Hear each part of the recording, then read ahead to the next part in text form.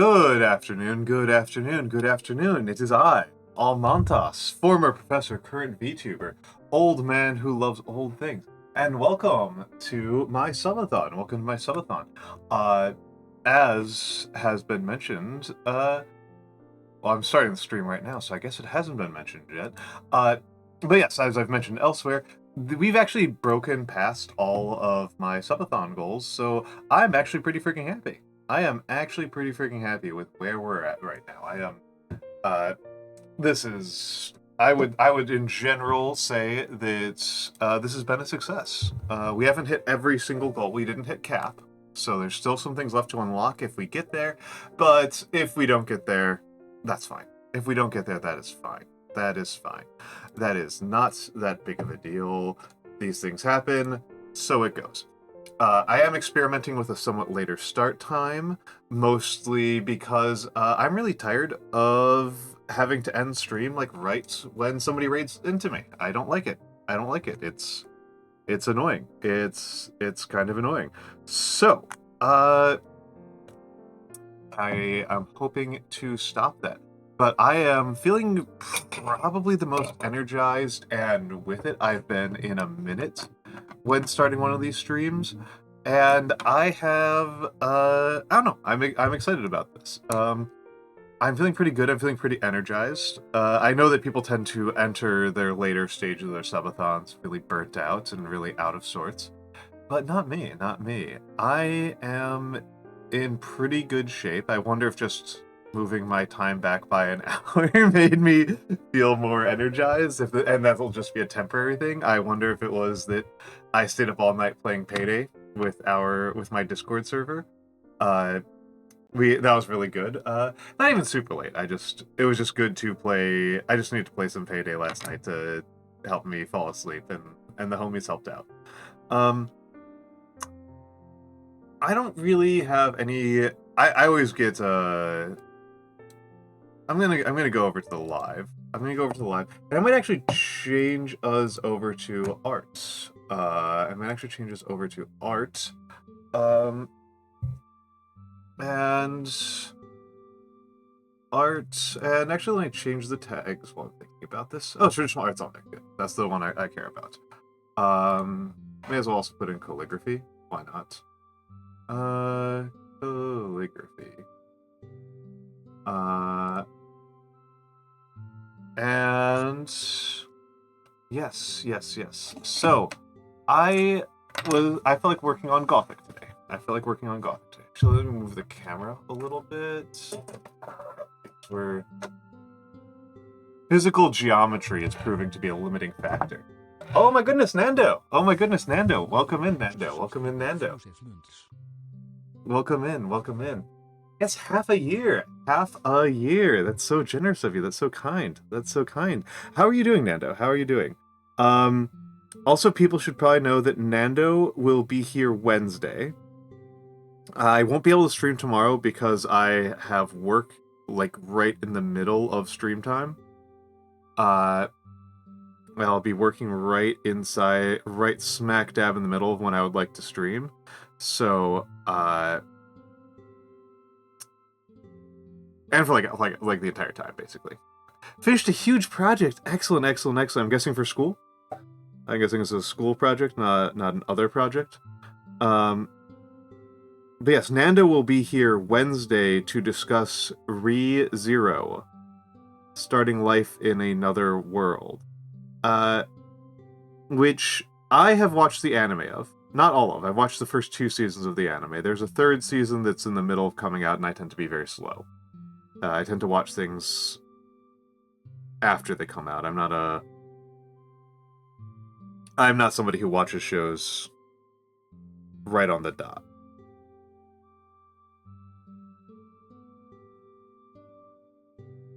I always take my time.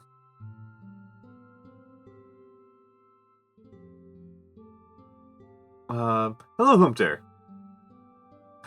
I mean, I could talk about politics.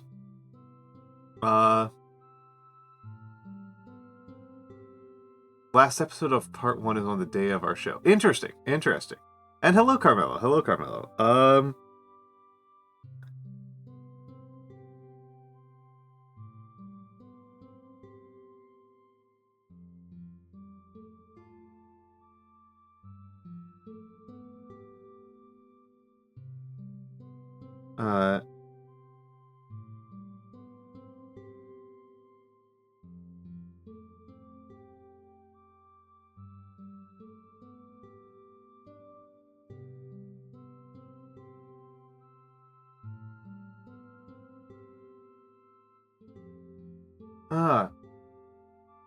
But yeah, so I will be a little bit behind. Of course, the books are like, what, like 4 seasons ahead?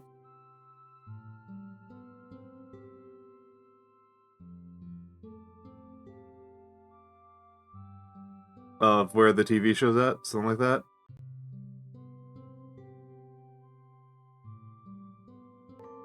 Oh. Oh my goodness! Matthew! Thank you for the 2 months. Thank you, Matthew. Thank you, Matthew.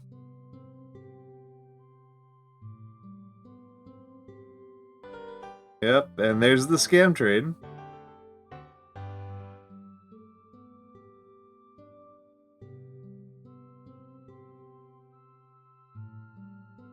I don't really know. I will be honest, despite having been on this platform for over a year, I still don't really get what hype trains are about. I genuinely don't. I genuinely do not understand what hype trains do. They are confusing to me. I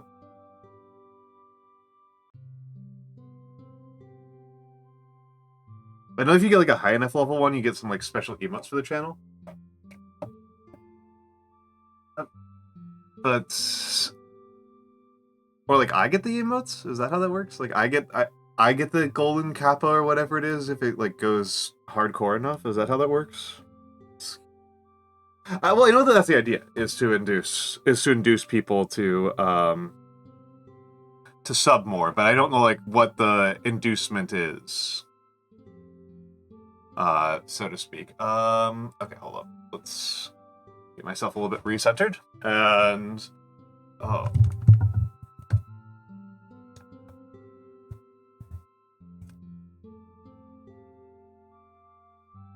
Hold up.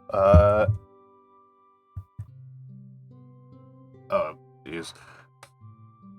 The physics of my desk are becoming a limiting factor. The sheer physical reality of like my monitor and my camera's physical, like the stereochemistry of them. Like,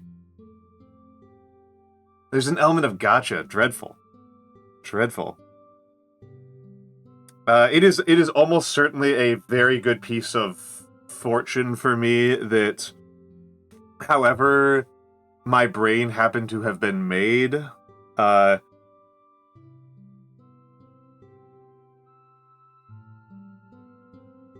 whatever happened inside my brain meant that I am less vulnerable to random drop than most people are, to gotcha kind of mechanics than most people. I don't even know than most people, but certainly less so than I think our economy assumes you are. As soon as I learn that something is like a random chance drop, I'm like less invested in it. I care less. And hello, Gringotts. Hello, Gringotts. Hold on, let me recalibrate a little bit. There we go. That should look a little bit more normal. Yes. There we go. Hello, it's so good to see you, Gringotts. And let's...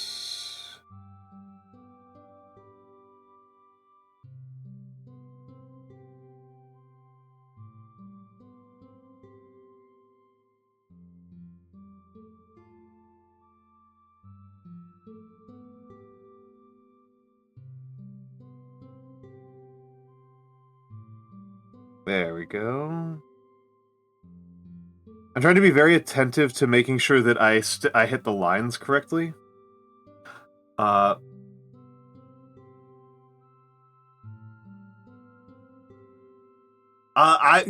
is worth saying, Nando, that I have gotten incredibly lucky with when I have gambled. I have done incredibly well, and when I did the Iowa Gambler game, I was listed as high skill. but I just actively dislike it. Like if and in particular, one of the ones that's been kind of funny is in Overwatch. I just refuse to use any customizations, even though I know I could pay for a lot of them. I'm just like, I just disrespect the model so much that I'm not going to. I just disrespect the model so much that I'm not going to bother. I refuse to play dress up in Overwatch out of a lack of respect for the model. That, and also, I cannot lie, you just have such limited options in Overwatch. It's just so unexpressive. It bugs me. I'm like... Particularly because, again, I've played 4,000... not 4,000. I always say 4,000. I've played over 3,000 hours of Warframe. Right? I've played over 3,000 hours of Warframe. And I grew up on Armored Core. And if you're going to include a customization that's just like you choose a pre-made outfit from a list, I just like don't care. I'm just like, no, this is not worth engaging with. No, you need to give me like... You need to give me the ability to like mix and match different components. You need to make it possible for me to make stuff that is incredibly hideous, so I won't care about making it beautiful. 2,000 hours in Project Zomboid. I've actually never played. I had a roommate who played a lot of Project Zomboid.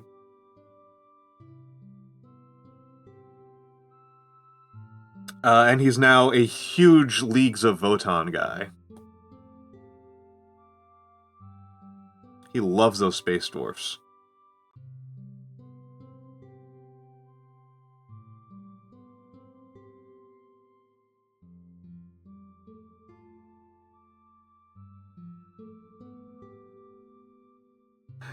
I'm actually shocked, Nando, that you're only at 1,100 hours of Age of Empires 2. I am actually kind of shocked by that.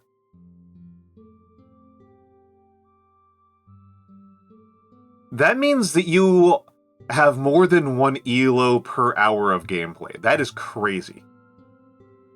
That is crazy, dude. That's mind-boggling to me. Like, you might be, like, the only person on the planet.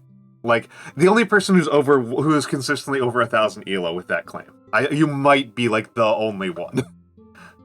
Like, there's no way that, like, that Hera can claim that. Like, you have a claim to Age of Empires skill that Hera doesn't have. There is an actual fucking... I want you to take, like, a screenshot about this, because I think this is a metric that, very, very few people can claim.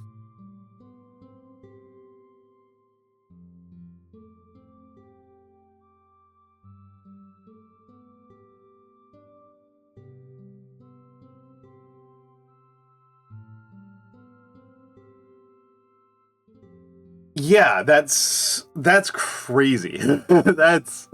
That's crazy.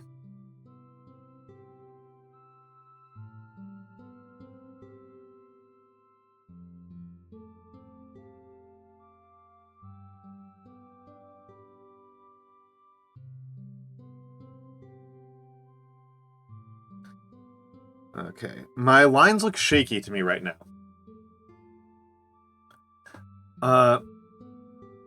My lines look shaky to me right now, but I think... Let me think about this. I think I'm holding my hand... I think I'm holding my arm wrong, is what's going on. I think I'm holding my arm wrong. So I adjust my seating position a little bit. Do something like this, and... I hope that doesn't nauseate you all too much. Oh yeah, I know, I figured that a lot of them do have a lot more matches than you.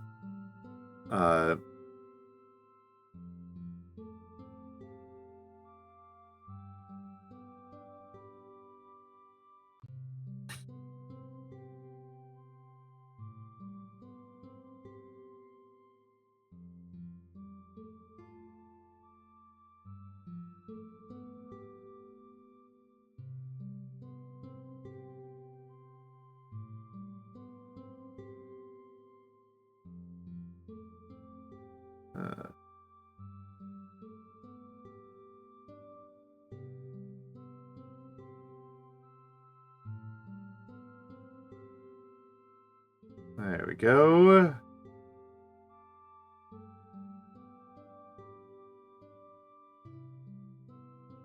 There we go. Well, I was just thinking about the fact that, like, I've thought this is one of those things, like a interesting element, right? Because I like competitive gaming, even if I don't do a lot of it.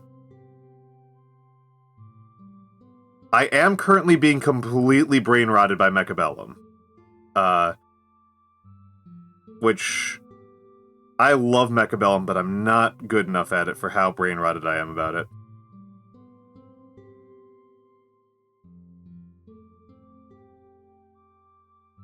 And as mentioned, it is the least calming game for me on the entire planet. It is the furthest thing from a relaxing game for me.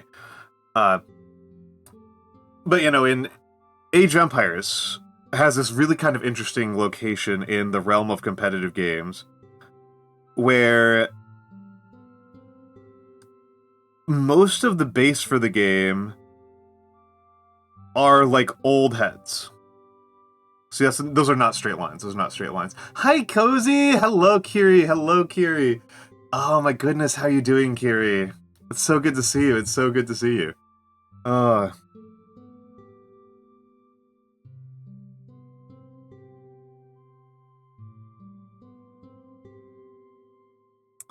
But yeah, most of the people who play Age of Empires are old heads, right? Like, they've been playing it for like a million years. And I am doing well, Kiri. I'm doing well, Kiri. Oh, welcome in, Raiders. Welcome in, Raiders. Hello, hello, hello. You're probably getting hit with ads right now. You're probably getting hit with ads right now. I apologize for that. Welcome in, Raiders. Welcome in, Raiders. Steve's terrible. It's going to distract me all day. Welcome in, Raiders. I am Almantas, former professor, current VTuber, old man who loves old things. I hope that all of you are having a lovely, lovely afternoon. Let me give you the shout out. I just needed to grab my keyboard. It's okay. It's okay. It's such a thing, right? You were playing art. What were you making? What were you making? What were you making? As you can see, I am doing calligraphy. Calligraphy is my preferred art form. I have done calligraphy for over a decade. And I'm working on my Gothic today. It looks a little bit shaky to me today. I think there's something with my arm position is making me a little bit less stable than I like to be. And right now we're still warming up. We just started, you know, I warmed up, I did my little yap sesh. But yes. I should actually have finished my spiel. Oh, I mean, I hope you find this interesting. I hope you find this interesting, yes. Oh, Cozy, thank you for the gift sub. Thank you for the gift sub. That's very kind of you. It's very generous of you, my friend. You know, so I am Almantas, former professor, current VTuber, old man who loves old things. I used to be a professor of sociology, and then that didn't work out because it rarely does in the reality of things. I have been streaming for somewhat over a year. And oh, enjoy your tanks, by the way, Joey Kuchi. There we go, Joey Kuchi. That name.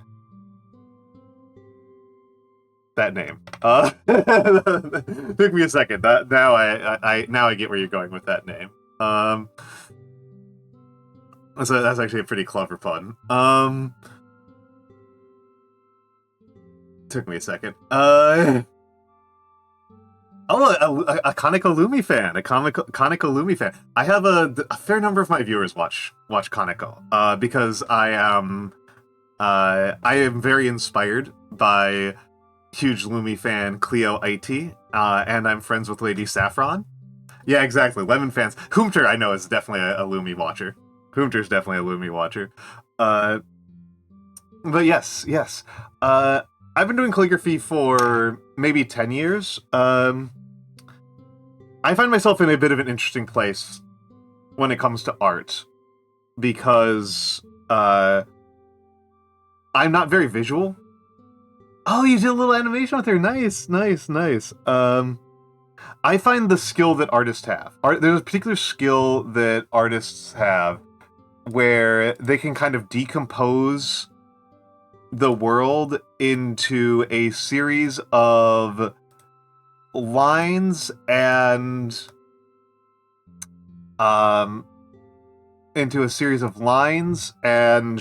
curves. And it's a very impressive skill that I cannot do. To me, the world is always three-dimensional. I'm one of those people who, like, visualizes the apple and, like, can smell it and taste it, and I can tell you how, like, if you have to, like, what picture an apple in your head. I can tell you how firm it is, right? Like, I can feel it in my fingertips. But meanwhile, my ability to, like, turn that into, like, a series of curves is just like, I don't know what you mean. I don't understand. I don't understand. I don't understand how you turn 3D things into 2D things. But I do write a lot. I have, I think, 3 pieces in the that have been accepted for publication right now. And I'm not even primarily a writer, I'm more of an editor. I'm very text-focused. So I picked up calligraphy years ago to make my notes look prettier.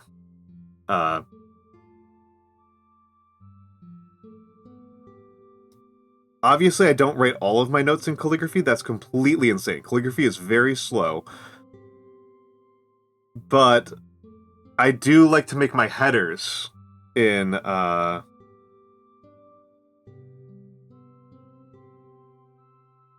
do like to make my headers in calligraphy when I can. It did also just occur to me that I'm still using this Sailor ink that I'm not entirely used to. But yes, Joy. Yeah. The Lumi, like I said, the Lumi connection is via, like, Clio and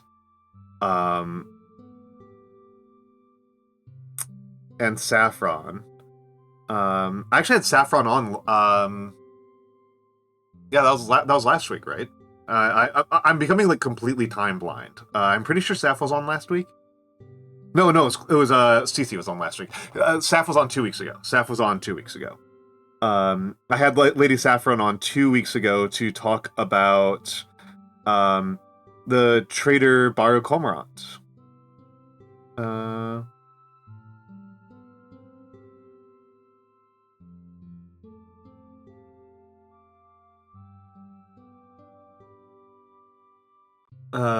Yeah.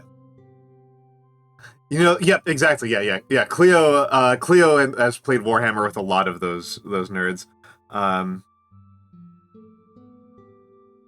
kind of do love Mia. I kind of do love Matoe Mia.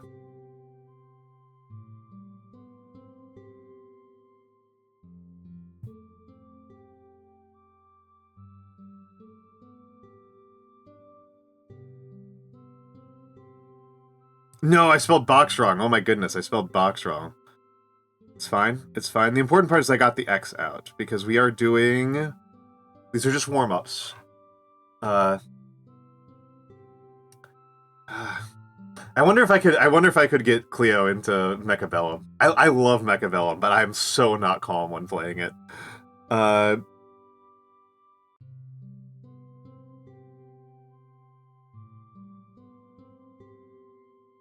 I don't think it would be good for her, actually, now that I'm thinking about it, because she can't handle backpack battles. And, like, backpack battles is, like, so much...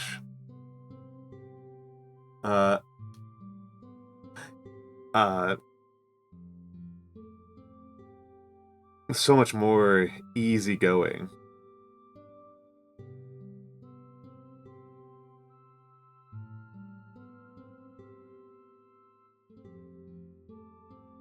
I love backpack battles. I haven't played in a minute. Last time I got up to mid-diamond, I think, with Reaper.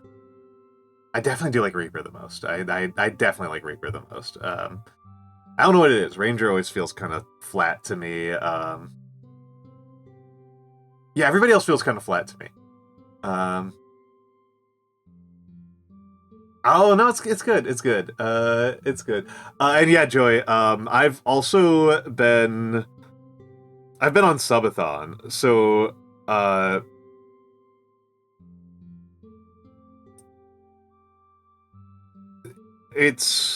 I'm already pretty easily disoriented, to be completely honest.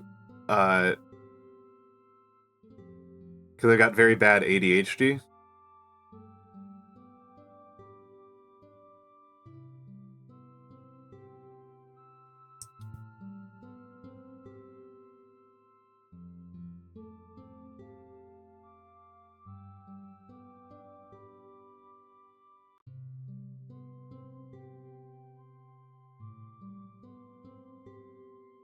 Let's see.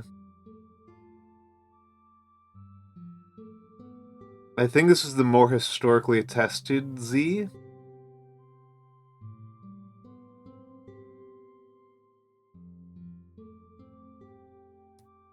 And then we broke the line. We broke the line.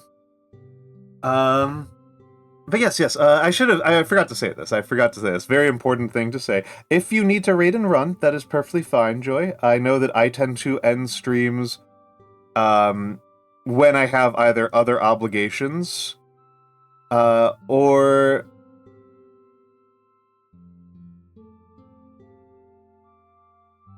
because I have gotten too physically and mentally exhausted to produce good stream. So if you need to go get some food or sleep or something, you can. And if you just want to hang out and lurk, that is also extremely fine. If you want to join me, that's also very fine. If you just want to be a regular chatter and just have a nice time. Hold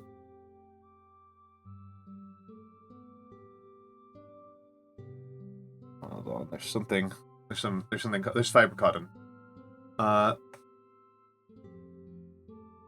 Well, Hoomter, actually, Hoomter, why don't you, I don't know when you're available, oh, yes! Oh, Matthew, that's so much more complicated. Matthew and I are talking about shipping some models between each other, and, I kind of want to do it as a dead drop, partially just because I haven't done it in a long time. But I think the easier way to do it, right, would be to use a locker. Would be to find a combination locker. But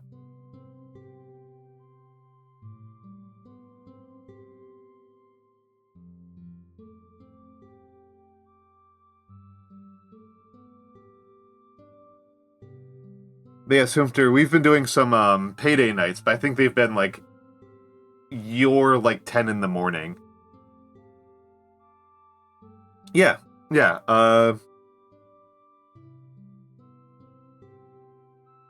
Yeah, like a locker that is locked with a combination or a code. I kind of like this view, even though I think it's ahistoric.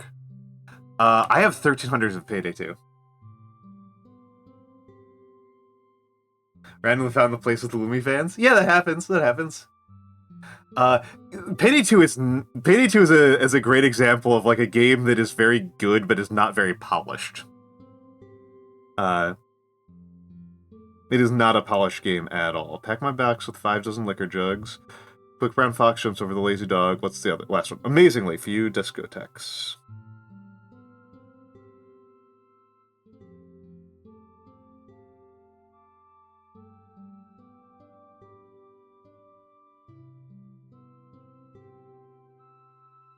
These A's I'm still very uncertain about.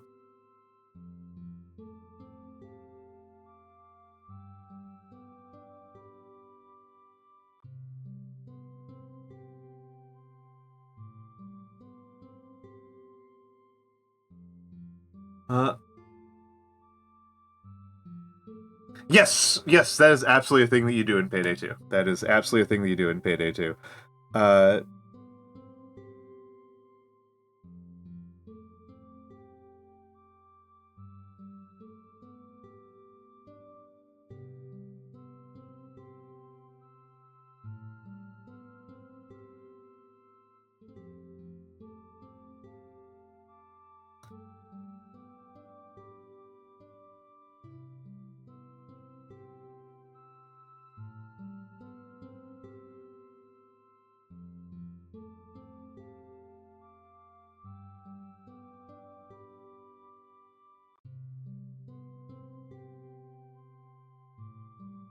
Payday 2 is still around. Payday's still alive. Payday 3 is the dead one.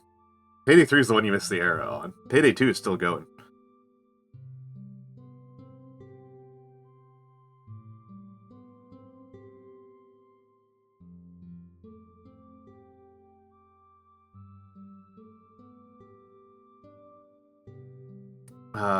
But yeah, no.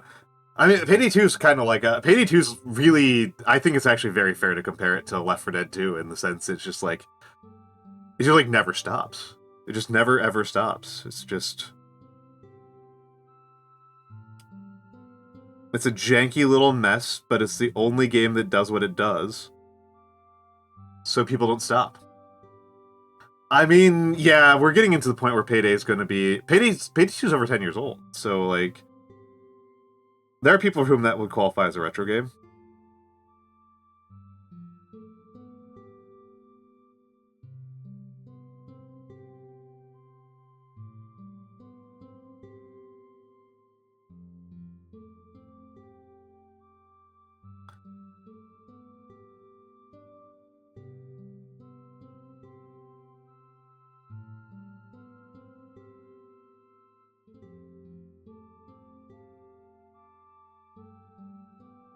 Let's go.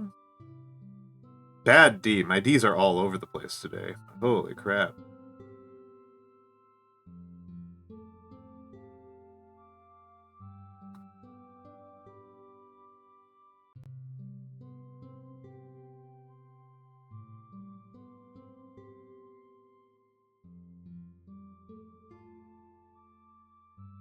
Let's go over here.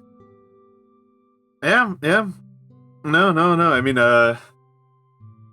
I mean, like, we were just talking about Matoya Mia, and she's like 20, right?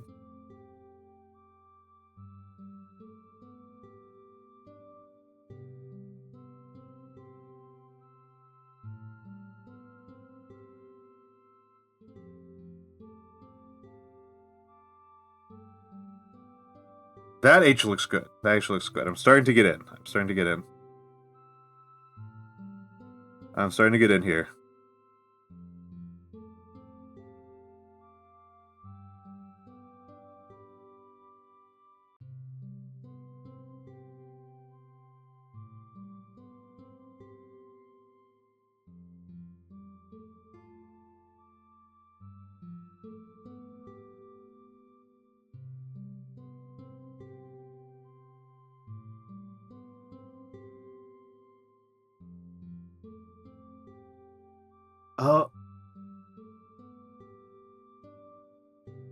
Yeah, yeah. I mean, I've had this debate a lot with some people my age about, like, it doesn't really matter anymore because we just call them all DLC, right? But like, where's the line between a DLC and an expansion pack, right? Because the latest quote unquote DLCs for Age of Empires are like, they include multiple civilizations and like multiple single player campaigns. Like that's an expansion, right? Like that's huge. That's really big. But you know, that's quite big, but like,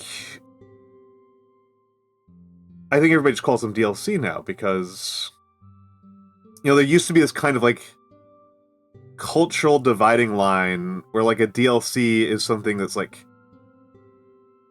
kind of disposable.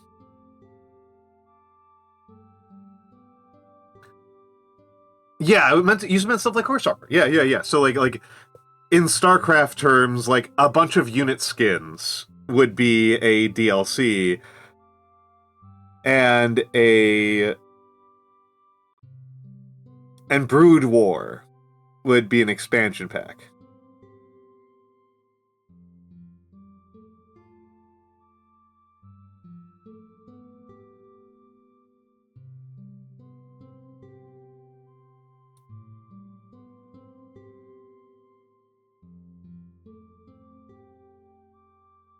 Still doing bad on these Ds. Yeah, DLC is, and I mean, like, but it still feels weird to call, like, in a technical sense, in a technical sense, the base game. If you don't buy a physical copy of the base game game is DLC, right? In a technical sense, but nobody's going to say that. Nobody's going to say the base game is DLC. They're going to just call it the game.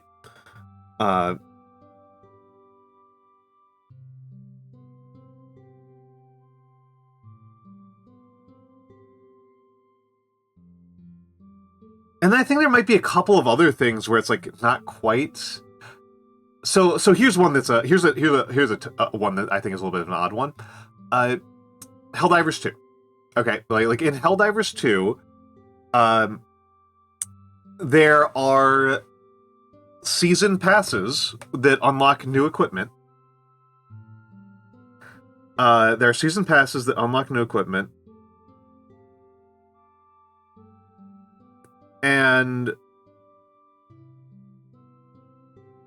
those season passes can be bought, right? Like, you can buy them or you can grind them out.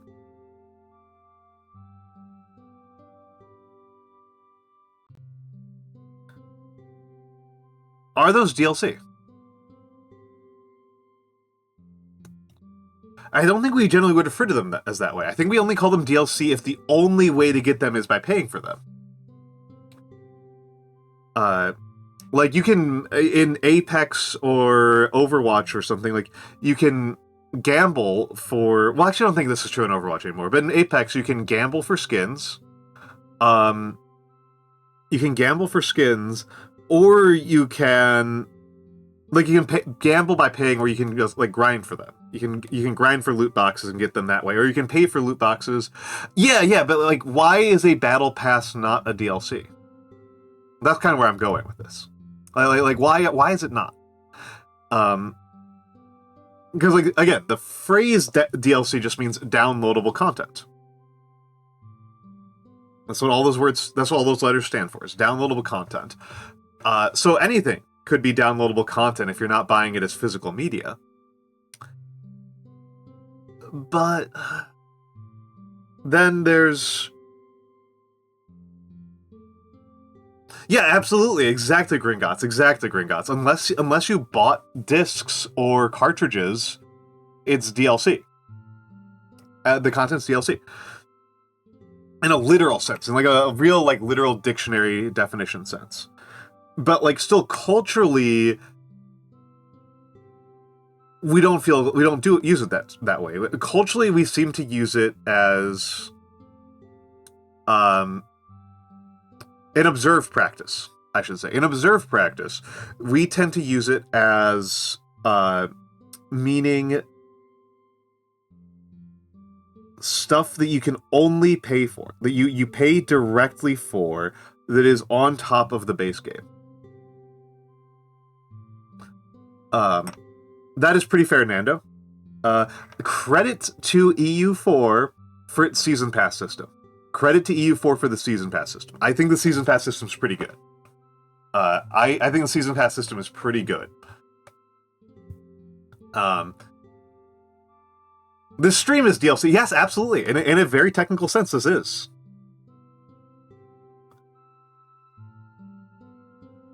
In a very technical sense, all streams are DLC.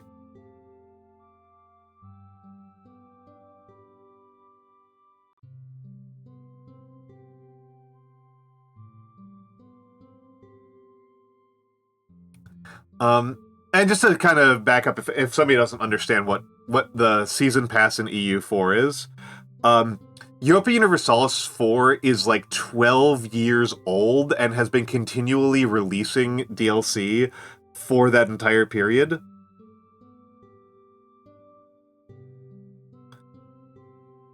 And so the total price of the sticker price of the DLC for a complete EU4 game is like several $100s. It's like several $100s worth of DLC. It's not right. I'm gonna see if I can go over to my Steam and take a quick look for it. Europa HE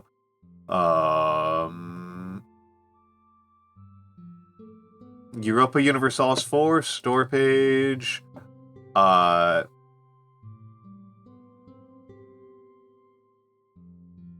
The ultimate bundle is $173.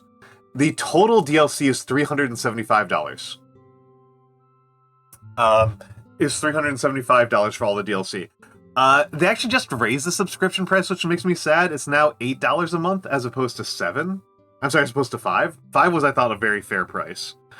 For what you were, for just like playing all of the EU for. 8 feels a little bit pricey to me, personally speaking. And yes, Nando, that is something that that Payday did as well.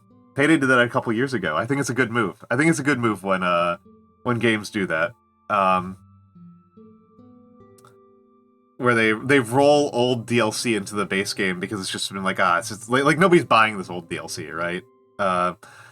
It's kind of how I view it. It's like they're like, nobody's really buying this old DLC unless they're getting it on like a really severe discount.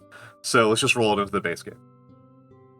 Meanwhile, Ubisoft does my least favorite move, which is they delete old DLC that you've already paid for. I hate that move. I hate that move. I despise. If people are going to talk about how anybody is abusing gamers and is anti-gamer, if people actually cared about the treatment of gamers, like being like being treated badly by corporations and journalists and stuff, they should be shooting they should be like burning down the Destiny 2 headquarters. Yes, Humter, that's just a good move. Most strategy games figured that out a long time ago, that if you don't do that, like, people just don't play. Like, that's what happens, is that you actually wind up with multiplayer being a deterrent to buying DLC. So pretty much every strategy game that has multiplayer makes it so that you can use that, like, if it's underlying mechanics, you'll need to have the host have it. And Stellaris kind of cuts it the other way, which I think is actually a kind of interesting move, where Stellaris makes all of the base content free, but all of the specialty per player content part of the DLC. I don't know how actually true that is. That's what I noticed. I don't know if that's like 100% true, but I think it's a good move, if that is how it's actually working, where it's like... yeah, it's a bad move on... I don't know if Civ does that for Civ 6. I know they used to. And... like, I know at least in Civilization you have to own the DLC for nations to play them.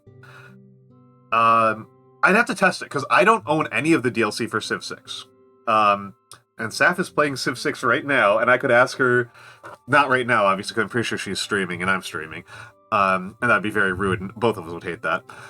But I would be interested in being like, can I use governors if it's in a multiplayer game hosted by her? Because I've never used the governors mechanic. I don't know how the governors work. I just know they're a really important mechanic. Amazingly few discotheques provide jukeboxes. And yeah, Carmelo understands my rage against Destiny 2. Destiny 2 is, of all of the things that people have said are about, like, unethical behavior in video gaming, it's definitely Destiny 2. Destiny 2 is definitely the worst one. The worst offender. Let me think about this. What do I want to do?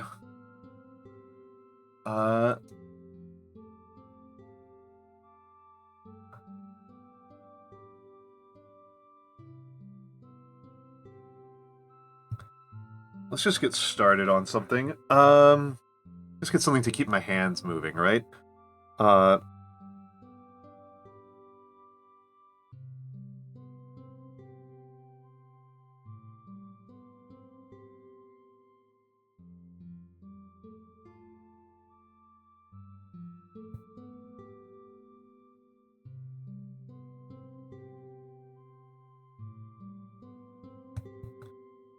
Okay. What if my hand position was really affecting it that badly? Because this is already looking better. Though these T's are a little bit inconsistent. Slightly inconsistent letter forms.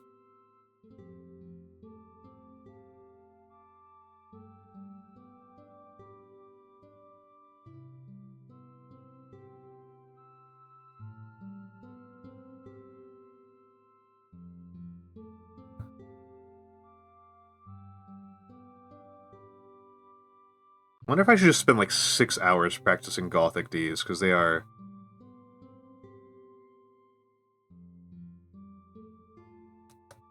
a consistent problem for me.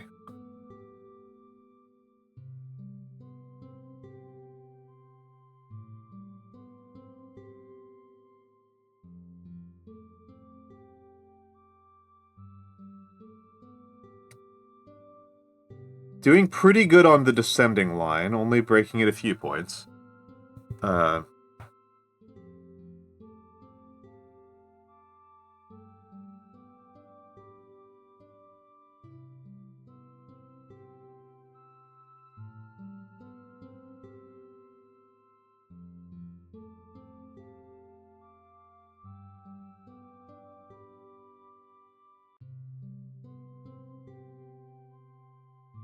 All right.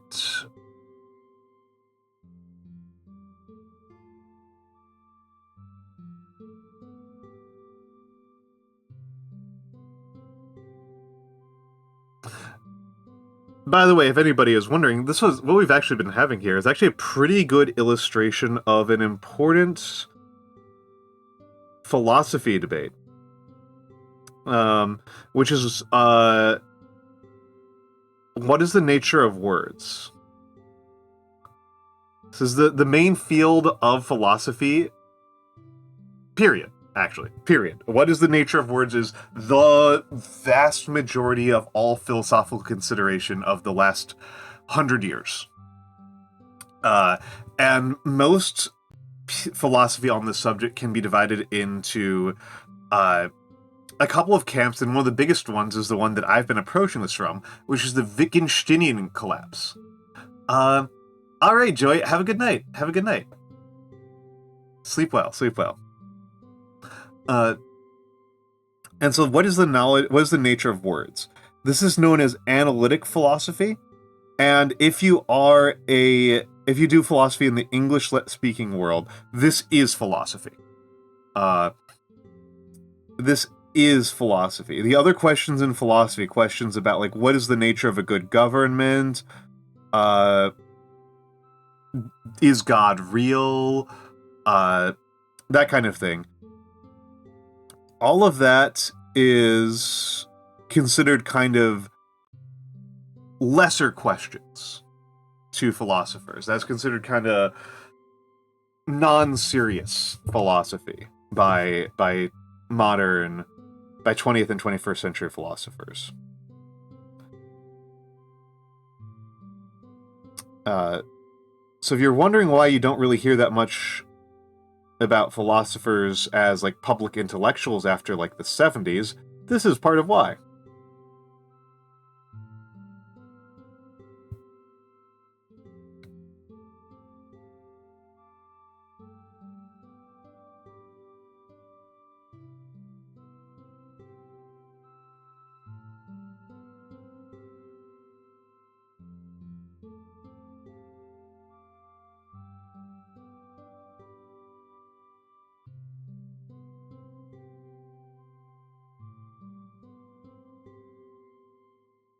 And so this engagement in... Yeah, logic is extremely important. Yes. Yes, absolutely. Humter, that is correct. That is correct.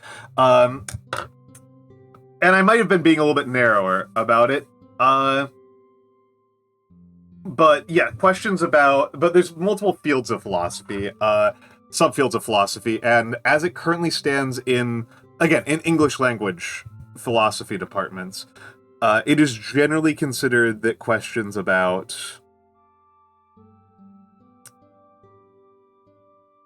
really anything other than logic and analysis are kind of considered bullshit. And this has produced an interesting problem, right? Because the philosophers have deliberately disarmed themselves of empirical tools. Empirical tools are considered to be outside of the considerations of philosophers. So there's actually a bit of an interesting problem, and it is really a problem, that people can enter philosophy departments, and if they are committed enough to the bit, you can enter a philosophy department with a political position, and then backwards create premises that make it coherent, and then say, therefore, logic demands that my politics are correct. Yeah. I haven't watched PhilosophyTube in a while. Note of caution, PhilosophyTube engages in a historical sin that is a particular bugbear to both me and Lady Saffron. Me and Saf were talking about this the other day, that, actually, we've talked about it several times.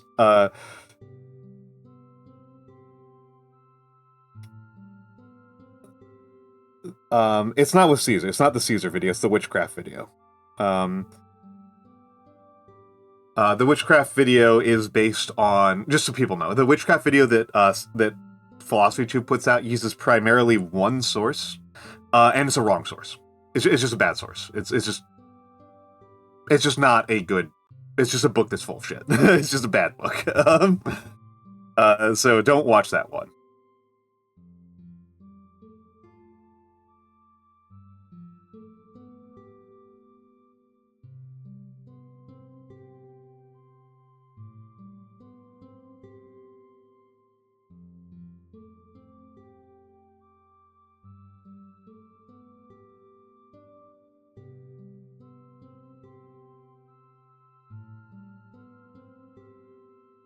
But yeah, I mean, it's one of those things that's interesting about, like, fallacies. Like, that formal fallacies are actually fairly rare. Most of us actually don't hit them very often.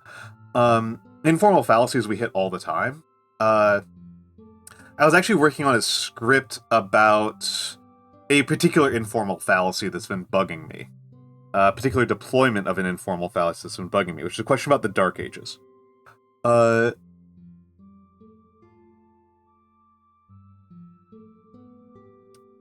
Because there's a person who asked this question a bunch on Ask Historians, where I'm fairly active. I've gotten a couple of featured posts on Ask Historians, which is crazy to me.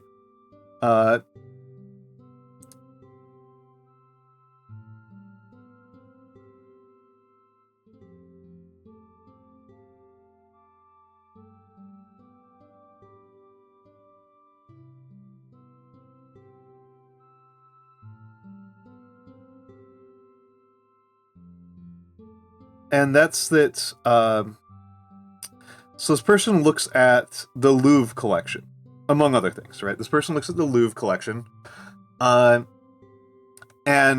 sees that in the Louvre collection, there's this distribution, right? There's this distribution over time, right? So imagine years and number of artifacts that goes like this, with a big dip starting in the late Principiate. Hello Mix, welcome in. There's this dip that starts in the late Principiate, and it continues up until the early modern era. Maybe late Middle Ages.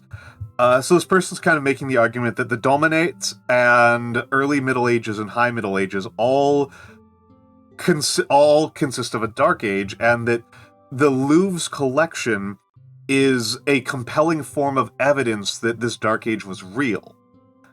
And this is an informal fallacy. And this person's like, well, why don't historians just take the Louvre's word for it? And this is an informal fallacy, because what the Louvre puts on exhibit is downstream of the arguments that historians are having about the Dark Ages. That's an informal fallacy. Hello, Nagi. Oh, no! Snake of frivolous spending. Folks should know that Nagi and Mix are both super smart. Mix and Nagi are both super smart. I'm just grateful that you're here, both of you. I'm just grateful that you're here. But yeah, this is an informal fallacy called assuming the conclusion. There's another term for it, which is begging the question, but the term begging the question has changed in utility over the last 100 years. Oh, Use with inkwell. Okay. Hold on. Now we've got question. Functionally, any fountain pen will work with a inkwell. Functionally, any of them will. So let me pull one up that isn't inked that I've got right now. Where's one that's not inked? Are you inked up? No, you're not a good one anyway. Fuck that. This pen is broken, has a broken nib. I need to replace the nib, but it's not inked up. So here's the important part, right? Like, this is the fountain pen. I have to clean it. The nib is broken. The nib is just broken, so don't worry about it. I dropped it on the floor. So the thing is, like, you'll dip it in, and let me grab you. You'll dip it in, and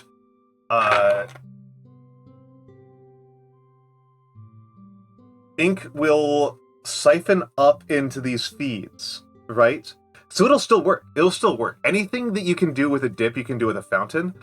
You might be a little bit limited in terms of inks, because traditional dip inks tend to be pretty thick, and they'll clog eventually. They will clog in here. I don't know if this is all clear. I need to look at the... I'm feeling the crunch of having only one monitor here. It's in here, right? It's this reservoir as part of the feed. If you're using a lot of traditional dip inks, they will clog it, but that's the inks question. That's on the question of the inks. Pretty much any fountain pen will work. Waterman will be fine. Yeah, Waterman's fine. Waterman's a cup. Well, I've got water. Here. This is a Waterman. This is my first fountain pen that I purchased. It's a Waterman that I bought in. You can see the. I haven't used it in a while because it's a little bit small for my hands, and so my hands get dirty when I use it. Let me play around with the camera. Sorry, everybody else who's not as interested in art supply chat, but I am very excited. Let's I keep my camera upside down, so I always get nauseated a little bit when I do this. That's not focusing at all.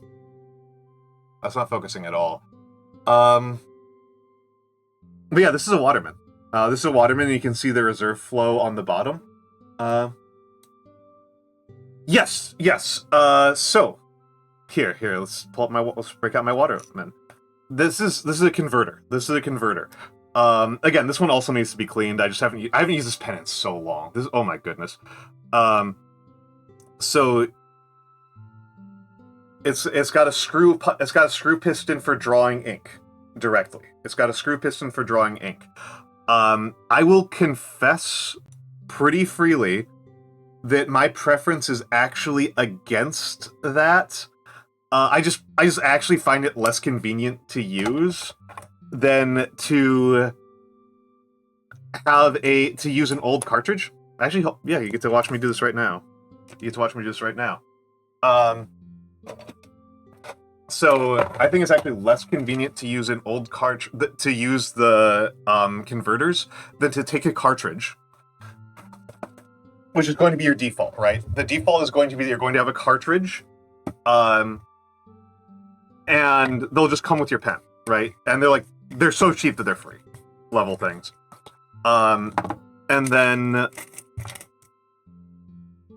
buy some cheap syringes. I got 10 of these. They're like 10 cents. These are like 10-cent syringes. I recommend 1 milliliter or less.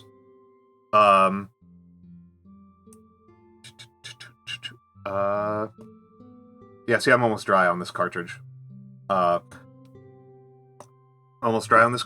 And then here's my bottle of Sailor, which is not my favorite. Don't quote me on being like a huge Sailor fanboy. This one I didn't like as much as the Herbin.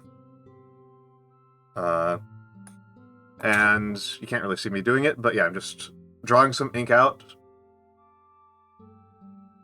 0.6 should be good. 0.6 should be good. And then just pump it in. There we go. So, on the question of what pen to get, I can send you an Amazon link afterwards if you remind me. But the starter pen that I recommend, that I think is the best starter pen to start for pretty much everybody, it's cheap, it's highly reliable, it feels good in the hands. Pilot Metropolitans. Pilot, I'm sure that you've worked with Pilot before as an art nerd. Pilot's just good. Pilot's just really freaking good. And they have a fountain pen division and a fountain pen ink division, Iroshizoku. They're just really good. They're just really, really good. Yeah, so the cheapest, this is the cheap Pilot, is the Safari. Not the Safari, the Metropolitan. The cheap Lamy, this is the cheap Lamy. This is the cheapest Lamy. It's called a Safari. I actually don't like these very much, because I don't like any of these triangle grips. I never like triangle grip for writing utensils. And I'm pretty sure you can figure out why I don't like triangle grip. But I don't like triangle grip, so I don't like the Safaris nearly as much as I like the Metropolitans. So, that's why I don't like this one nearly as much. Even though I like the color a lot on it. The other thing to note is that Japanese, if you buy from a Japanese company like Pilot, the nib sizes are basically one size downwards.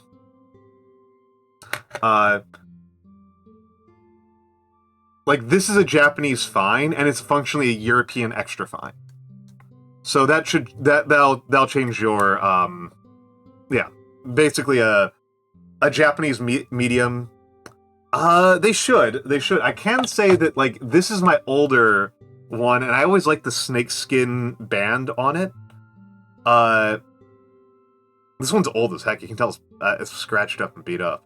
But I like the snakeskin band on it. I tend to like mine relatively plain. On pure aesthetic grounds, let me grab it. Not the Waterman. Where are you? Padrino. There it is.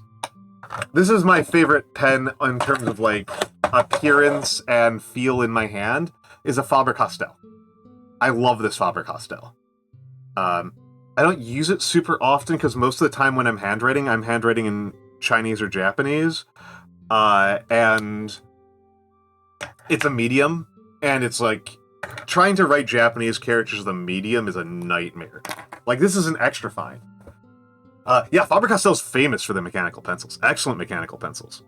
But, like, not even a particularly hard Japanese character, right? I think it's Ueteru. I didn't even do a good job there. Or let's see if I can do this one from memory.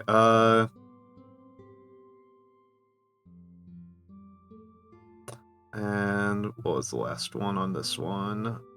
Something like that. Victory. Like, yeah, it's hard enough to write with an extra fine. Trying to write that with a medium's just not going to happen. Chinese for school.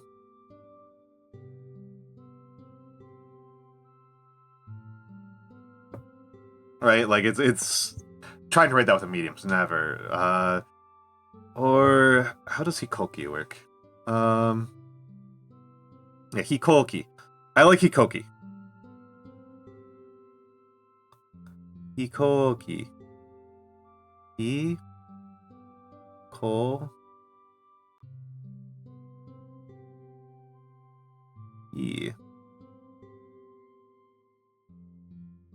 That's a Japanese word I like quite a bit. Hikoki.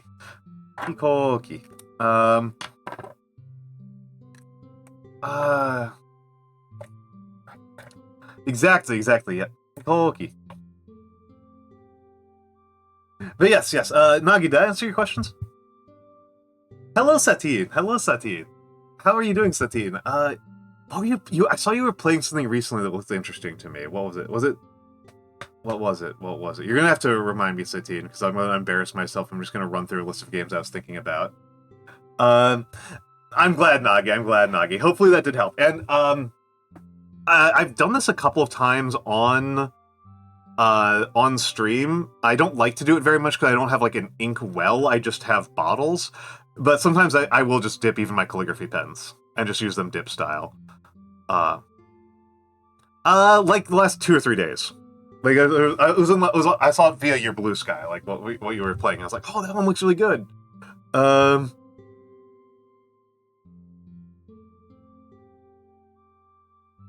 Spiritfarer, Stardew Valley, and Genshin. Okay, I think it was Spiritfarer. Spiritfarer rules.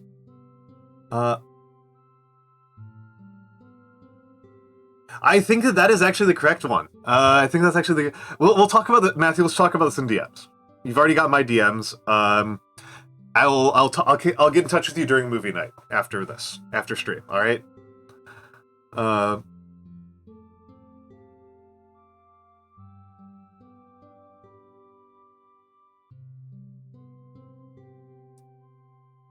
But logistics planning is not the best stream content.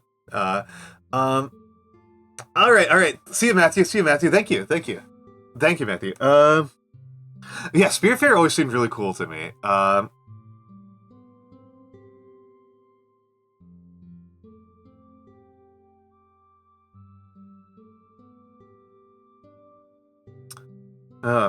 am unfortunately just not a Stardew Valley guy.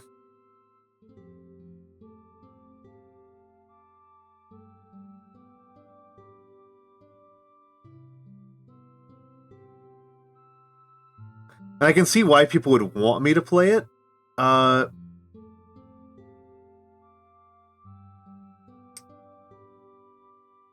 like I've known so many people are so into it. I just like don't get it. Yeah, absolutely. Absolutely, that is a cool mechanic to have.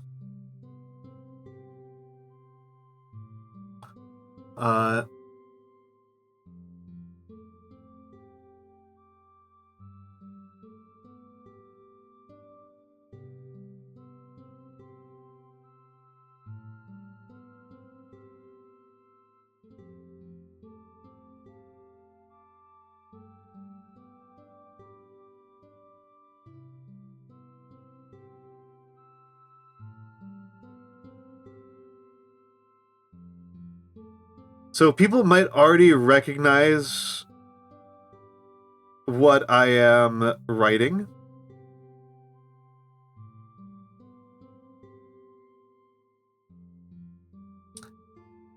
Species.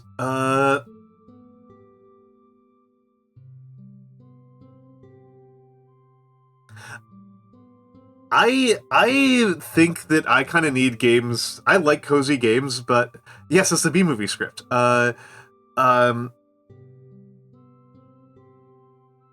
It's the B-movie script.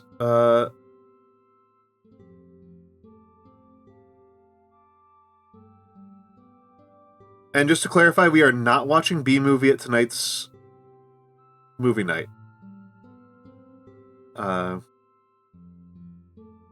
We're watching actually kind of good films for movie night tonight.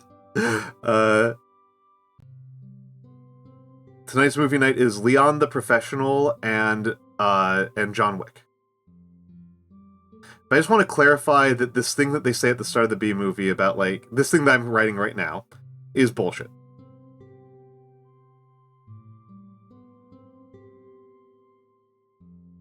Hello, CLO.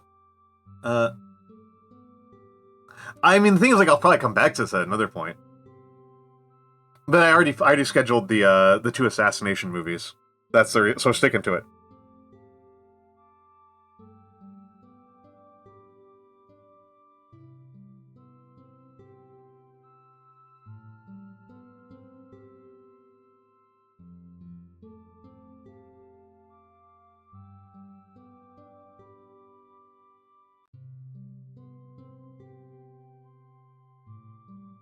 But this is bullshit. This is not... Yeah.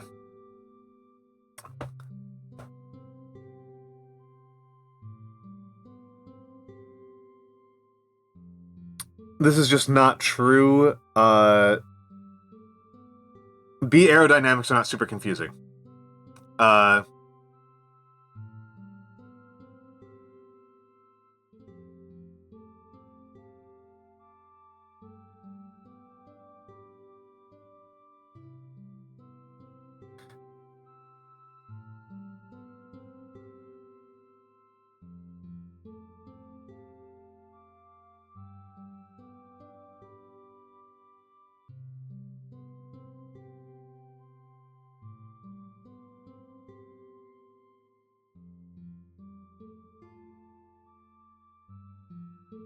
Yeah, yes. Hello, Cielo. But yeah, like what happened was that like 3 guys got wasted.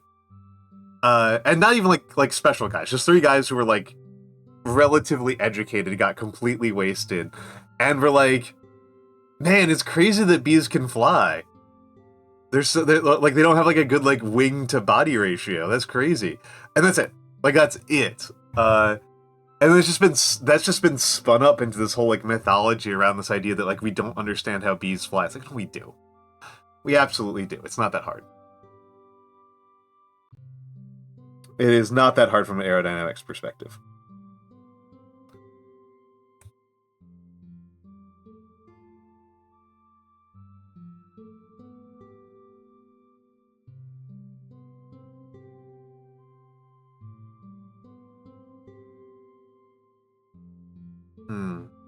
I'm not feeling great about my letter forms today.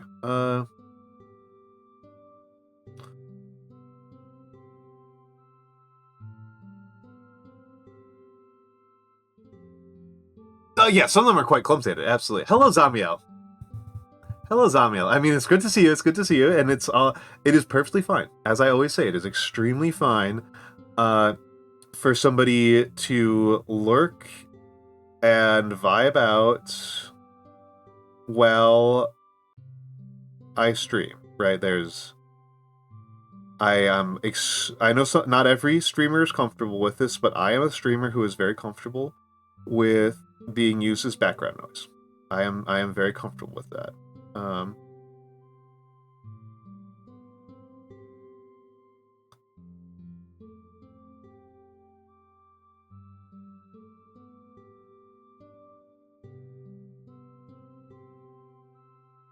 Oh, that's a badass right there. That's just a mistake. Oof. Live and learn.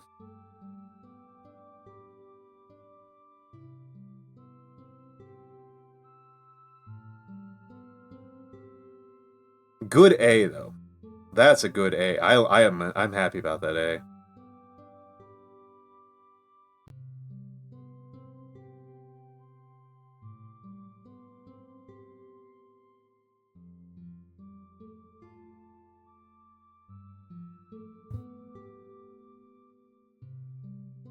Yeah, Hunter. And I mean, it's again like the earlier, we figured out flight using our earliest flying machines were lighter than air flight, and our next ones were fixed wing aircraft, and then we figured out rotary wing aircraft. And if you can do anything, if you can figure out rotary, if you can make a rotary wing aircraft work, like a bee is not that hard. Oh, that's a teen. It took me a second to parse that, but it's very cute. Oh, that's fine. That's fine. That's fine. Don't worry about it. Don't worry about it.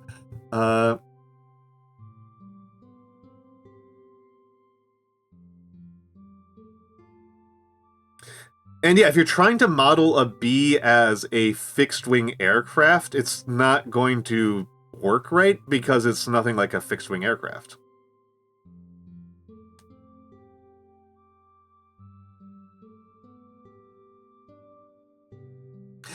Hoopter, this is something my grandfather talked about quite a bit.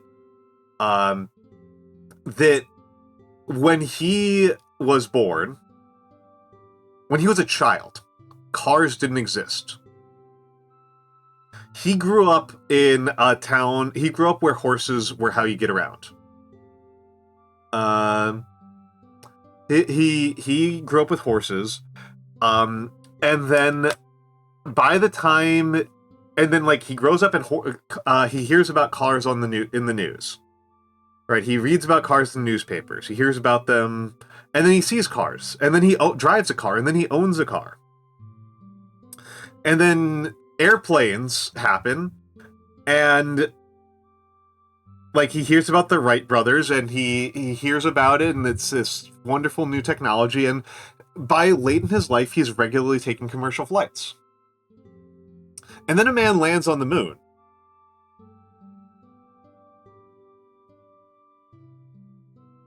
You know, and he saw the whole space race. Like he obviously saw the whole space race happen all on TV. You know, he saw the Mercury program and Gagarin and all that stuff.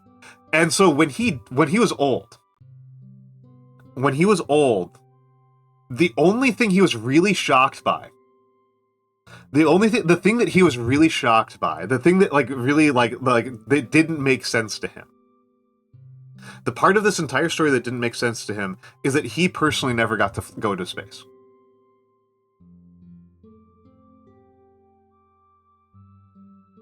Every other technology was something that went from seemingly impossible to something that was part of his daily life, except for spaceflight. So he got really primed. Like, he grew up with ice boxes, right? He grew up without... I feel like refrigeration's such an insane technology. Like, I feel like it's so hard to overstate how crazy... how crazy it is that I have a refrigerator in my house. I think that's a bigger deal than space flight.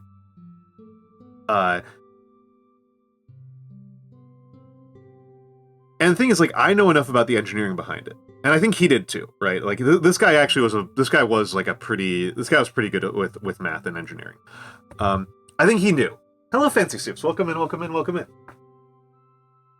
And actually, Fancy Soups, you actually, despite the fact that this is literally your first time chat, you actually hit on something that's like part of my own personal history, which is I did not start... I was a sociology professor. I was not a history professor. But the reason why I wound up being a sociologist and not a historian is that the timeline on my research project kept on moving forward in time, and then eventually it stopped being old enough to be part of the history department. Eventually it was like, these are guys who are still like active in the field at this point, man. Like these are not historical figures. These are guys.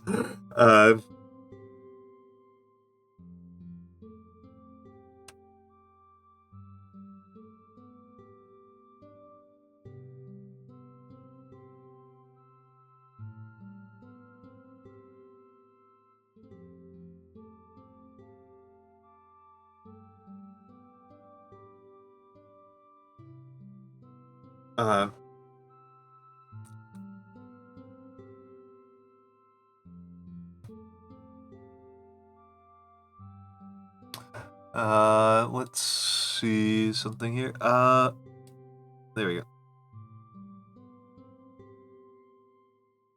And I'm going to do something. I'm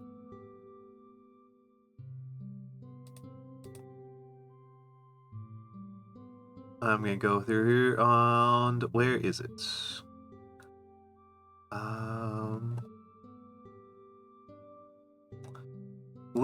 I feel like changing the BGM. Something I don't do very often.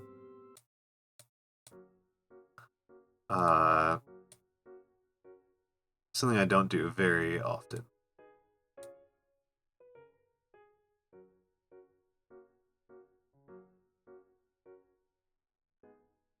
Nah, let's not go with this one. Let's not go with this one. Let's try this one. Yeah,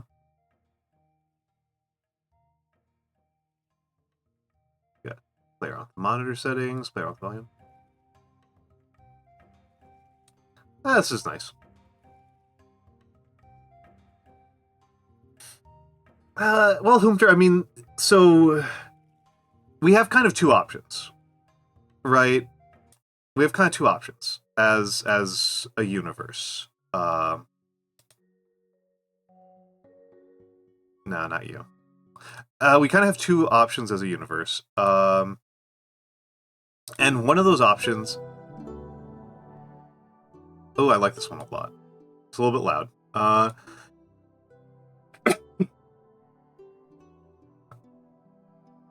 We kind of have two options with how, just like in terms of like what our psychologies even allow us to do as human beings. One is to view history as like fundamentally the same, and the other is to view it as having like a kind of linear progressive narrative. Well, like a sort of cyclical versus linear views of history. It's kind of hard to come up with any alternative. And these both kind of have weaknesses. Hello, Rancy Gaming TY, thank you for coming in. And both of these kind of have challenges, right? And distortions to them. And the thing about viewing history in a linear fashion is that eventually there is a kind of end to it.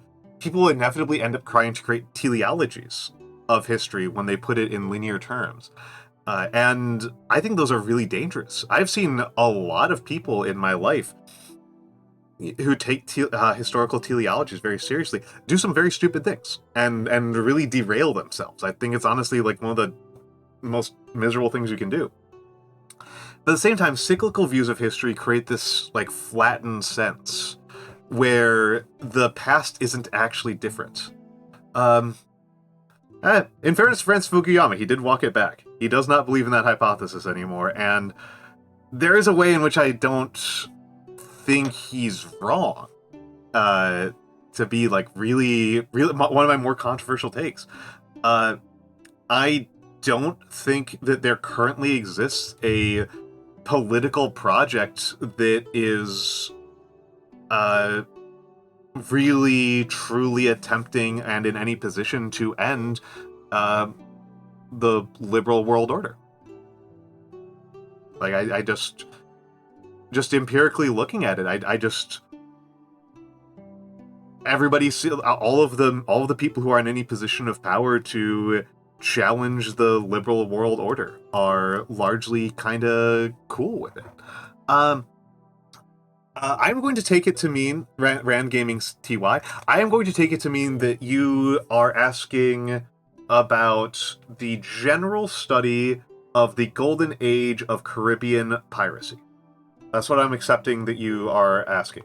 You are asking what is my general opinion about the study of the golden age of Caribbean piracy, which I am relatively ignorant on at a personal level. I'm fairly ignorant on. I kind of mostly know from Sid Meier's Pirates, which I love a lot. I really like Sid Meier's Pirates. I think it's a really good game. But I think that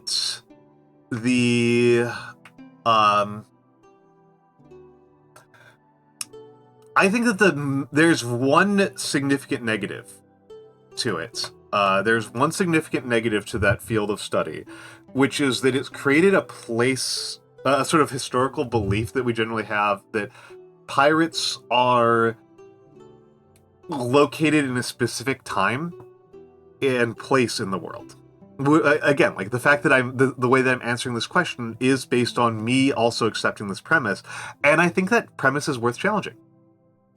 I think that premise is worth challenging. I think that it is, as often gets pointed out, there are active pirates today. Like, there are pirates today. Not just like the software pirates, but like there are literally pirates today in several parts of the world. And there's also, like, it often gets people kind of get into assuming that, like, Edward Teach is the biggest pirate that ever lived. And I always have to look up her name. But, like, some of the pirates I've read, some of the pirates from the Chinese side are insane. are completely insane. Yeah, Zheng Yisao. Zheng Yisao Zheng Yisao, I believe, is considered to be the pirate that controlled the largest pirate navy to have ever existed. Yeah, Zheng Yisao. And there was another one from the 17th century. Taiwan pirates. Koshinga. Also Qing Dynasty. Koshinga. Koshinga was a like complete international hazard, right? Koshinga was a complete fucking international hazard. He significantly shifted the balance between China, the Dutch, and the Portuguese by himself. Like, it's so, and that's 1600s. That's 1600s, which would overlap with the golden age of piracy in the Caribbean. But yeah, I think that it's a more interesting history than Nando. That's just confusing. Nando, that is just confusing. Did Portugal really run out of names so badly they just started calling themselves Portuguese? Is that your real life name too? Well, sort of, Humpter. Zheng Yisao was, the Nando Portuguese. Yeah, exactly. Zheng Yisao, when she was a hazard to the Chinese government, right? Like, she was opposed to the Chinese government. She was not part of the Chinese government. They were opponents of the Chinese government, and the Chinese government was in no position to do anything about them. That's kind of the big story with her, and she was bought off. That's one of those parts about Chinese governance that is kind of surprising to people who are less familiar with it, is how often rebels just get purchased, just get bought off. They just get completely bought off, and they don't.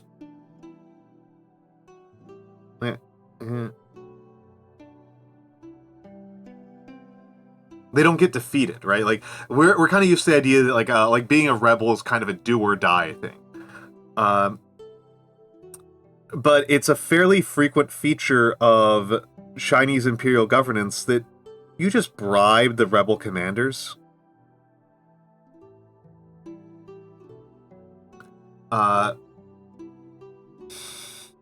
Literally Portuguese Bart. Portuguese Bart. Is there a is there like a Bart Simpson Portuguese? Exactly, Humter. And she got a title. I'll have to look it up again. Zheng Yisao. What was her title? She died, I want to say Marquess. Like, she got a feudal title for it, right? Like, that's and it's kind of interesting because there's a logic to this that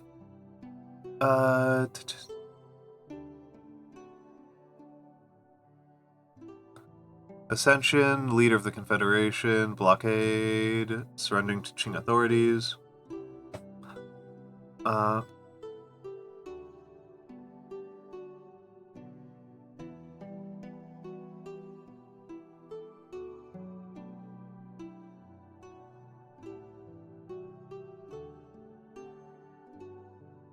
Oh, okay, she wasn't given a formal title. She was not given a formal title. That has happened. I think Koshinga was given a formal title.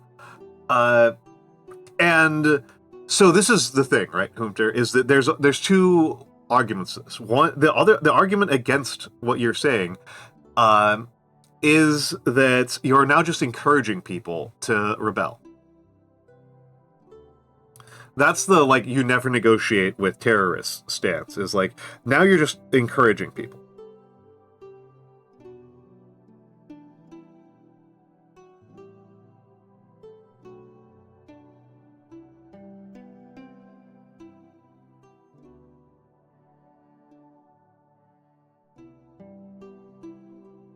And so by that logic, then doing what the Chinese tend to do, where you give feudal titles and military ranks and stuff to sufficiently successful rebels,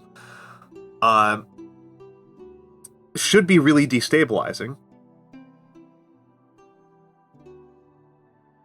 And I'm gonna be real with you, champ. It's really easy to exaggerate how successful, stable, and contiguous Chinese government is. Like, it's very easy for people to go around saying, like, oh, how did the Chinese imperial system survive unbroken for 3,000 years? And it's like, well, it didn't. That's how. Like, it didn't do that. It did not do that. Oh, Calibri! Calibri!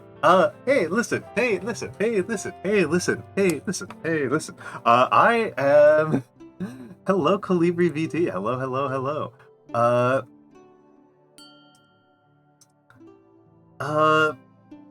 Fruit bus. Fruit bus. I do not know if the fruit bus. Tell me how it was. Tell me how it was. VHack 0. Thank you for the follow. Thank you for the follow. Thank you for the follow. And welcome in to VHack and Kuraitan and Teiyu the Goat and Chi Unicorn. And of course Colibri. Colibri, which is a word that I know mostly from Signalis, which is a word I know mostly from Signalis. Let me know when you're out of the ads. I hope that you're out of the ads by now. I hope you're out of the ads by now. Thank you, Chi Unicorn. Thank you, thank you, thank you. Yeah, many raiders. Yes, yes, yes. Welcome in, welcome in, welcome in, welcome in. And thank you for the compliment. Thank you for the compliment, Chi Unicorn. I am Almantas, former professor, current VTuber, old man who loves old things. I do a lot of calligraphy and other handcam streams. I like calligraphy the most. To you, good. Thank you for the follow. I like calligraphy. I do origami sometimes. I am in the. This is probably the end of the subathon. Let's be realistic here. I'm in subathon, and one of the subathon rewards is that I will learn how to knit. I will be learning how to knit. I used to be a professor of sociology. I have become more of a history enthusiast, and when you guys came in, we were discussing piracy. We were discussing historical piracy, and I was discussing something that I find really interesting, which is that in European governance theory, the way you handle pirates is you kill them all. No mercy. No mercy. It's Sen! Oh my goodness, Sen. Sen, hold on. Now I'm diverted. Now I have to talk about this.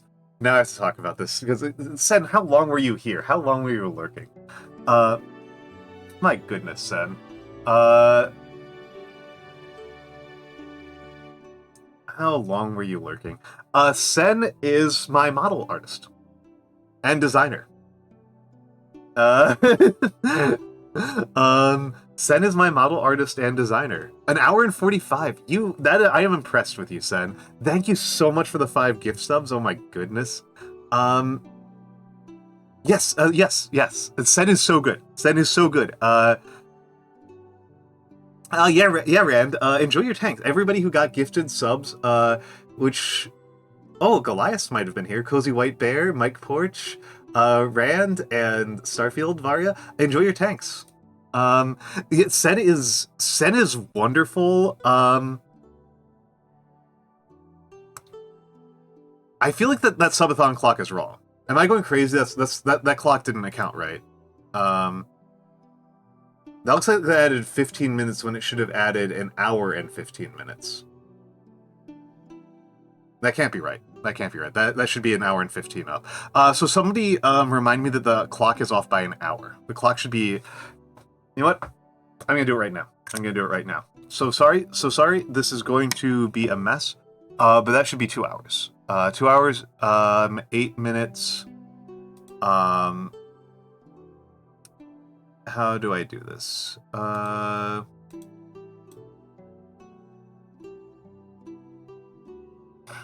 How do I do this? Open control panel. pause. So we need an hour. We need 2 hours, 7 minutes, and 46 seconds. So apologies here. This is going to take a little bit of shenanigans here because this is not the best. 2 hours and 7 minutes. Let's do it 2 hours and 8 minutes. Nope. Reset. There we go.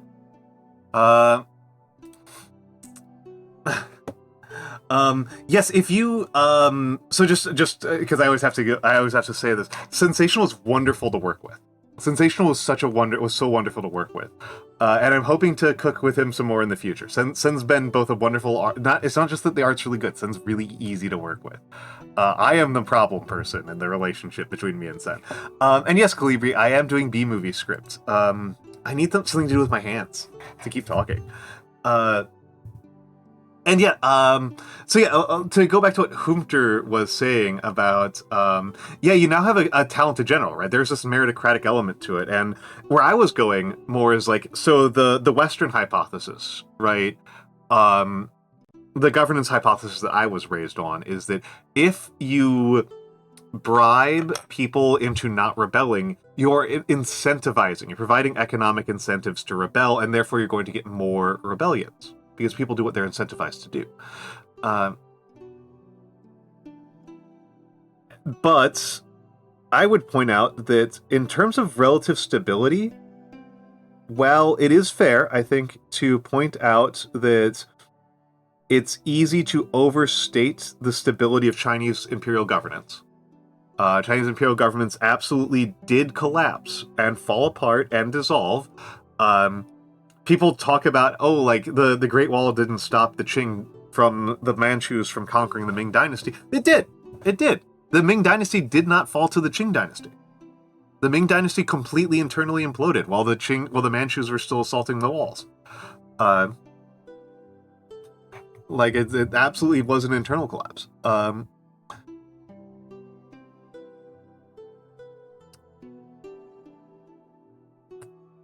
That said, frankly, in terms of keeping government stable and in power for long periods of time, the Chinese imperial system has a better record than the medieval European system. Yeah. I mean, that's my way. That's my way. I mean, clip it if you think it's that funny. Please do. I need more clips.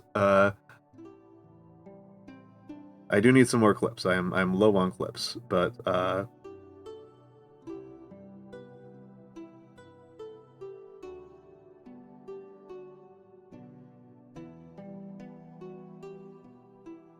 why not B-movie and Chinese governance?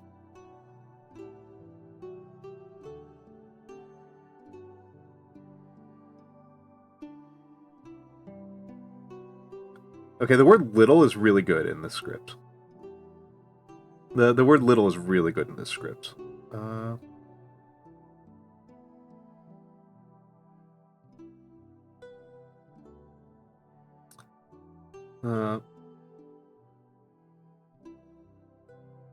But yeah, so I think the kind of proof is in the pudding that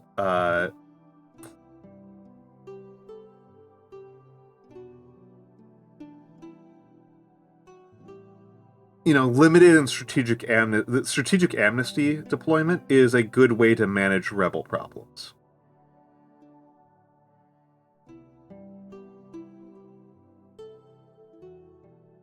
And of course, worth pointing out that the least successful Chinese dynasty was the one that was the iron-fisted one.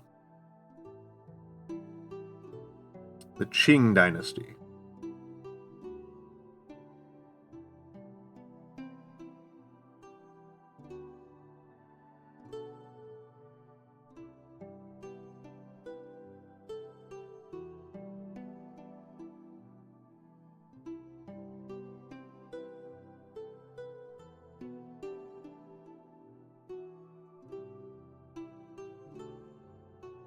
I think that's parsable right there. Yeah, to you, I do figure I am older than you.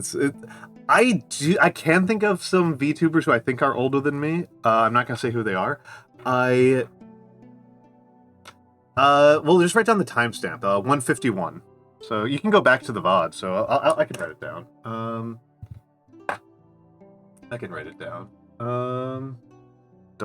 Where did my sticky notes go? I used to have a whole pad of sticky notes, right front and center for exactly this purpose.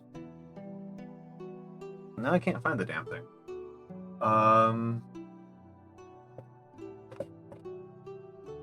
Okay, let me write it down here. Today is the 17th, the 18th.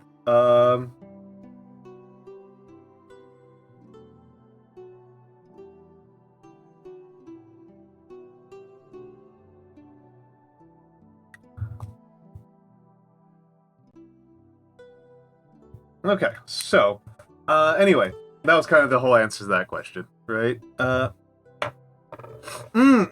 Absolutely, absolutely. I mean, Nagi, I am 100% down for getting on a call with you. I'm 100% down. Nagi, I'm always down for a chat. With you, I can always make time for you, Nagi. I can always make time for you, Nagi.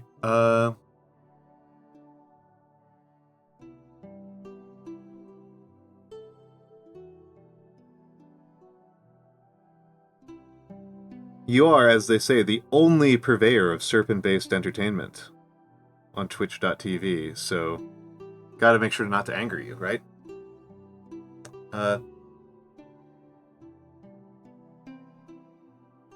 Yes, Hoomter, that is correct. That is correct, Hoomter.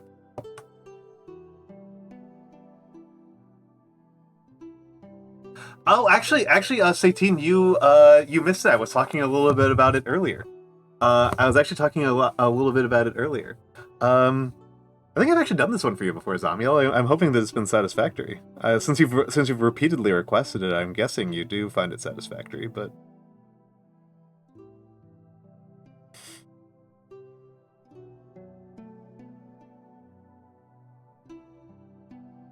Not sure about that Z. I'm not sure about that Z.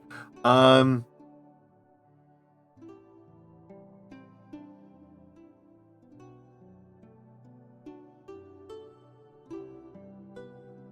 feeling good about this A. So... I think the history of witchcraft is actually super cool and interesting. And if we had Saf on here, I wish we had Saf on here, because she knows it better than I do.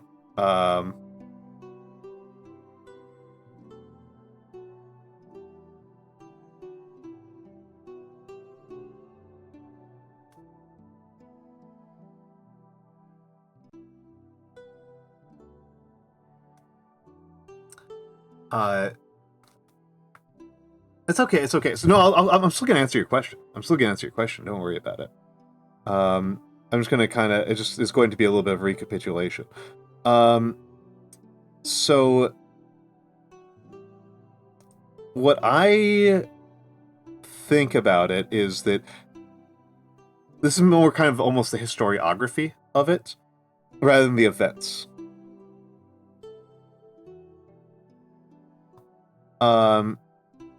There's a really distressing thing with the history of witchcraft where really bad history of witchcraft gets brought to the forefront. So most of the time when people are talking about the history of witchcraft, they're talking about the burning times of the early modern era.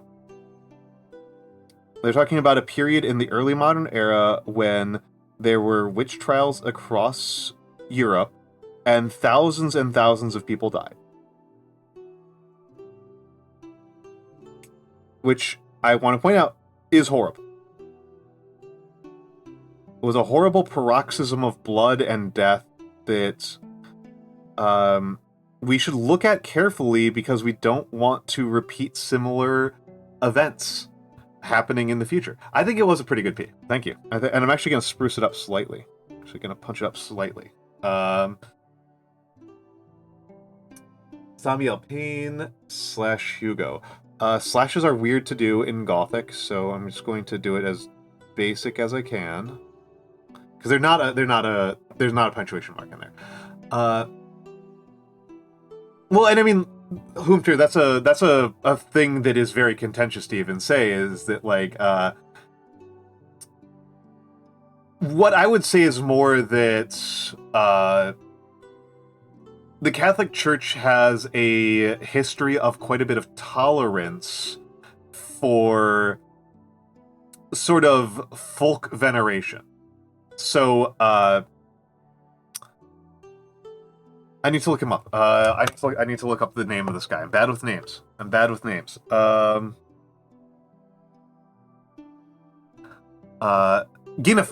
Yeah, Guinefort. So Saint Guinefort. Saint Guinefort was a folk saint. He was not a real saint. He was a folk saint of a dog. And the Catholic Church, you know, sent an inquisitor to look at this. And they were like, holy shit, this is some serious heresy. This is some serious high-tier, insano like Drano heresy and paganism going on in this town. That they're venerating this dog, and they're, like, doing idolatry by, like, doing this little, like, ritual where they pass newborn babies through this hole in a tree. This is supposedly where this dog died. And they looked at this and they're like, oh my god, this is really bad. And you know what they did about it? They held a bunch of religious ed classes and were like, this dog is not a saint. A dog cannot become a saint. Only humans can become saints. And then they made them burn down this tree that they'd been using for this ritual. And that was it. Right, that was it. They didn't kill anybody over it because doing that kind of forceful, like, strong-arming of people into belief systems isn't really possible with the kind of state capacity anybody had at the time. Like, even if they wanted to, they wouldn't have been able to pull it off, is the biggest problem. And so the early modern witch trials, they happen in a context where state consolidation is rapidly intensifying. Where state consolidation and state centralization and local government intensification is happening very rapidly. And so the ability to just kill people because they have the wrong beliefs is much stronger, because the technologies that did not exist in the medieval ages do exist now for that kind of, like, mass killing. And it's really worth pointing out that this is one of those things that we have found very consistently from pretty much all of... Hi, Milkporch. Enjoy your tanks, and thank you for thanking Sen. That's one of those things that makes these possible is that what we have found is that the witch trials, which is a part of witch history that I know, which is unfortunately not really relevant to you, Satine, on having sincere religious beliefs, the people who were killed in the early modern witch trials, we have no reason to believe that they were any more likely to believe Christian deviant beliefs than anybody else. Than anybody else around them. The patterns that we see in who gets killed in the witch trials, relative to other people in their local populations, is mostly that they're property owners in socially vulnerable positions. That's what unifies witches, is that they have something that other people want, and for some reason they are sociopolitically vulnerable. So it could be that they're the weird guy who lives on the edge of town is a common one. But fairly frequently, it's like their political position on like zoning laws are unpopular. Is like a fairly common one. Like that's a fairly common reason that somebody gets killed for as a witch. And the big distinction between areas that have witch trials and areas that don't is just what is the legal system?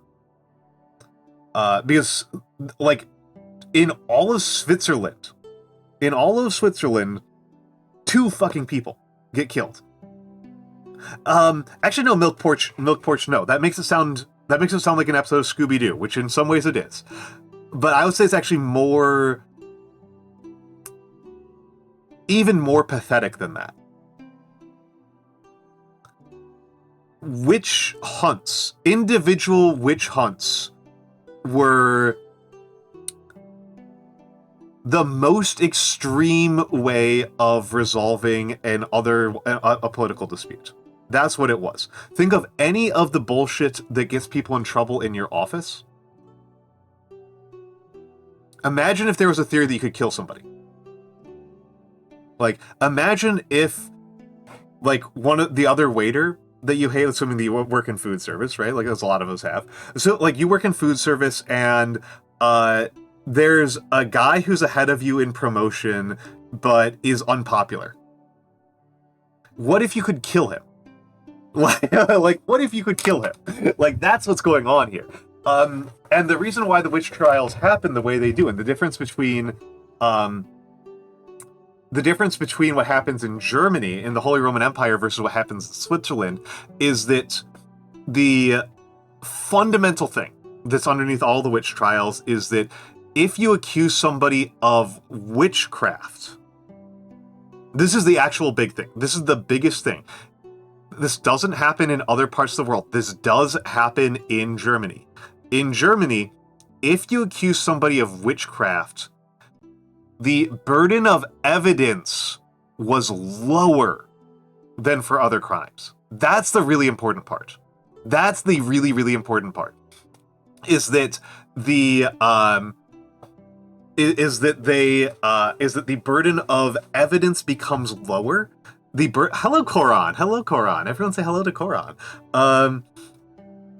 The burden of evidence becomes lower, and the standards of defense become higher for a witch trial than for other types of crimes, which is crazy to me.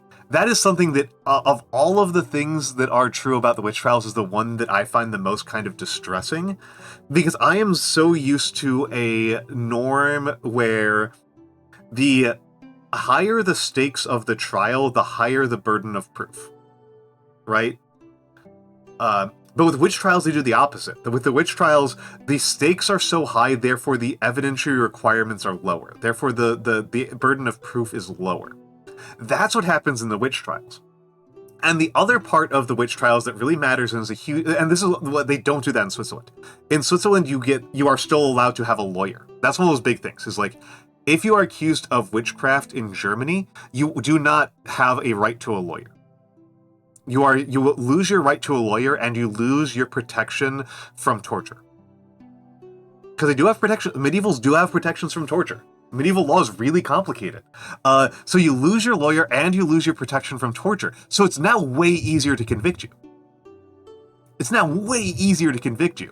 And then on top of that, there was a belief in general that you never have one witch. That a witch is not an individual. A witch is a coven. A witch is the black masses, as they called them. It's never one person. If you find one witch, that implies that there are other witches. So you torture this person into confessing that they're a witch, and then you keep torturing them until they name their confederates. Right? So, like, that's how this all goes down, that's how this becomes an absolute bloodbath. That's how you get from, like, occasionally lynching somebody, your coworker that you hate, to killing like 20 people in your town. That's how that metastasizes. Is like your next door neighbor you're a shopkeeper and your next door neighbor refuses to sell his house to allow you to expand. So you accuse them of witchcraft, and then they get tortured, and then they accuse your cousin of also being a witch, and then your cousin goes under the irons, and then they accuse somebody else, and like this is why it keeps on going, right? Yeah, again, this is why it's so important to me. Why like to me this is always so crazy to me that like you wouldn't use higher burdens of proof for worse crimes. Like this is why it's so important to me.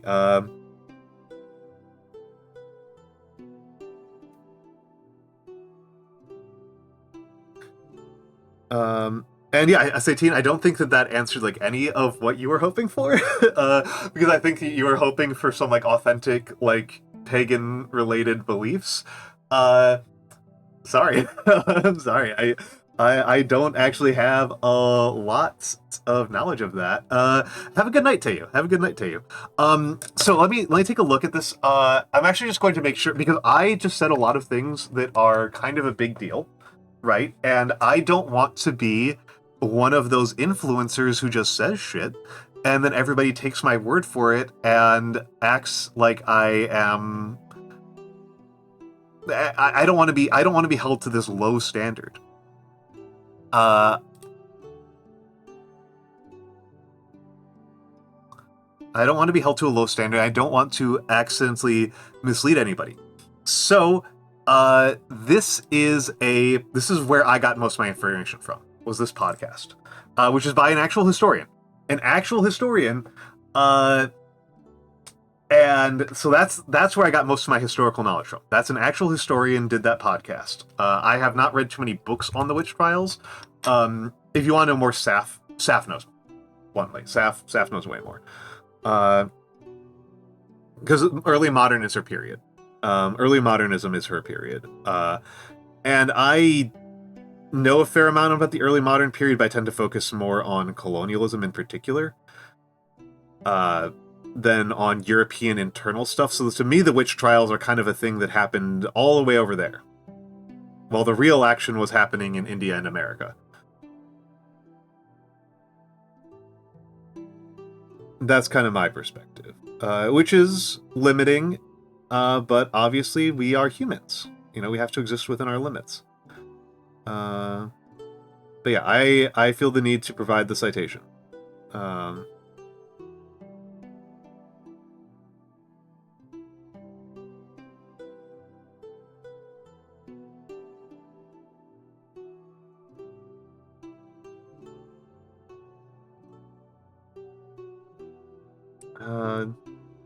little bit high here.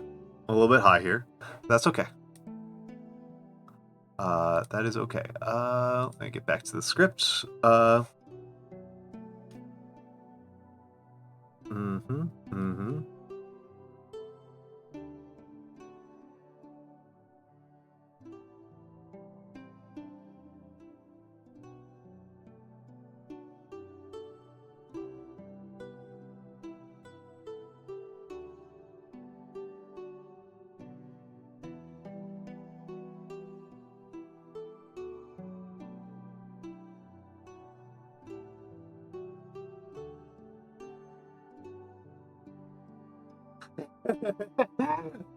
Thank you, Satine. This is what I try to be like. This is what I try to be like as a streamer. This is I'm very grateful. I feel like I've accomplished quite a bit right now. I feel like I've accomplished quite a bit right now as a little streamer, as a little guy. So I'm just a little old man trying to share what I know and what I love.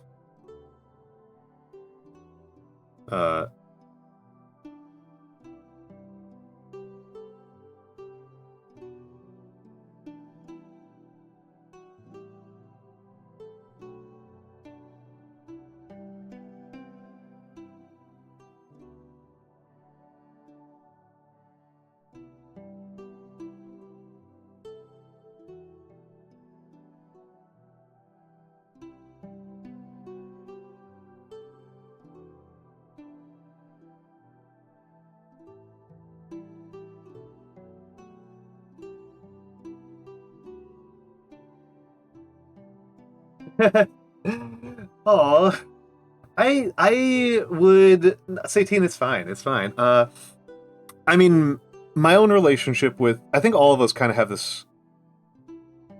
To be honest, I am often very frustrated with the formal education system that at least my culture has produced.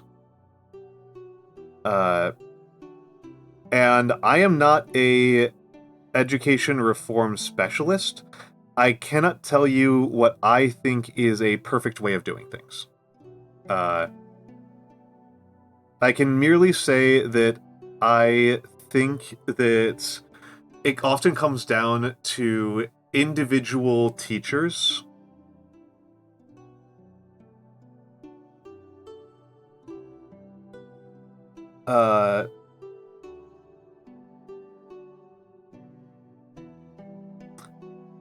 giving their students a lot of respect. That's what I think it really comes down to. I don't really think that there's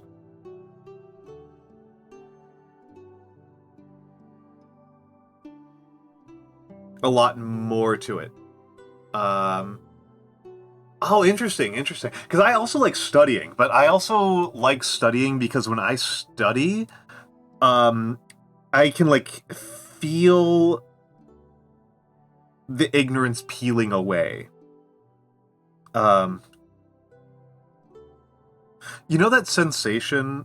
I was one of those kids who always liked to peel the glue off of the bottles of glue, right? Like when you had like bottles of Elmer glue, PVC glue, in elementary school. My favorite part was like peeling the glue off of the bottle.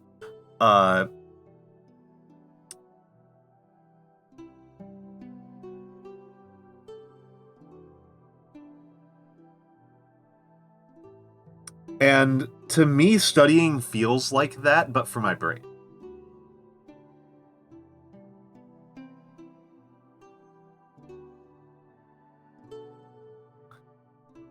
Learning, I should say, feels like that, but studying is a kind of way of learning in a particular way.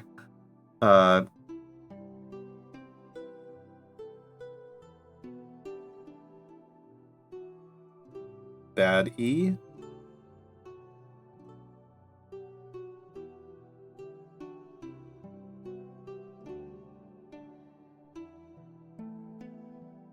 I will say, Satine, I have very bad ADHD, and I wasn't diagnosed until I finished all of my education, all of my formal education. I was not diagnosed until I already had all of my degrees. And then on top of that, I'm not a medication candidate. They're never going to give me meds. Right? Like, unless they develop a completely different category of medication for dealing with ADHD than what they currently do.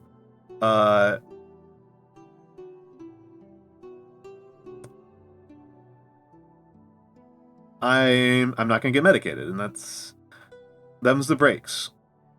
I do appreciate, though, that I spent a lot of my time in school really frustrated and confused as to why things that people said I could do, I couldn't do.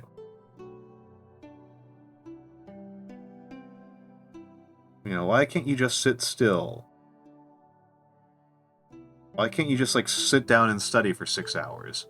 You know, it's... And I couldn't do those things, right? I couldn't do those things. I needed to move. I needed to fidget. I couldn't hear well. That was always a huge problem for me when I was in school. Hearing was always a huge problem. Gringot says, the teachers I had in middle and high school would emphasize the why behind everything in their classroom teachings, which would have been fine, but then they assessed us on stuff that got lost for me in between all the more high-minded stuff. For example, in math classes, to be honest, I would have greatly preferred rote memorization over the history of math / history of ideas stuff, given the structure of testing. That's actually a pretty good point, right? That, like, the structure of testing biases you... Like, once you have you have an incentive structure involved. So you've got an incentive structure involved, then that means that everything needs to be bent to that incentive structure. And so you need to have an incentive structure that holistically accounts for everything you teach, or else the stuff you spend teaching that's outside of the incentive structure is kind of wasted. Yeah, exactly. That's bad test structuring, if you ask me. That's maladaptive economics, even. It's bad economic structuring. Corin has only enjoyed the more tedious parts recently. Took me using yesterday as a reference rather than what I want to be as a goal. That makes sense. I have been I've been trying to get my kanji down better. So I've restarted my kanji learning, right? And I'm somewhere in the 600s. My goal is to get into the 2000s. And I've gotten up to about 2000 that I felt pretty comfortable using in the past, but it'll take me a while to get back up there. And I think that if I treated it every day as a comparison to that 2000 point, I think it would be very frustrating. Yeah, for me, hearing was such a big one. Hearing was such a big problem for me in school. It took me so long to figure out ways to deal with it. I apologize, class. I am going to use the restroom. I will be back in a few minutes. Oh yeah, I watch subs whenever. I watch subs in English. I watch closed captioning forever. So everybody, please hang tight. The subathon timer will pause. Enjoy the fan art. There's some very lovely fan art of me that's been made over the years. And I hope you all enjoy it.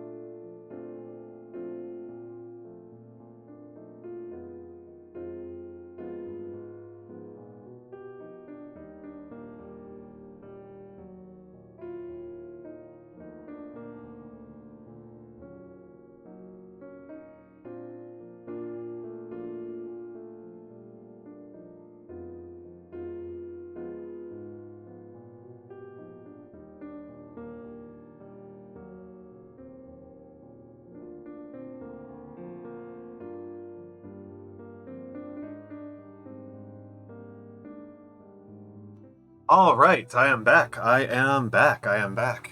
I'll sip my drink.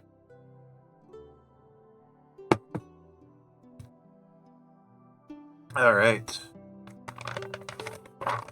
Go on to a new page. Onto a new page. What should I be working on? What should I be working on for this page? I'm definitely not going to do the entire B-movie script because it's long. It's an entire movie script. It's an entire movie script. Let's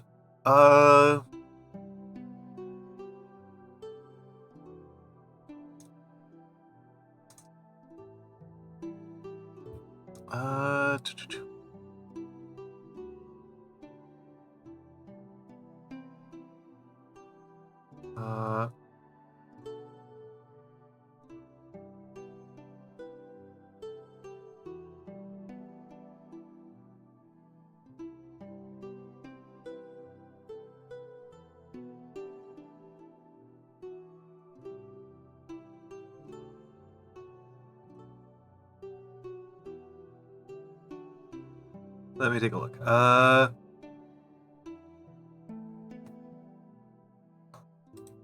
This is John Wick 1. Was it really in John Wick 2? Alright, excellent. Excellent. John Wick 2 scripts. No, I don't want the PDF.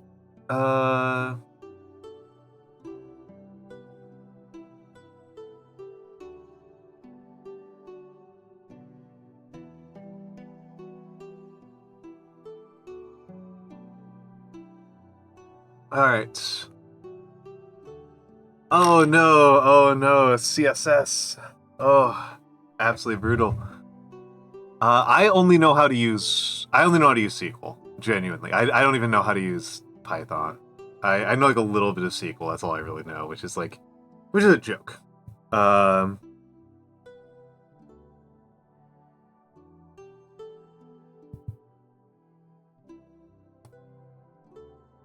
Like it's the joke computer language.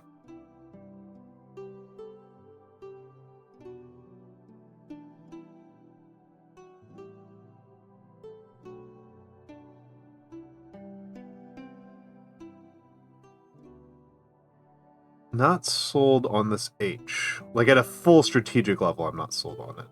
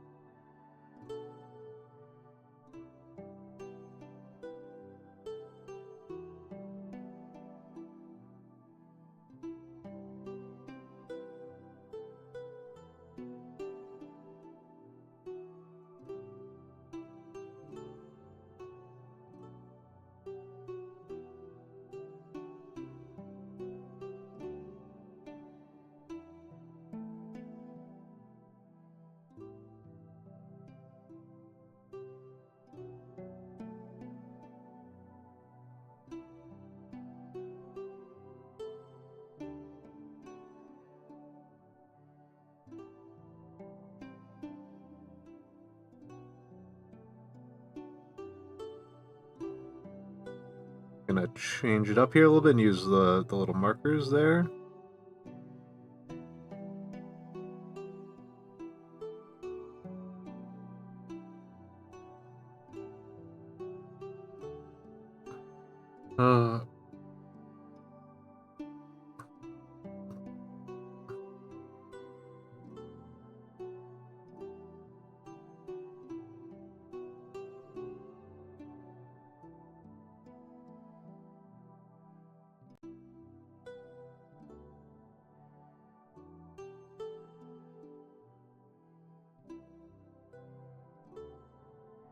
So thank you to the script for spelling out the numbers rather than writing the numbers, because writing numbers in Gothic I don't like.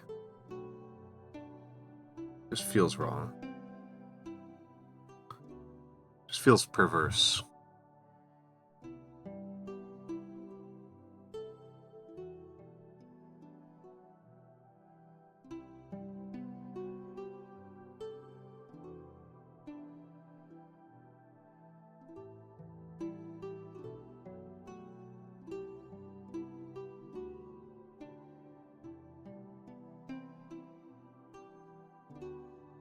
Just feels like the wrong thing to do.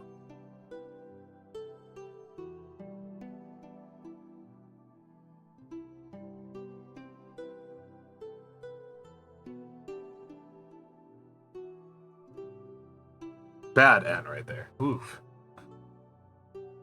Okay, hold on. Let's try to focus in a little bit.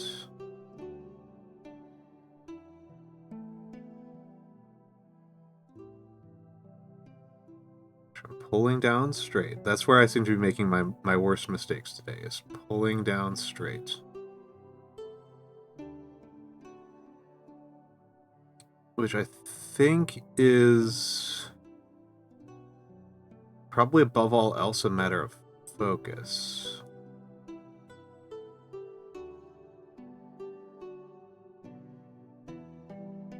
B's have been worse affected than other letters, so...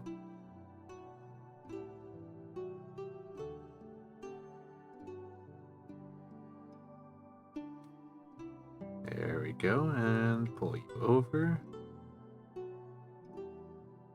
And...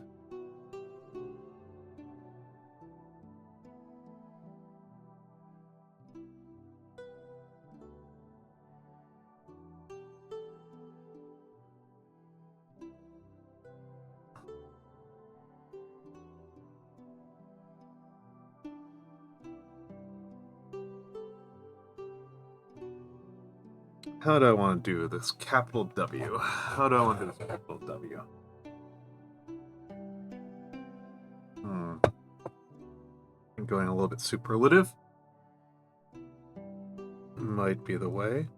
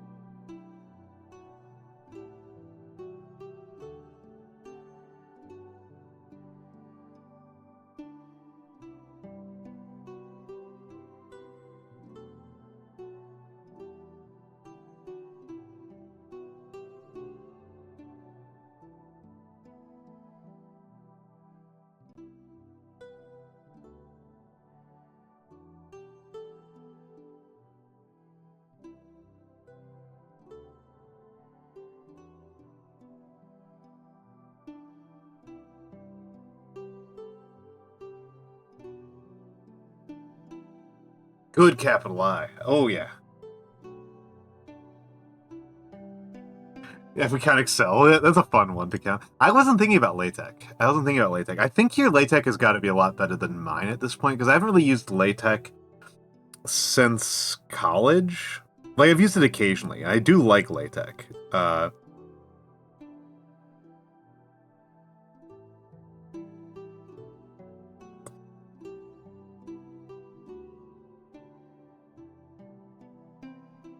But Yeah, I just wasn't really thinking about that one, because, like, I guess I was thinking, like, LaTeX to me didn't hit as like a language. In the same way that, like, BBS doesn't hit me as a language, right? Like BBS doesn't hit me as a language because it's just, like, it's just some formatting markers. It doesn't, I can't, like, I don't, like, run a LaTeX programs. Hello, Zamiel. Hello. I've never just, like, hit, like, run or compile on a piece of LaTeX. There's nothing that happens where I have to, like, walk away from my computer while, like, LaTeX does a bunch of automated things that take longer than it takes me to blink.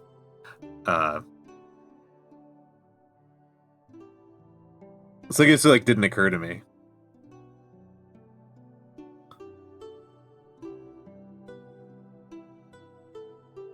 Oh, that was a good one.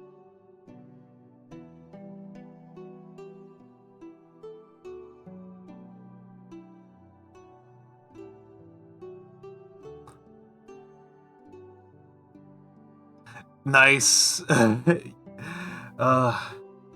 I managed to avoid getting almost any errors with LaTeX, and I don't know if that's, like, I don't know what that means about me. Maybe I wasn't doing complicated enough things. So that's what I think.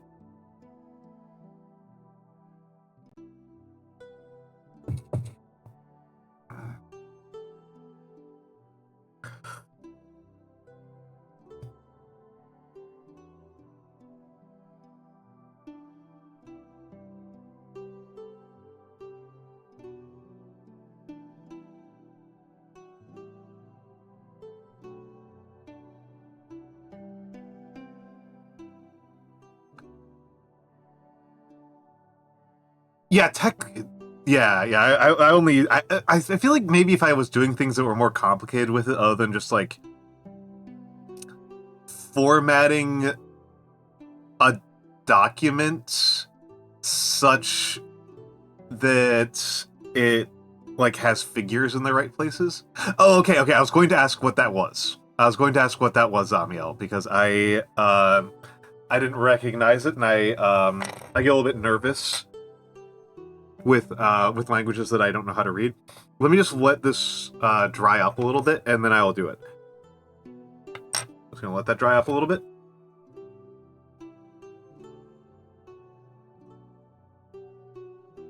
And no, Zamiel, I have to worry. Like, I don't know if I'm going to be put. Like, somebody could absolutely trick me into writing something that's like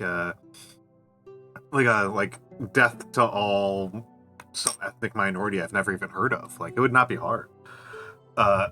You could absolutely trick me into writing something, like, really awful.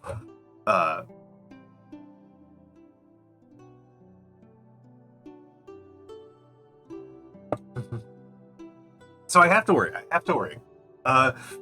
You say it's your friend's name, I'm gonna trust you on that one. But like, you do understand why I have to be worried, right? Like, you do get why I am worried. Let's go back to this page.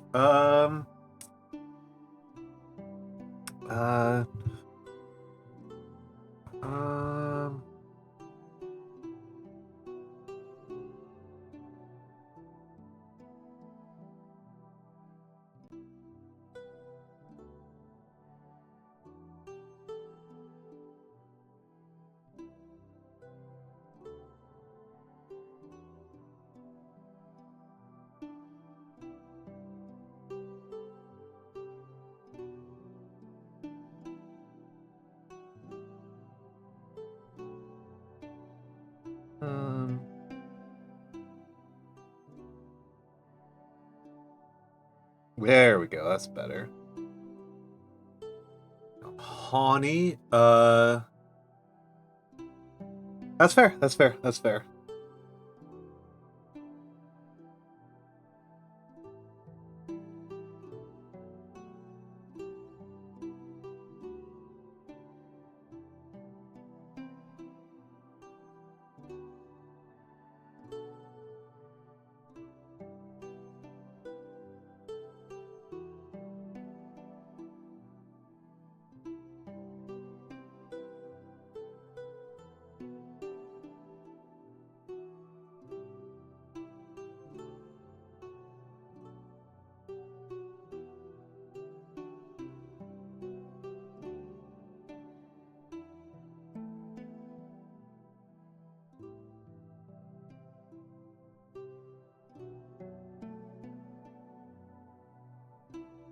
Okay, Roka's a tough one. Roka's a tough one. Just because capital R's are tough in Gothic, so I apologize to Comrade Roka. I don't know. I do not recognize.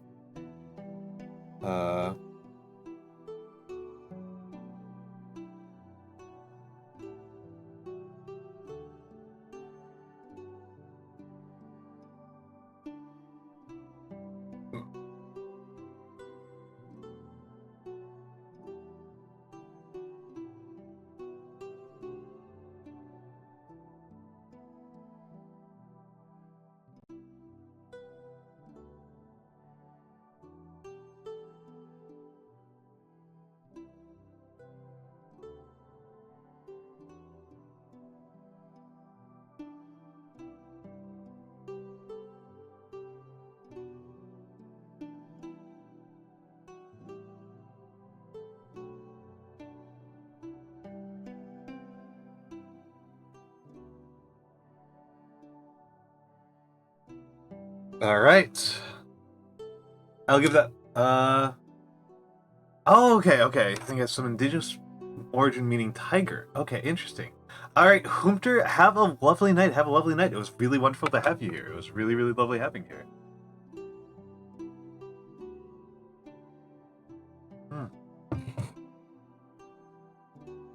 All right, just get some stretches in. All right, just get some stretches in and. Well, I let this. I'll take a picture of this later, Zamiel, and I'll post it to Blue Sky, so that you can get a better quality picture of it than what you can probably get on the stream. I'll do some more rolling of the back and the hips.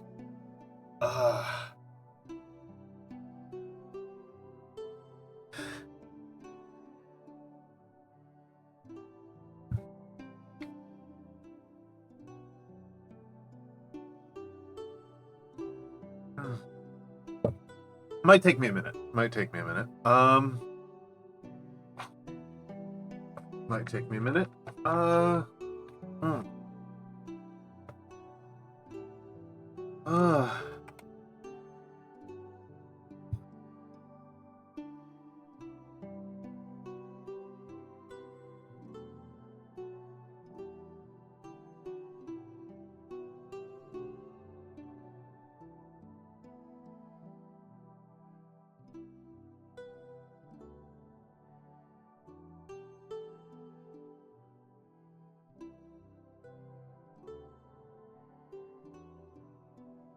Speaking of math.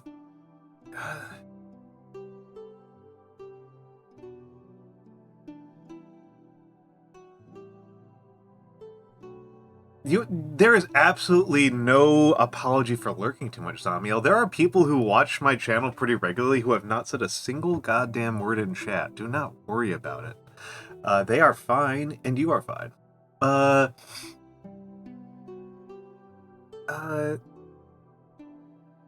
I mean, possibly Gringotts. For math education in particular, I don't entirely know. I think the bigger problem is actually the deeper one of structuring math education around tests, I think is the bigger problem. I think that particularly creating tests that have... Oh, hello, JD. Hello, JD. Welcome in. Particularly having tests that are... I would even say defeatable with memorization techniques is bad test design. Because that's not actually the greatest... Like, that's not really the purpose of teaching math. It's not really the value of it. Like... Particularly for the case of...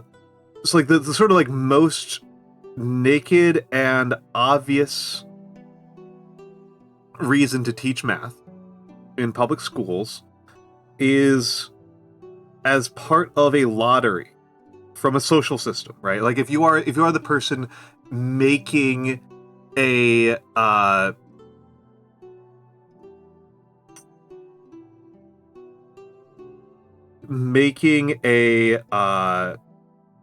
curriculum, right? If you are the person designing an entire society, if you're at the legislative level, and you're designing a society, why would you have public math education?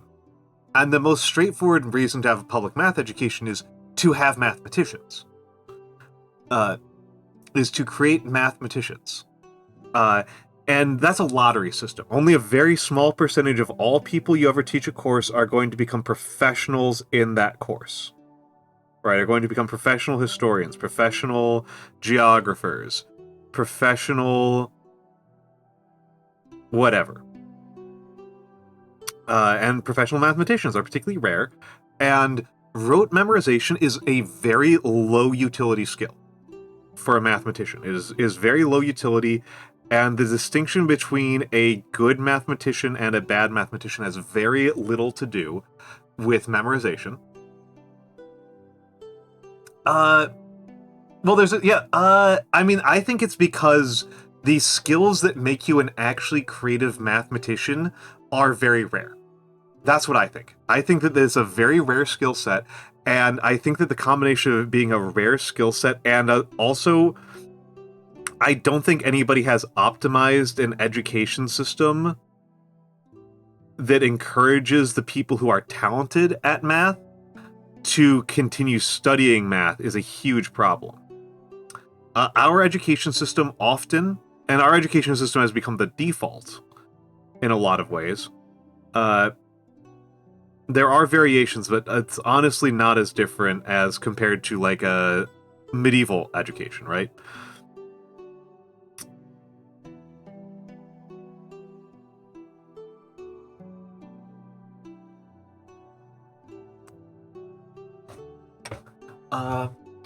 And I think it's just a very difficult skill, and the skills that are really important are stuff like our creativity and intuition for logical leaps, and an aesthetic sensibility for how to follow chains of logic. Those are the big ones. And those are not what you're really trained on in a math course. Right, you take a math course in high school, and they don't teach you that very much at all. And as Gringotts has been pointing out, what they incentivize you to do is to do rote memorization, which is relatively low utility. That's like teaching bodybuilders, but putting all of the emphasis in a bodybuilding course on like what shoes you're wearing. Or even like foot placement, but not on the rest of form. Like ignoring form and ignoring nutrition in a bodybuilding class. Like that's what it's like. It's wild how inappropriate it is. It is just an incredibly inappropriate way of teaching a given skill.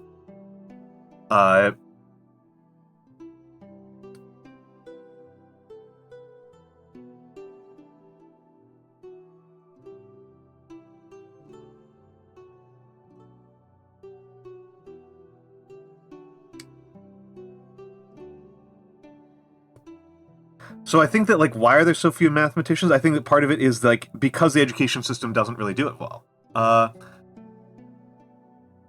had to do it by rote memorization. I mean, yeah, I mean, Gringotts, that's a really good question. That's a really good question, Gringotts. I think it's a question that education reformers are working on really hard. It is worth saying that the traditional Western form of education for centuries, millennia, was to teach everything by rote. Was to teach every single thing by rote. Was to teach everything. And Koron, that's actually, that's literally an argument that is made in a really good essay about this. Let me see if I can find this essay. Hold on. Because this essay should be available for free.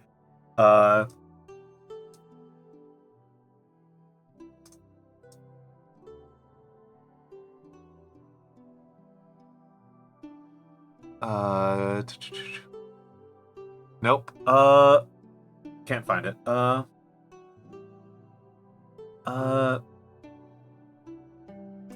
Well, I mean, I'm studying Japanese, and I'm doing it by rote. I prefer rote studying most of the time. But it just doesn't get you anywhere. In terms of math, it will never. There's no amount of rote memorization. The amount of rote memorization you can do that will help you with math caps out. The absolute maximum value of rote memorization for like memorization for a mathematician is like 1% of it. Like in terms of what you need to be good at math, rote memorization is like in the 1% range.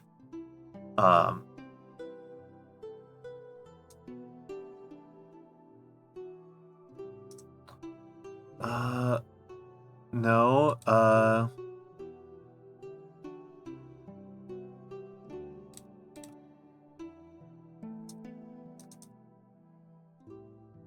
let me see if I can. It's gonna be so hard to find this. I'm not gonna find this.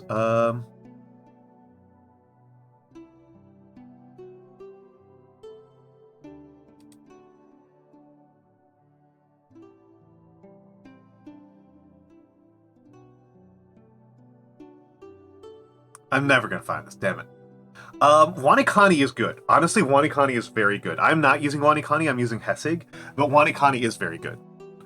But yeah, no, Koran is the point that this mathematician made, and oh my god, I cannot find it again. That, like, the way,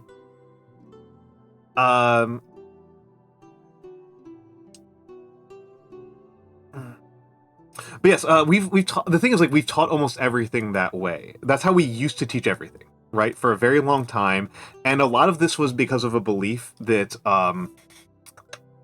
there's a lot of reasons for it, right? Like, there's a lot of reasons for it. Like, particularly in classical Greece, where we get a lot of our norms from, the purpose of education was to create citizens who behaved in a predictable manner. That was the purpose. The fundamental purpose of, for example, Spartan education, right? The fundamental purpose of Spartan education was to get young Spartan men to conform to Spartan norms.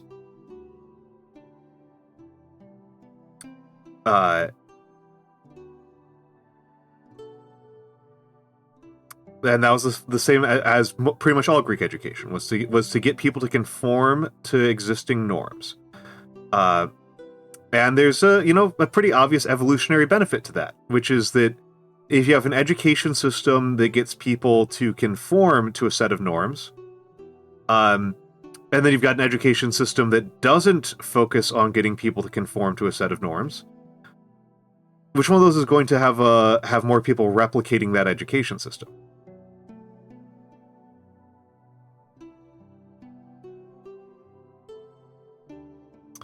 And so, for some reason, we've hung on to that with math, even though we have a lot of reason to. We have as much evidence that it's a bad way to teach math as we have that's a bad way to teach English or a bad way to teach history.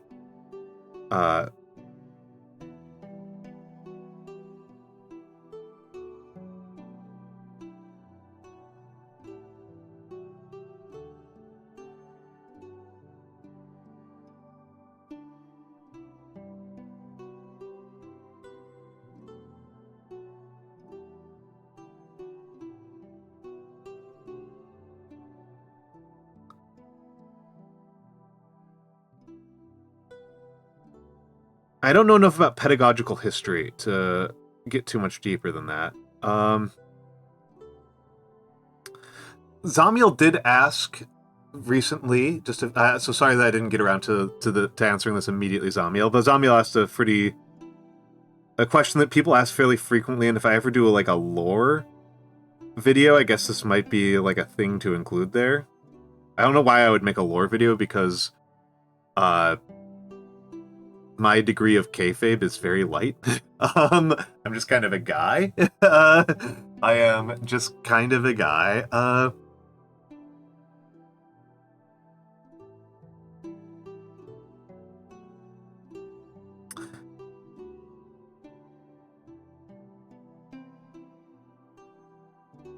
Need to add some scallops here.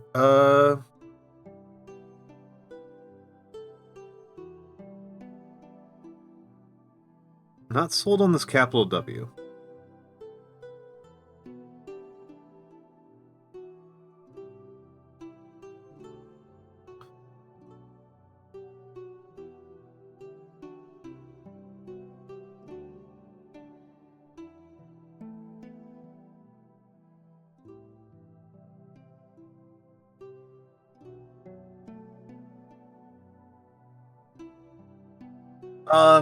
Yeah, guy with teaching experience. That's true. So why did I stop teaching? So Zamiel asked the question was premised slightly wrongly, which was, why did I quit teaching to become a streamer? And the reality is I quit teaching long before this. I quit teaching before this. I did not quit teaching and then come here immediately.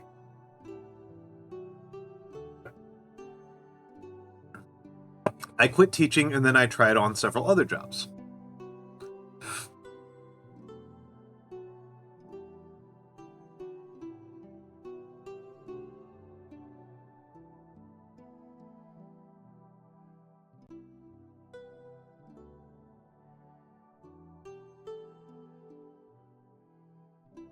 And then I came to streaming because I was doing I was working these office type jobs, right? I was working office jobs. And what I noticed was that I wasn't really doing my assigned office tasks very frequently. I was mostly being the nice guy around the office who told funny stories and helped people process their emotions and baked cookies. I was doing very little of the things that I was actually hired to do.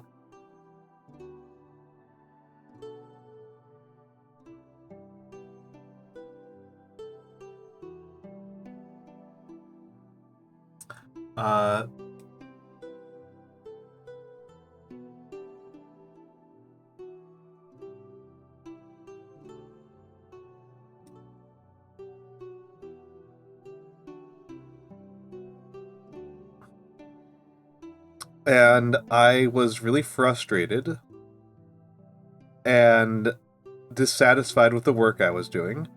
And I was watching streamers, and I kind of thought, why not cut out the middleman?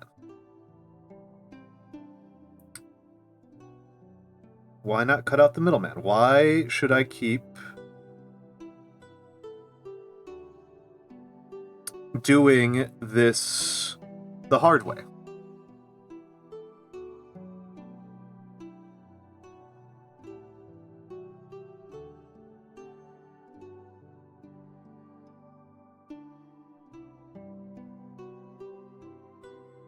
I am pretending to be this completely different other type of person so that I can spend my time doing stuff that, again, is not really my job, and if I came up on a performance evaluation, I would get in a lot of trouble. If I was ever seriously evaluated on my actual accomplishing of assigned tasks, I would have been in a lot of trouble.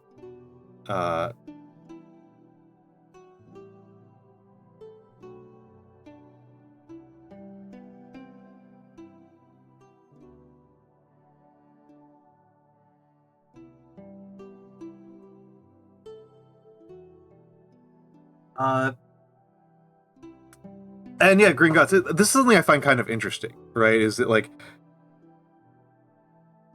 the musician who I know the most intimately,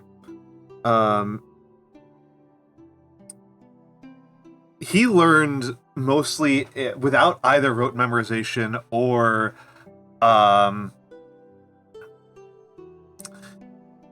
or much theory learning. He learned by play.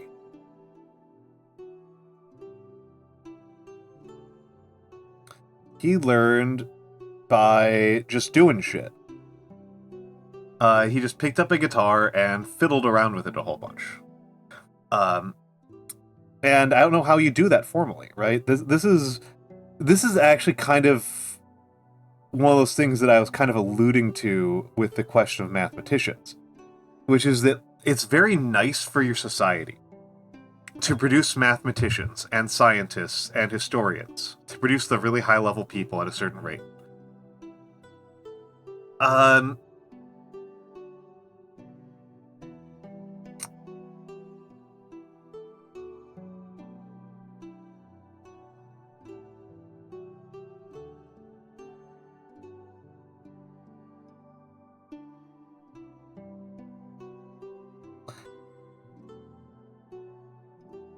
But it's very hard to control for that. There's no, like... I feel like the way it works is you just take a whole bunch of gambles, right? You just take thousands and thousands of students, you take millions of students, and you throw them at your education system willy-nilly, and you just throw all the subjects at them, and then you hope that some small percentage of them stick to those things. That's what you're kind of hoping for.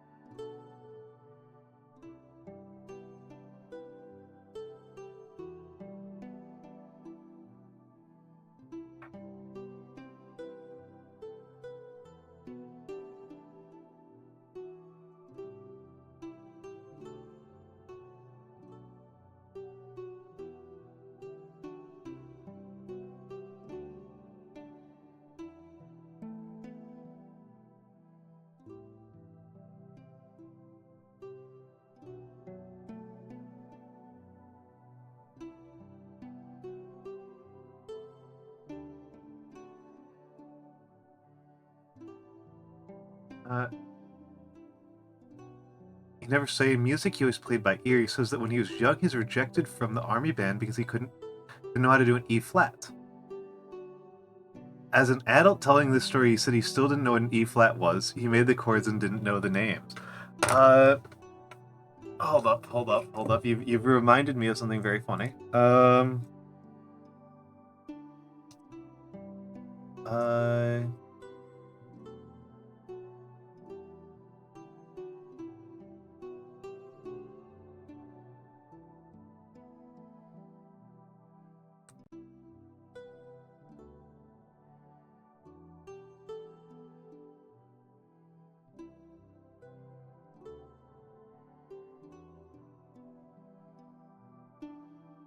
Second, and okay, hold on. Hold up. I've got something to share. So let me turn off the background music. Turn off the background music and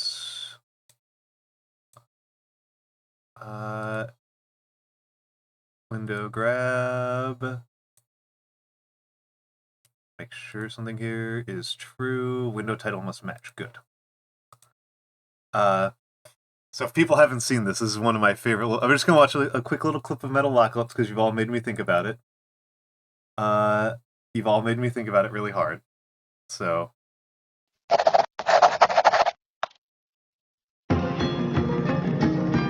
that's really loud. That's really loud. What, Toki, why'd you stop playing? I have a confessions to make. I can't read music. Dude, Toki can't read music, huh? That's a laugh. Can you? No, I have music dyslexia. You know that. I don't wish to talk about it. Wait, then how are you playing that song? Honestly, I was just hitting any note. Yeah, me too. That's an old music school trick. Sounded pretty good. Yeah, no, it sounds pretty good. I think we got lucky. Dude, check it out. There's guitar tablature in the back of it. So what? We just play the song and go home? No, it says we gotta go out to the lake where he woke from. Not you. You. I've loved that scene for years. Just, can you? I love Metalocalypse. I love those two. I love those two. Just Toki is such an icon. Toki's a very inspiring figure to me, personally speaking. I really like Toki Wartooth. Who doesn't want to be more like Toki?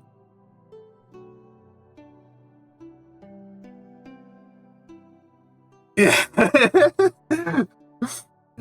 Grandpa's instruments, as they call them, Grandpa's instruments.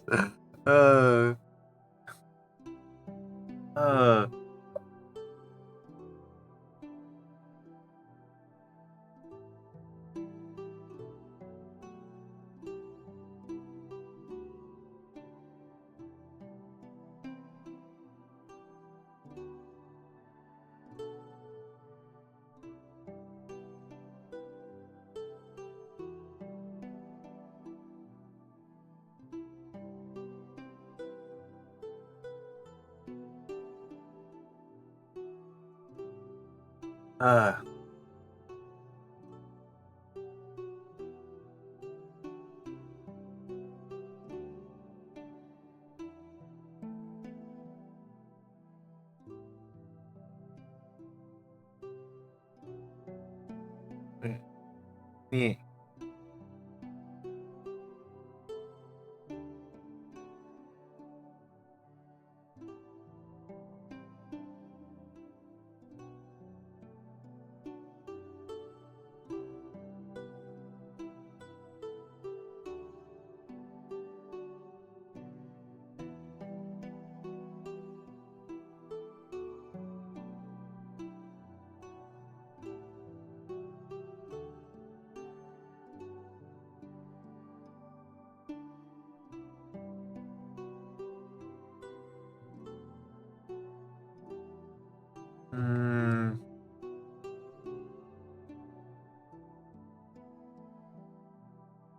One second, there we go.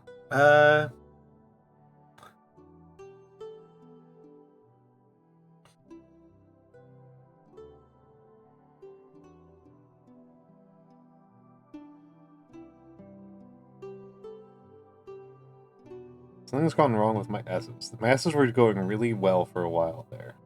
Now something's wrong with them. I feel like it might be a stroke order problem.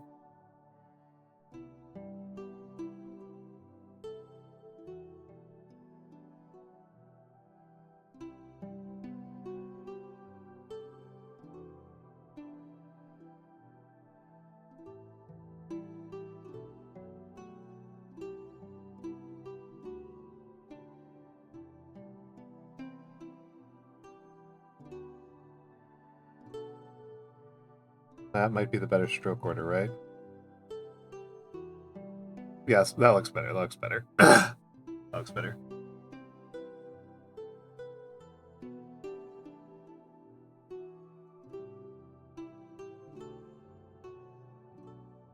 Nice, nice. Okay, so Zamiel's. This is how I learned that Zamiel is Brazilian. Brazil.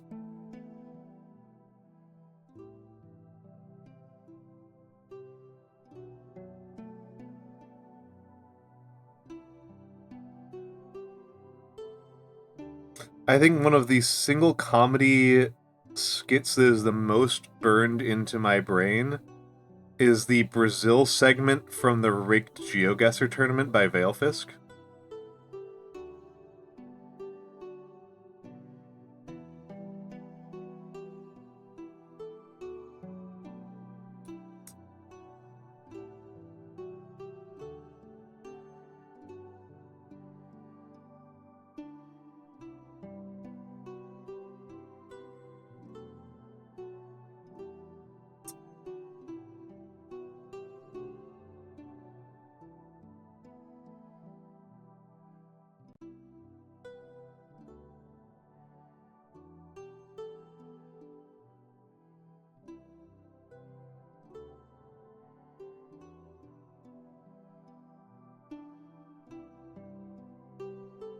Uh,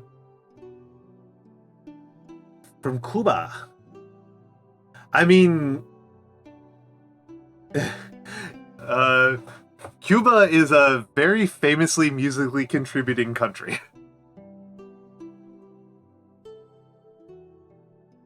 It feels like an understatement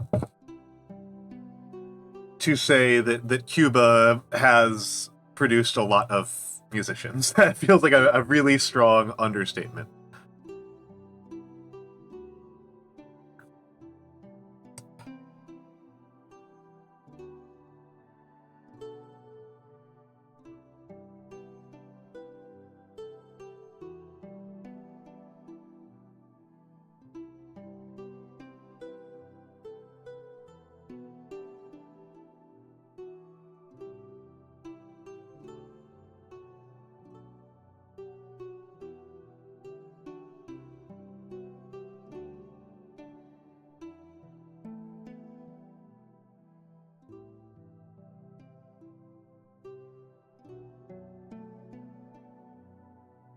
Uh,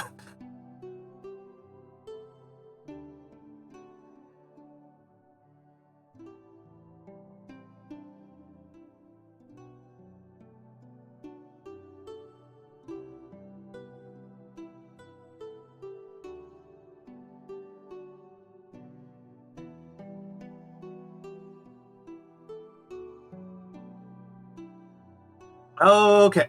Oh yeah, dang, that's intense. That's intense. That is intense. Yeah, I mean, that's pretty common in America. That's pretty common. I believe the US has never had a replacement birth rate in its entire history.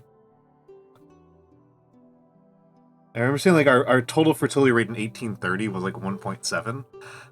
This country's always been, to the extent there's been, this national project with a constitution and whatnot, the legal country, has always been heavily reliant on immigration, on a continuous flow of immigration.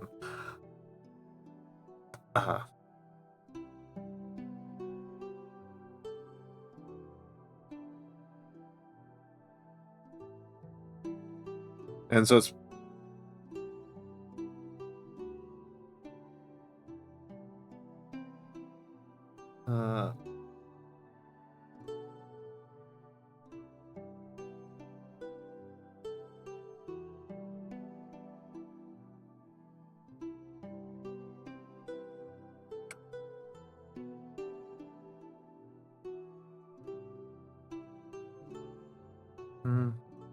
Oh, if you don't know Bodega Rat, 18, I believe Bodega Rat's also Cuban American.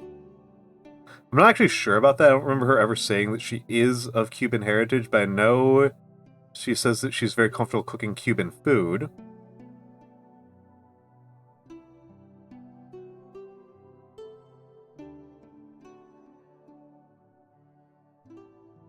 Bodega Rat. A quick little shout out to Bodega.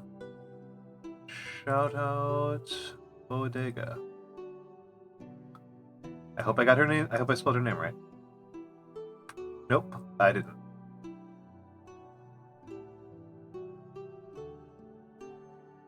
Nope, that's the wrong person. That's the wrong person. Smiths. Huh. I am spelling her name wrong.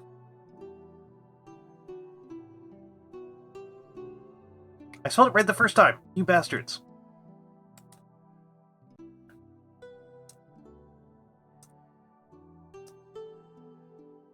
I spelled it right the first time.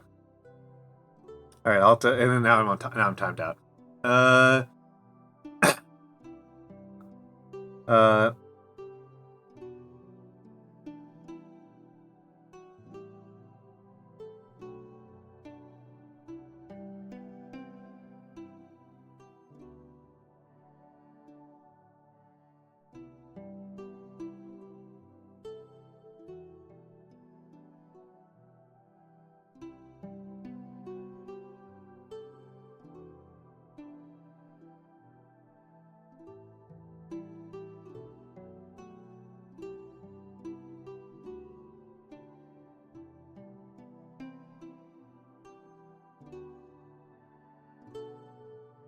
There we go.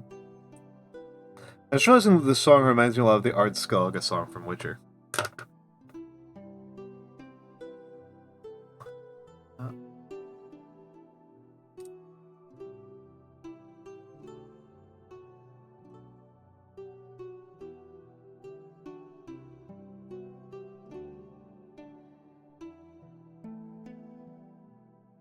That's her, that's her.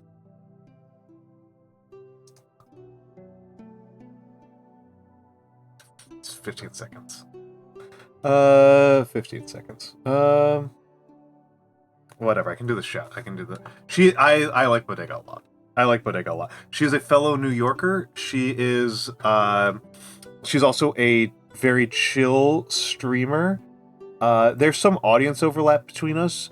She, importantly, comes Ronin Hostoria approved.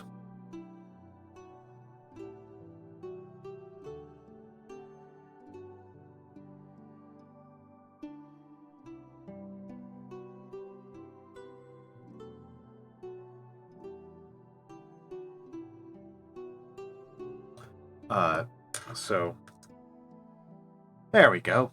Got it right that time.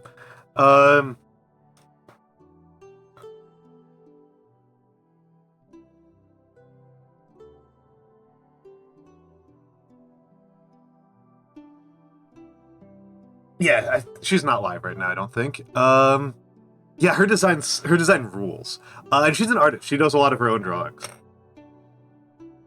Oh, that's a good idea, Koron. It sounds like you're volunteering for it. Sounds like you're volunteering to be the designer. I feel like that Ronin seal of approval is gotta be... It's gotta be the hair, right? It's gotta be her hair cut out. Would be like the big way to do it.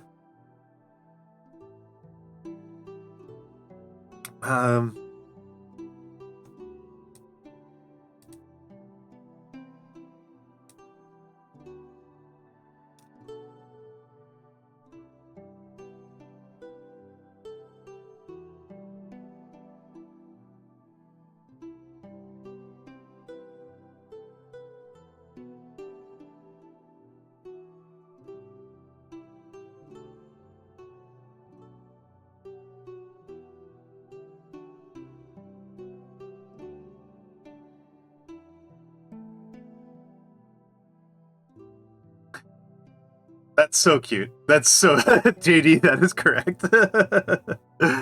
That is correct.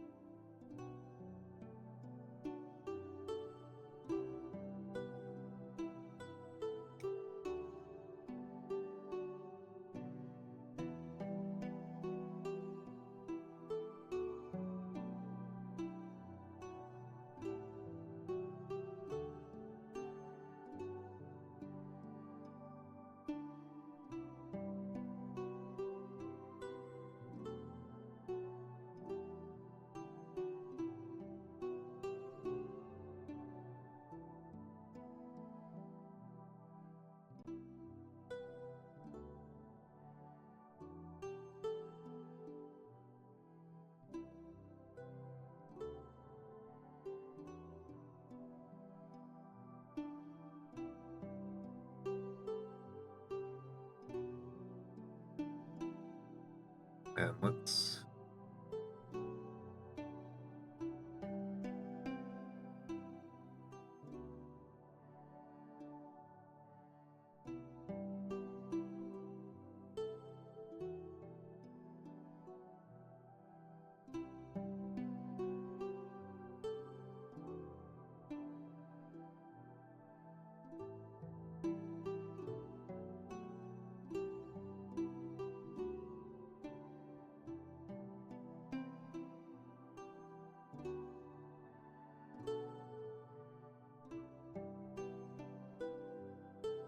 Yeah, let's get in here. And... Okay. Okay. Apologies, chat. I do need to run to the bathroom again. So I will be back in a few moments. I'll be back in a few months.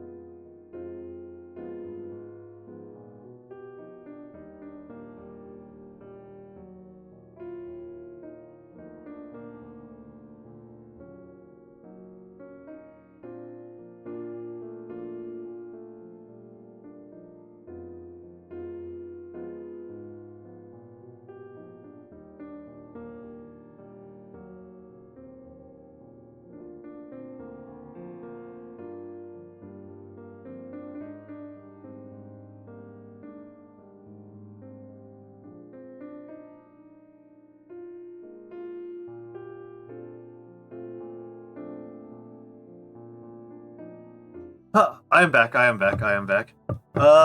Yes. I mean, it's unofficial. It's unofficial. I've got a couple of unofficial fan mascots. I like them. I like them enough that I haven't decided on which one I'm going to make the real one.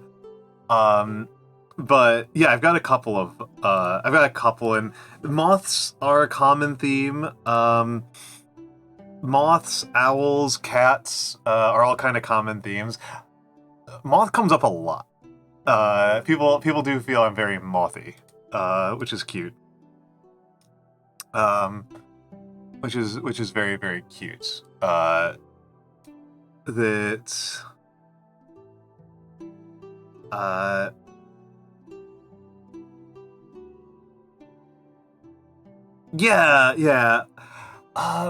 Well, the face shape is very owly on me.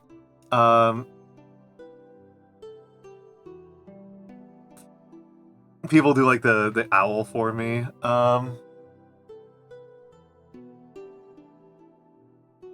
Absolutely. You know, go ahead. I know Jindo drew one that's the owl with like a fountain pen nib. Nocturnal Ash did one that's like a cat. It's like a cat rabbit moth sort of combination. CC had me with a giant. This is confusing because there's two CCs. CC Kicks, not CC Sierra. CC Kicks drew me with just a moth. I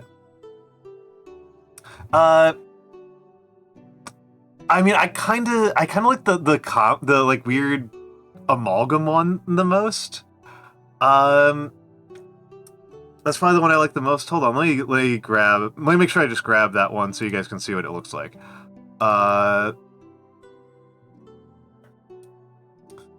VTubing art, Nocturnal Ash. Nocturnal Ash goes Ash there. Okay.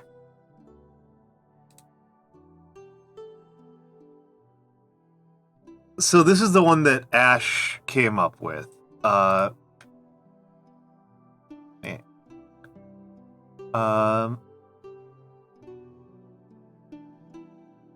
This is the one that Ash came up with. Hi, Kirill! An anthropomorphic block of tofu that lives in Williamsburg is actually extremely accurate. I mean, that's just me. That's just me. I don't have an automatic shout out set up for you, Kirill. So you're getting a formal shout out.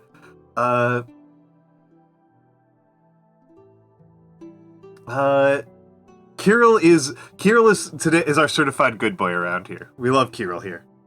We love Kirill. Yeah, hello Nisinyan. Hello Nisinyan. Yeah, no, Ash Nocturne did this. And I did some calligraphy. I did some like formal calligraphy for Ash Nocturne for like logo design purposes. Yeah.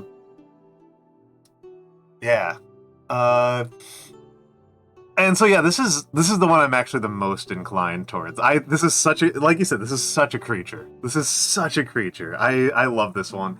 I've got some artists in mind, but the last time I checked, the wait lists were full.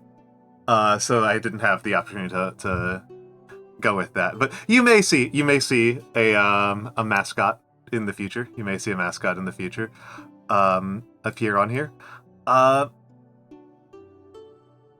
Oh, please do, Satine. Please do. Please do. Please do. I would love that. Yeah. So that's do I have the Jindo one as well ready? I might not have the Jindo one ready. I'll need to find it again. Okay, I lost track of where Jindo's was. Wait, actually, no, I'm gonna look for it because I'm a nerd. Twitter.com.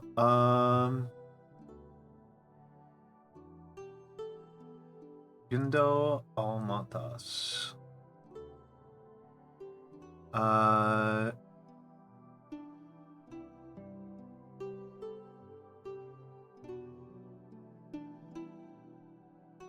This hasn't helped at all.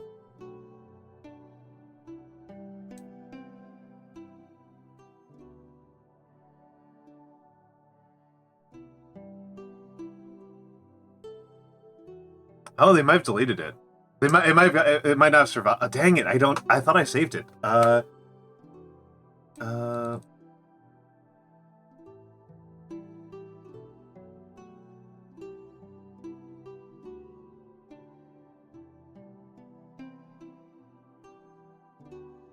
Stop being like this Twitter. Oh my god.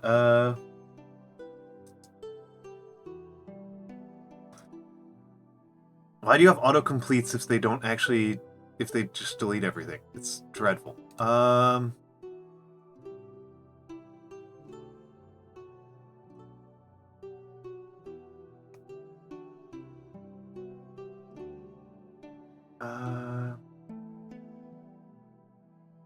I'm never gonna be able to find it in her.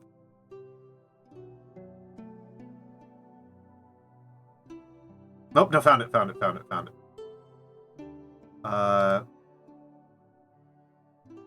I'm going to have to save this quickly because it might get destroyed in various Twitter apocalypse. Jindo. Okay.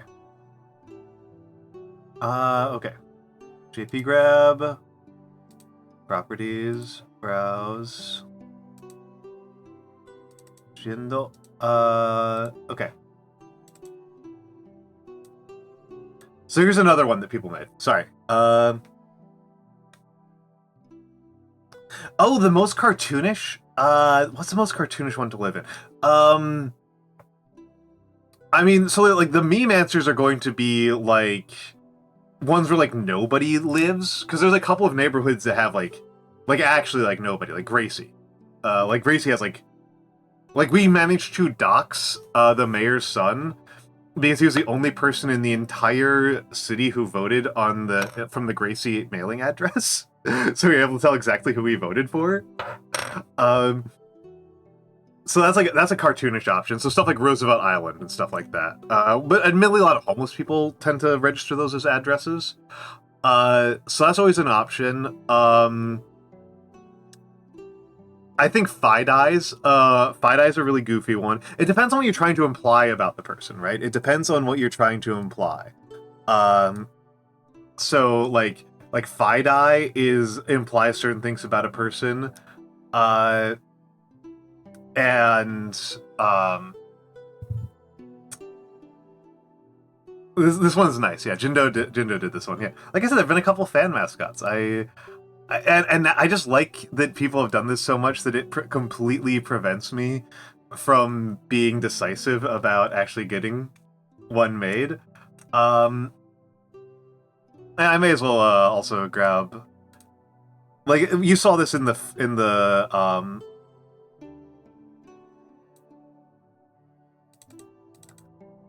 you saw this in the fan art gallery. I think this is the one that provoked it. Come on. Transform, reset transform. No, that's bad. That's bad. JP grab.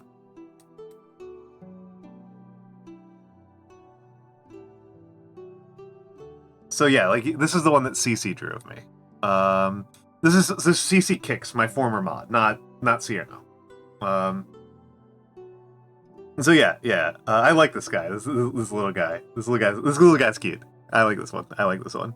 But yes.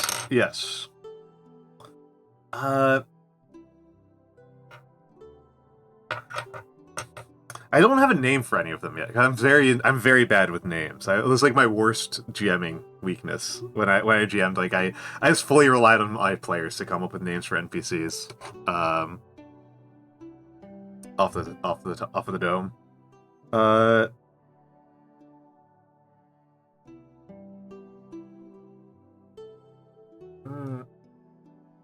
right.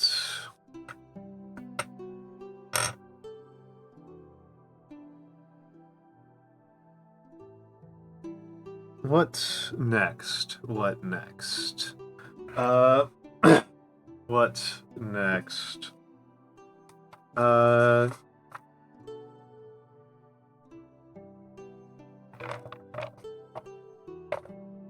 I guess it's time to, let's get a little bit sincere here, right?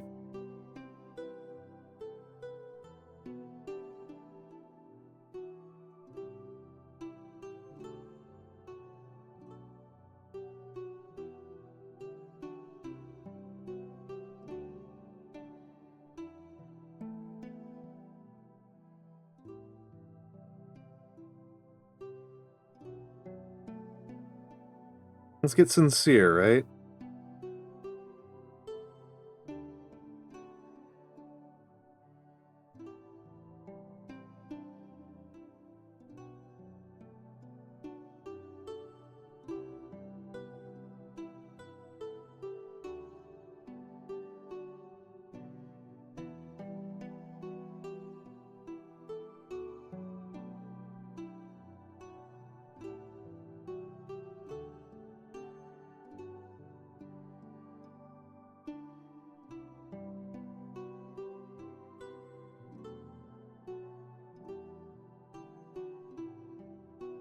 Yeah.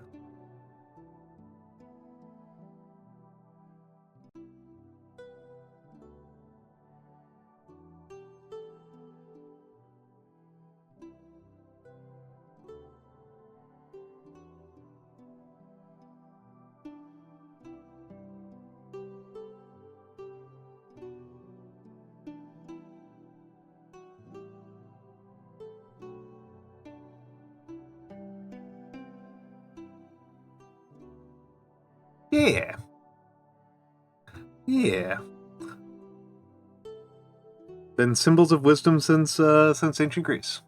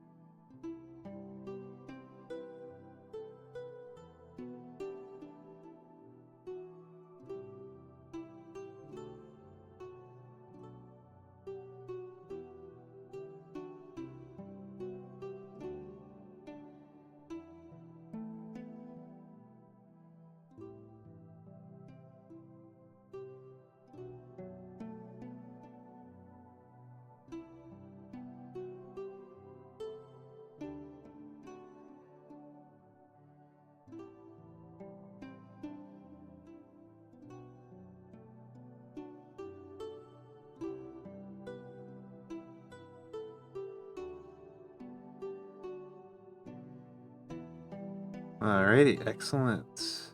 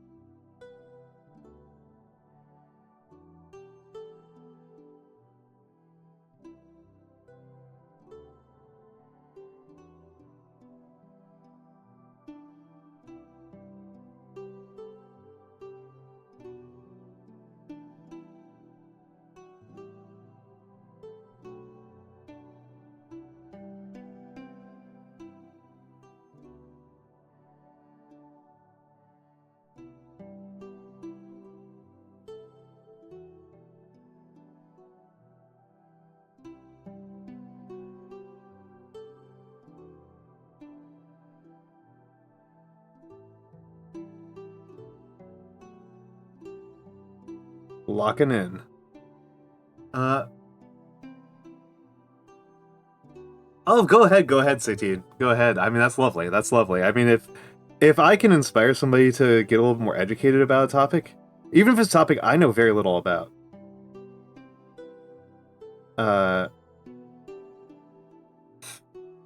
actually, I'm gonna pull up one of the other pieces of fan art that I don't have in the fan art rotation because some people are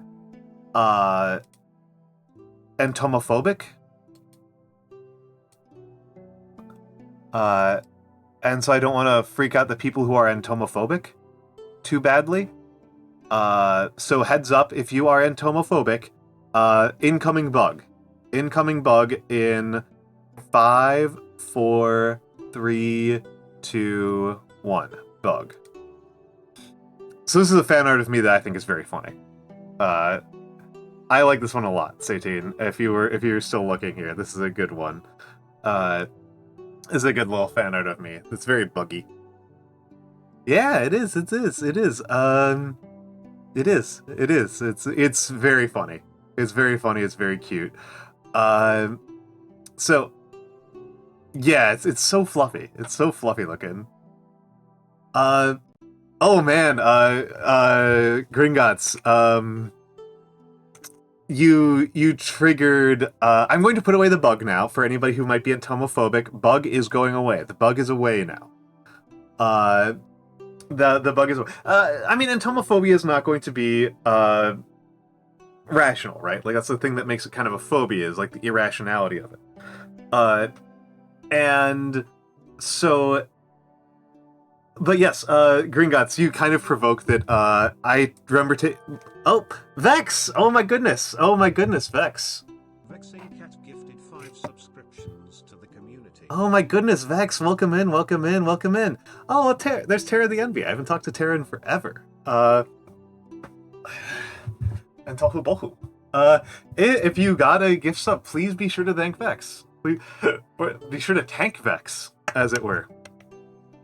Be sure to tank Vex. But yes, oh my goodness, oh my goodness. We're getting actually kind of, we're closing in on the next goal. I'd be surprised if we got there, but, let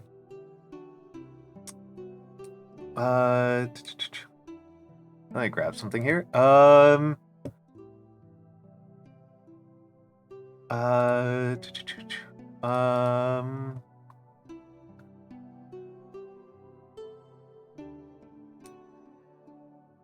So, just so that people, just because I guess I can do this right now, so that people know, this is what the subathon looks like right now.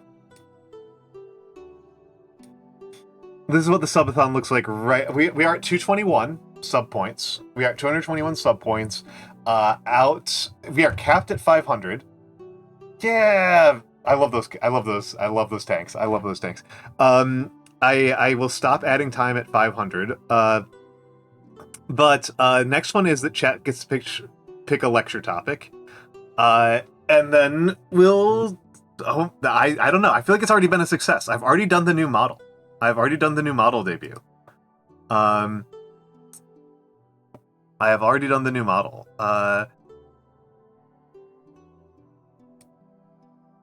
You know what? I'm gonna give you guys a freebie of this one. You guys should have this as a redeem. You guys should have this as a redeem.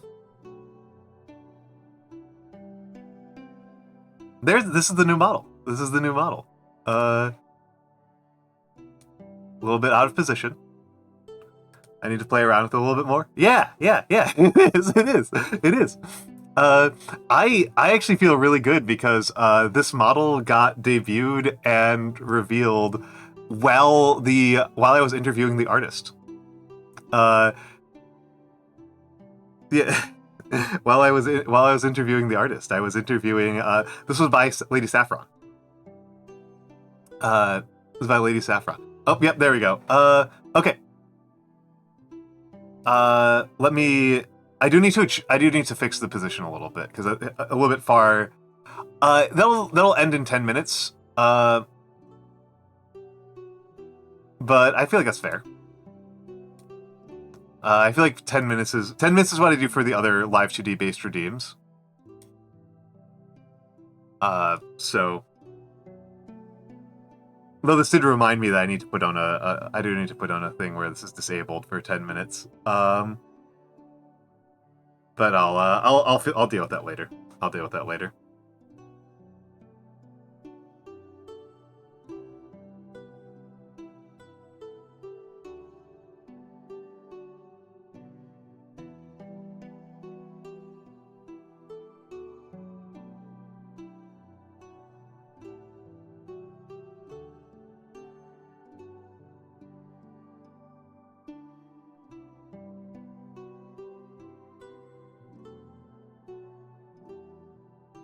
Oh, jeez.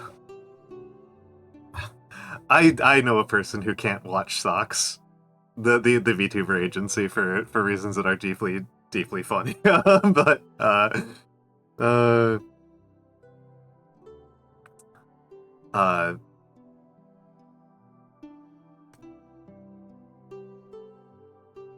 I do like Enos. I don't really watch the other two, but I do like Enos.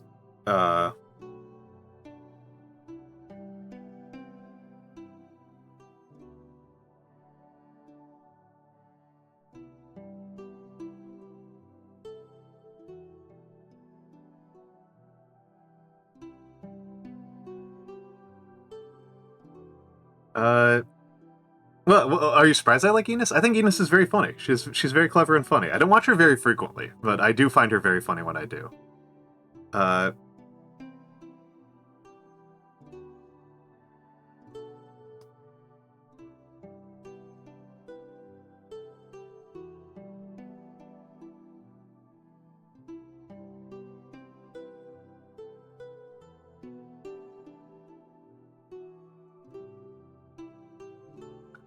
I think people are often kind of surprised by who my favorite VTubers are. I don't know. I should be clear. I don't know Enos. I know Enos in the sense that, like, I know Michael Jordan. Like, Enos is not somebody who I've ever actually had a conversation with. Like, I do not know her in the sense that, like, I know Vex, who's somebody who I do talk to. Yeah, I know them as a viewer. Yeah, I know them from the outside. I think people are fairly frequently surprised by my watching habits.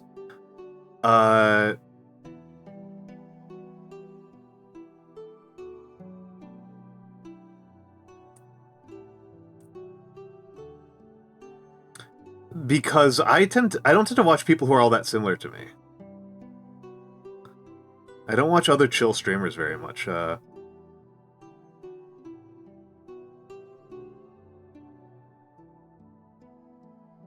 Like, legitimately, the reason why I'm not streaming this Friday is because somebody else is doing a stream that I want to watch. Like, way too much. I'm way too invested in watching Ollie stream on Friday. I watch streamers with no chill. It's true. It's true. It's true. Most of the streamers who I really like watching have, like, no chill.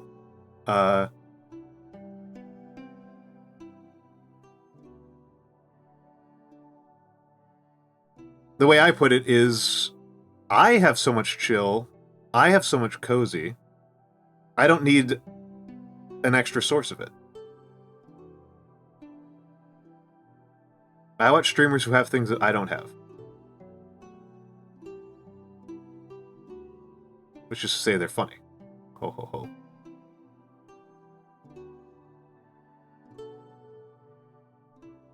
ho. Yeah, I am a chaos enjoyer, yeah.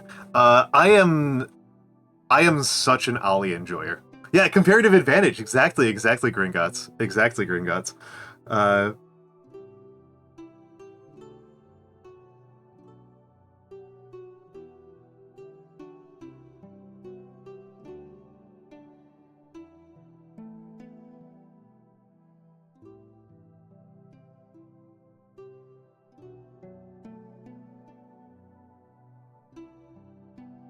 Comparative advantage is a good way to put it. But yeah, I am so excited about Olivia and Callie's stream for Friday that I'm like, I can't stream alongside that. I need to watch it. They're starting at like 1 hour before I would normally start, and I just need to be there.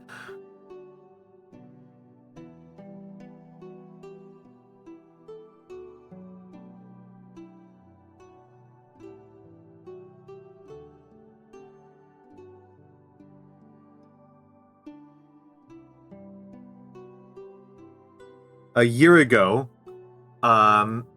Olivia and Callie did a stream where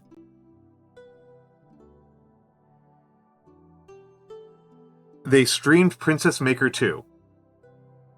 It was Olivia's first time ever playing Princess Maker 2.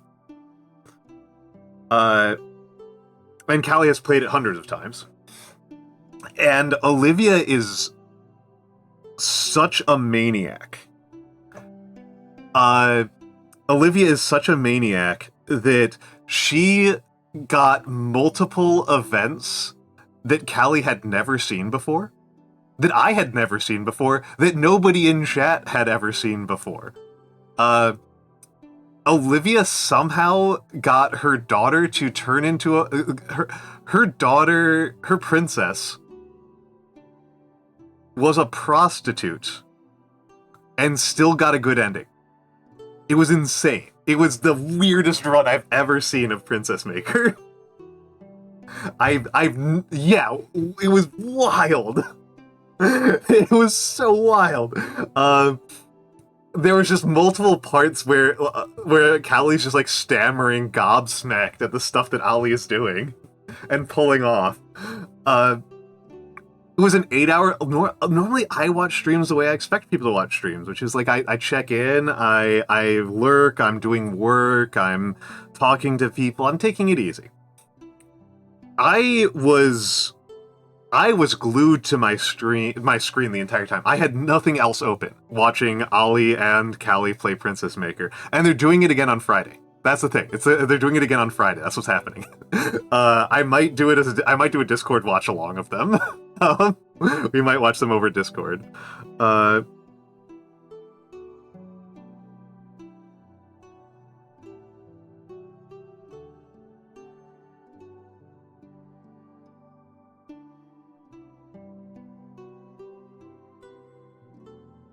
Yeah, just I could not. I was just like, no, this is like the greatest thing I've ever watched. It was so good.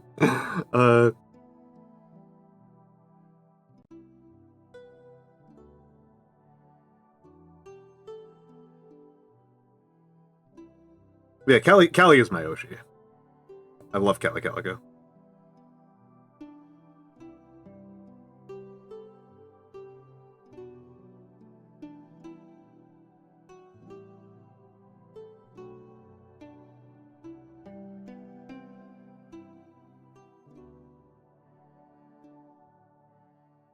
Yeah. I mean, that's how it goes, right? Right. Oh, it's a weird series. It's an insane series. It's a completely insane series.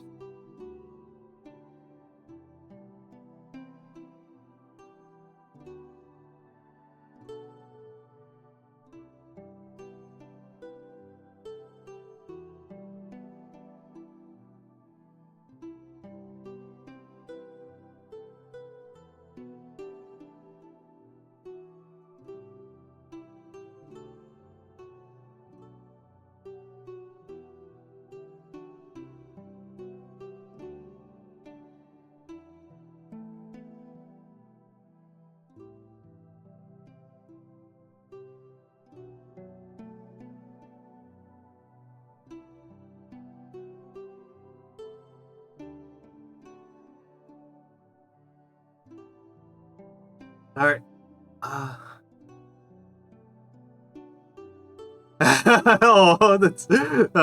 That's cute. That's cute, Zamio. That's cute. That's cute. Sometimes there's things actually happening on screen, right?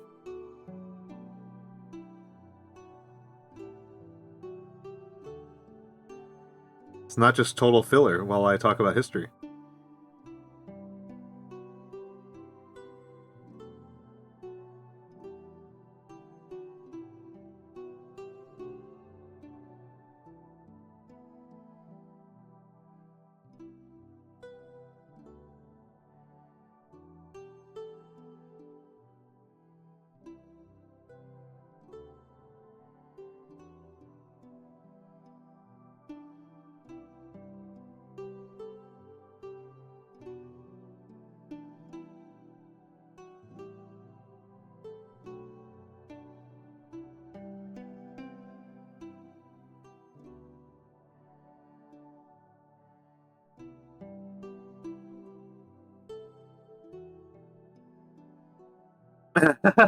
That's fair. I mean, as I'd like to say, I mean, people like Gothic, right? People like Gothic.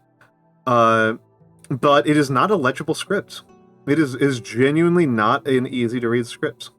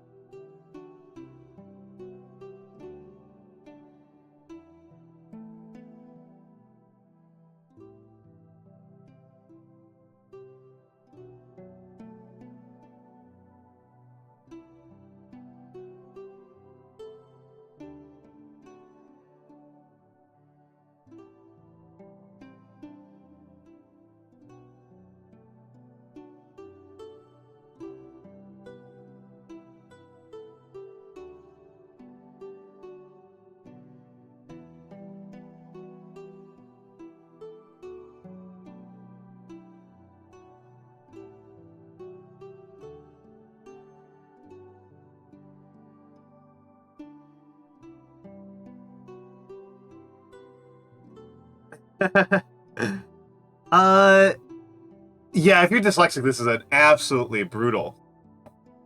No, I mean, like this, the U is the Y, I should say. The Y is built on the thorn. The U is the U and V are kind of backwards created letters. W didn't exist when this script was in use. So like the fact that the U's and N's look really similar is just like a known problem with the scripts, and has been for centuries.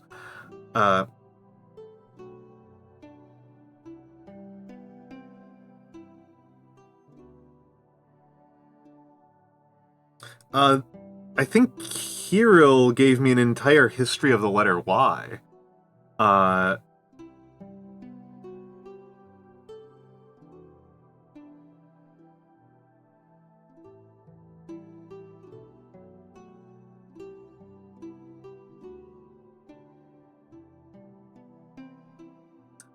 And like we used to use it to mean TH, right?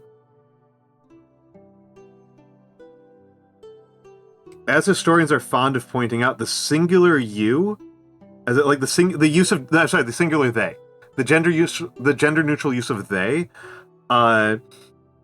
is older than the letter Y. Oh,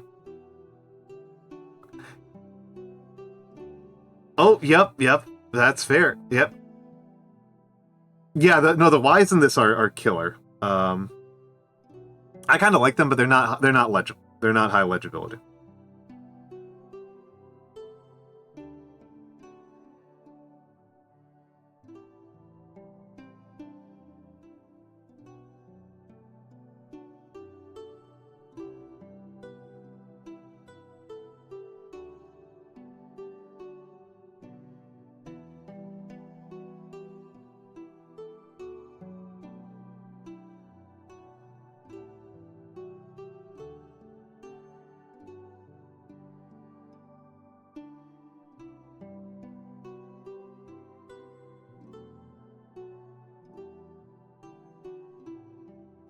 Ooh, that one felt good.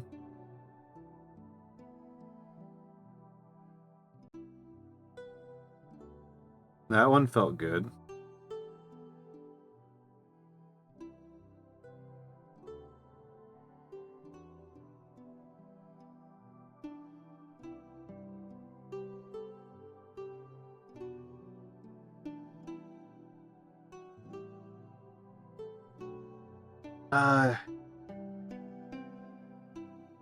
It is absolutely a disaster of to write with.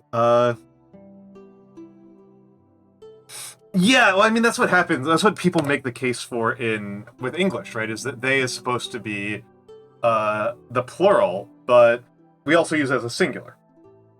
And I don't know. It's to native English speakers. It's not generally. Most native English speakers don't find it to be much of an issue, to be honest. Like a couple of native English speakers do, but most of the time they're being babies.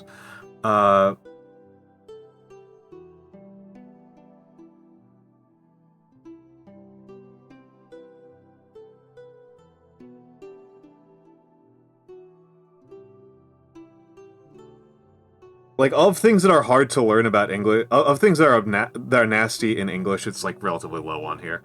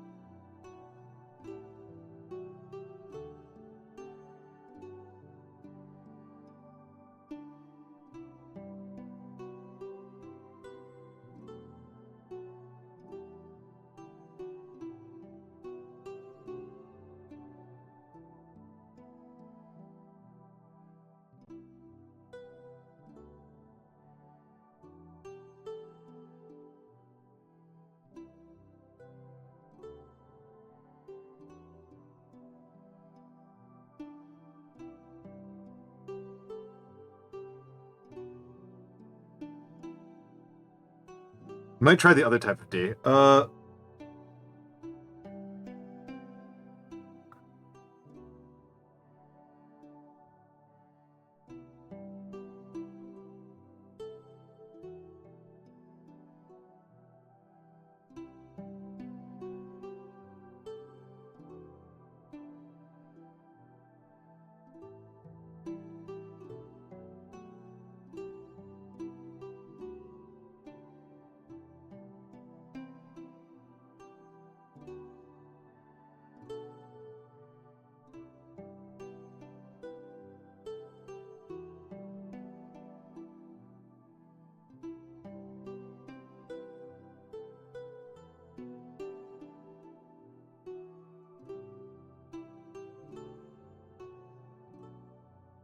All right, excellent. Humbling. Humbling. Humbling. Not hambling. Humbling.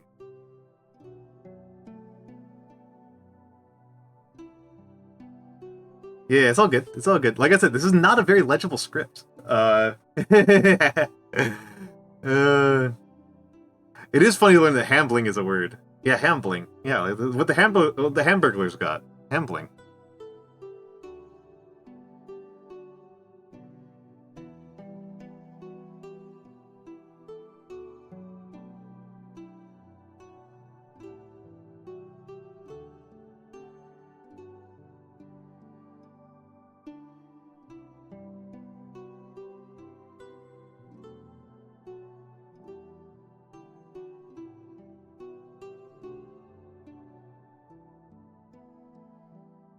That's a good S right there. I like them to be kind of bottom heavy.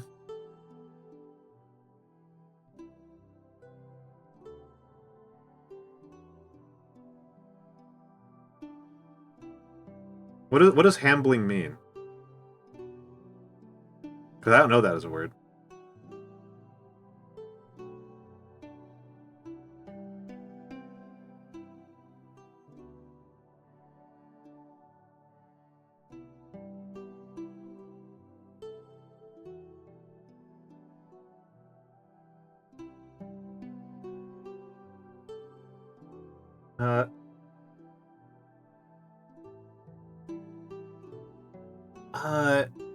It's the other thing. Oh, interesting. Oh, wow. Those are... Okay, interesting. Hawk-sinewing of dogs. An old mode of flaming or disabling dogs. Interesting.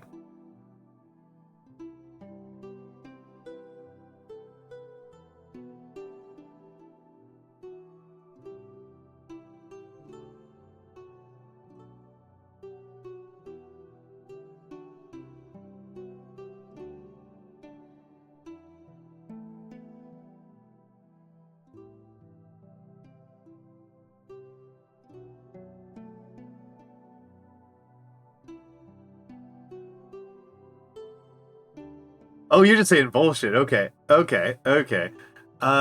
I mean, that makes sense to me because it looks like hobbling, right? Hobbling. Uh,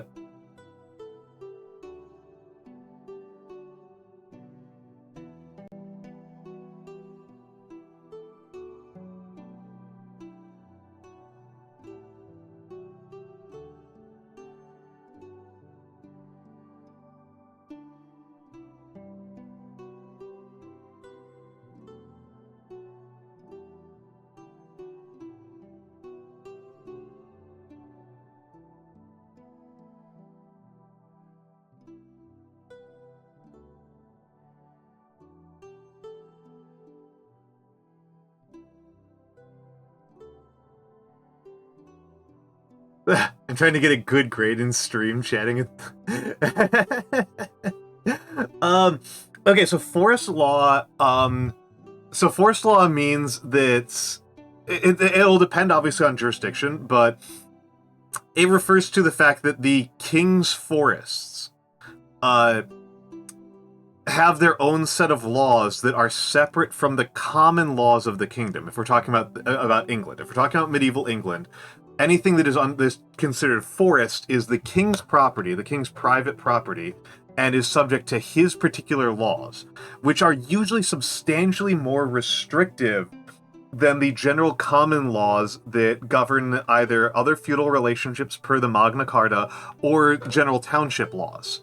And this is actually kind of a valuable little piece of history because this is the secret ingredient that explains what the hell the Robin Hood stories were about. That Robin Hood was breaking the forest laws by doing all of the things that he was doing. He was doing a lot of very strong legal protest, and him living inside the forest. I mean, maybe? I don't know. I didn't quite understand enough about what hambling means. I did not quite actually understand it. I do just know that that it is important that things that you might be able to do in other parts of England you cannot do in forests, or you are infringing on the king's rights. So, like, customary allowances for feeding hogs off of forage, you cannot do in the forest. That you might be able to do in a normal commons, right? That's the important part, is that the forests are not the commons.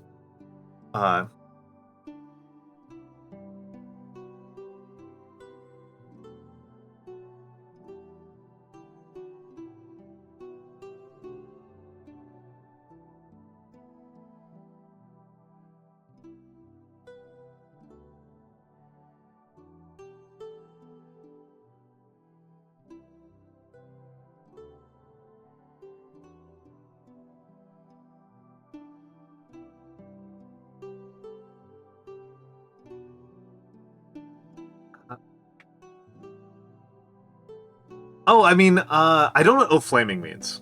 I don't know what flaming means. You would disable a dog or a hog to prevent them from getting to certain locations. So, like, a hobbled horse is one that I'm more familiar with. And a hobbled horse is designed to be a horse that, like, can't run away easily. Is the reason why I would hobble a horse.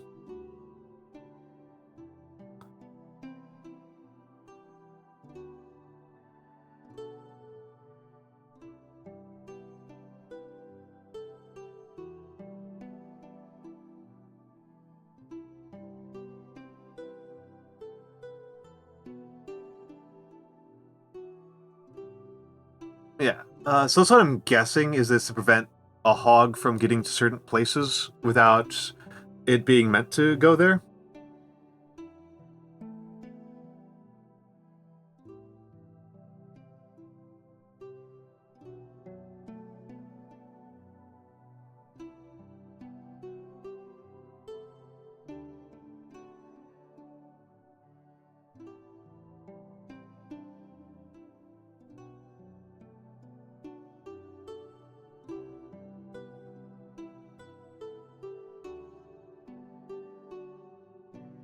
Well, that was bad.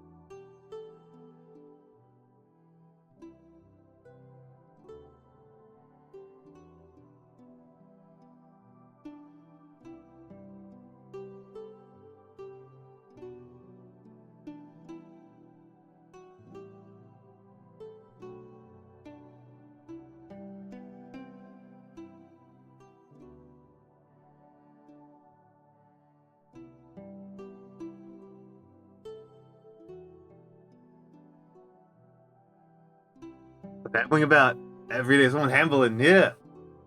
Am I desocked? Yeah, I should be desocked. Alright, give me a moment. I need to use the bathroom again. I apologize. I'll be right back.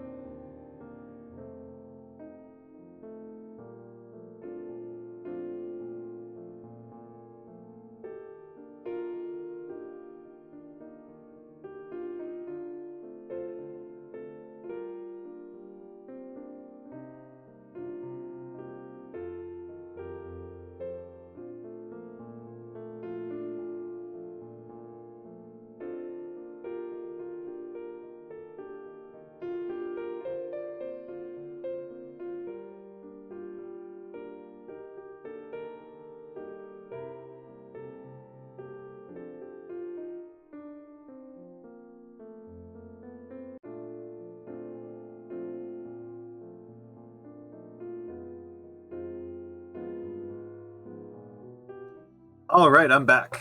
I am back. I am back. I am back.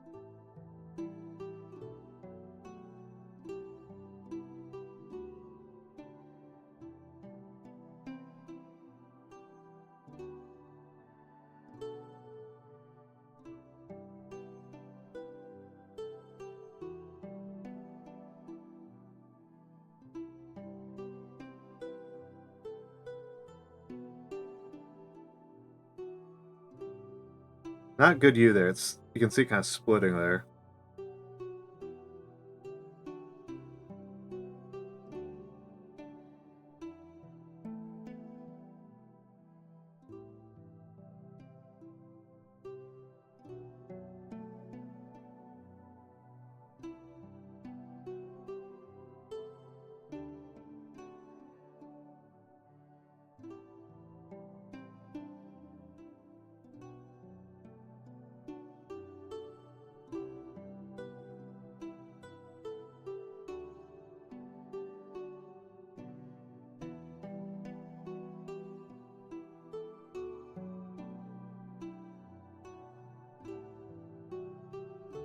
All right, Koran, please have a good night. Have a good night. Thank you for stopping by.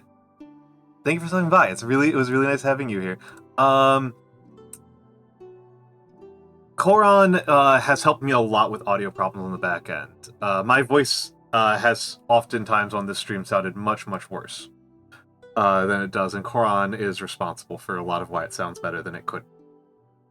Because I don't know what I'm doing with audio. I am very bad. I am very, very bad.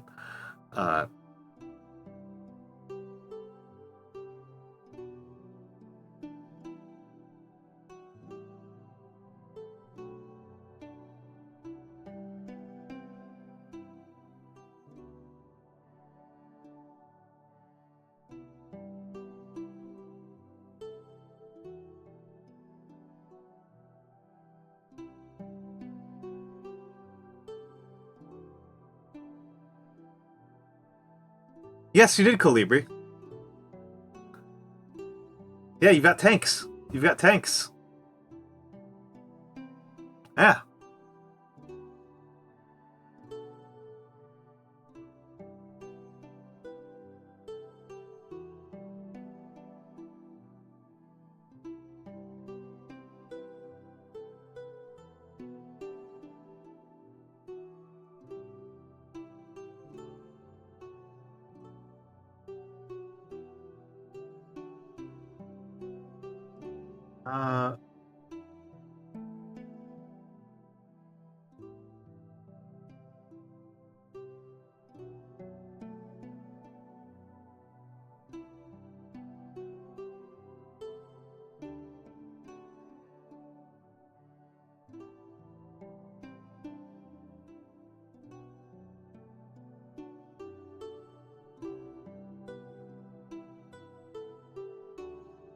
Pwn feels like a anime character catchphrase. I think that was actually the name of a character in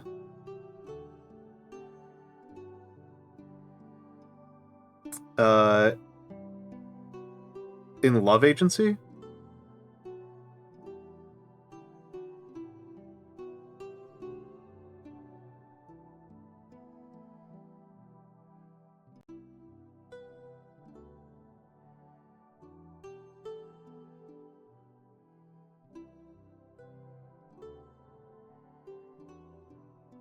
Yeah.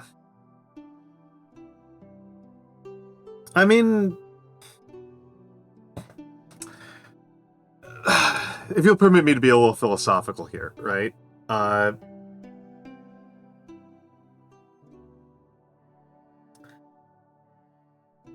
Humans need each other. We are obligate social animals. There's no real thing that we have other than what we're willing to give each other.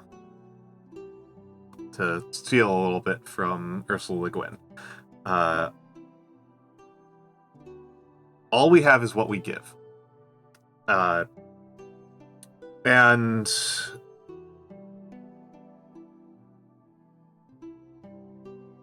we are nothing alone, right? We are almost nothing, and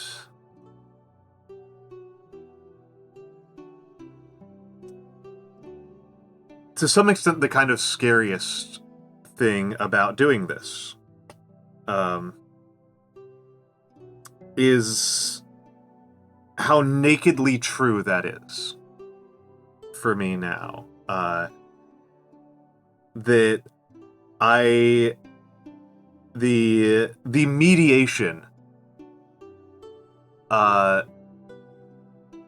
Pone is her rival. Kolkon is one character, and Pone is her rival's name in Love Agency. I love Love Agency.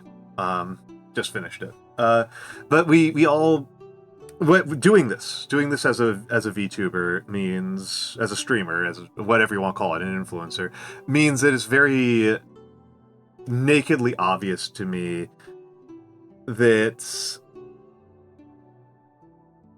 what stands between me and a lot of pain and suffering and probably a very short life is the kindness and generosity of others, right? That your kindness and your interest in seeing me continue to do this work,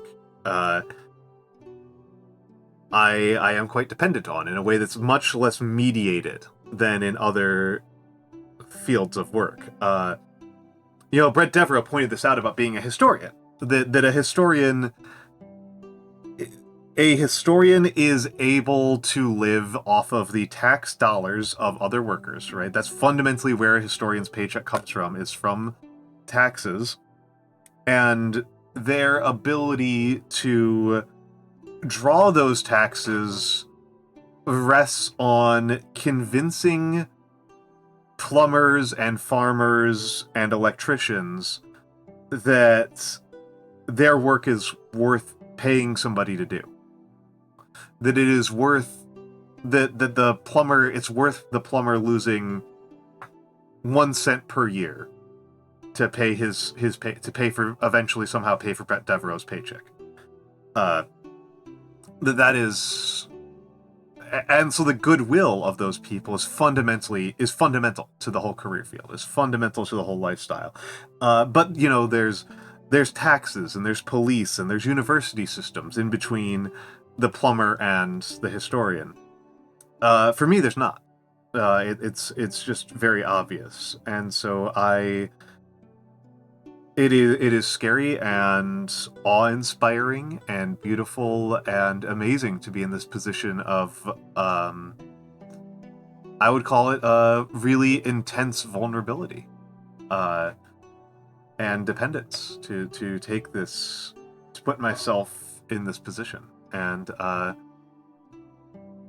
don't know, it's very humbling that there are people who think that that's worth rewarding. That me doing this risky, stupid, dangerous, foolish thing is worth rewarding.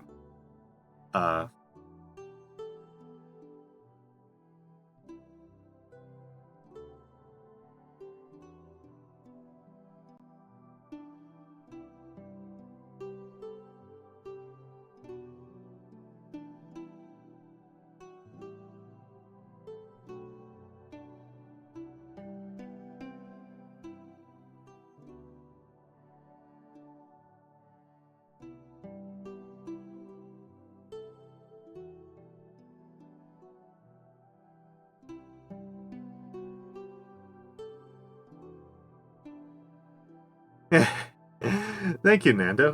I'm surprised you're still awake.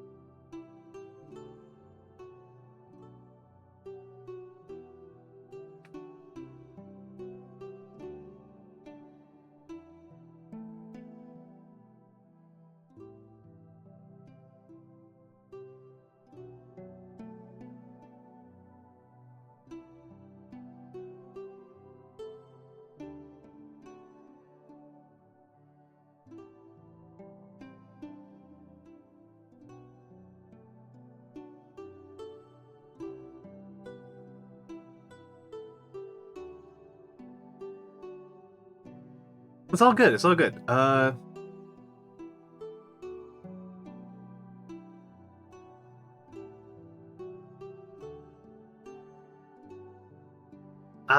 Zombie. It's okay. All right. Please, sleep well, Nando. And also, people, remember that on Wednesday, 3 p.m. US Eastern, so an hour earlier than I started today, Nando and I will be doing book club here.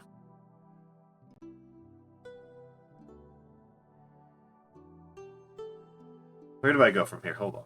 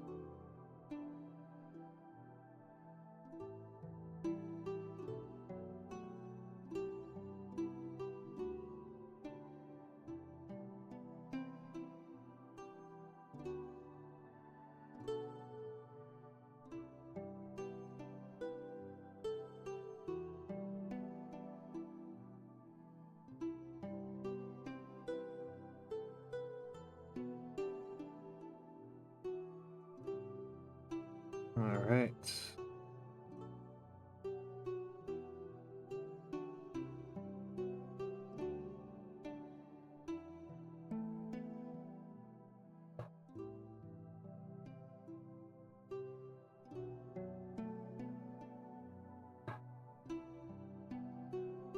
Yes, it will be ReZero. Yes, I was a professor of sociology. Yes.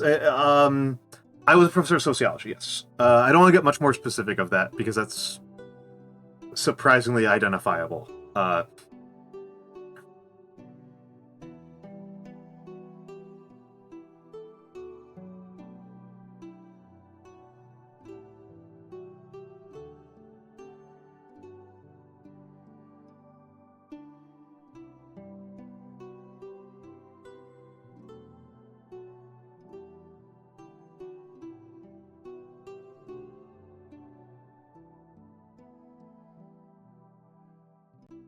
Yep. So I wasn't. People often think I was a history professor. I was not. I did study a lot of history. I have a lot of background in professional training in history, but the actual courses I taught were sociology.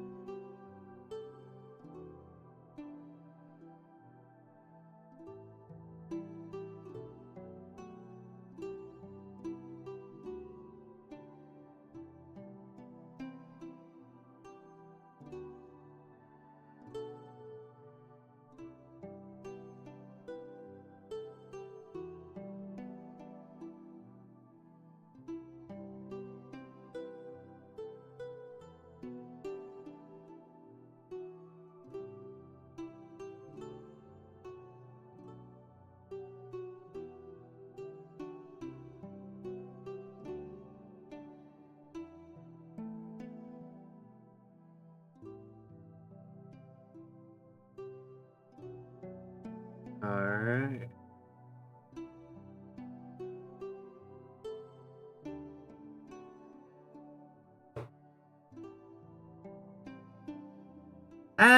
I mean, that's gonna be a difference in opinion, right? That's a difference in opinion and philosophy.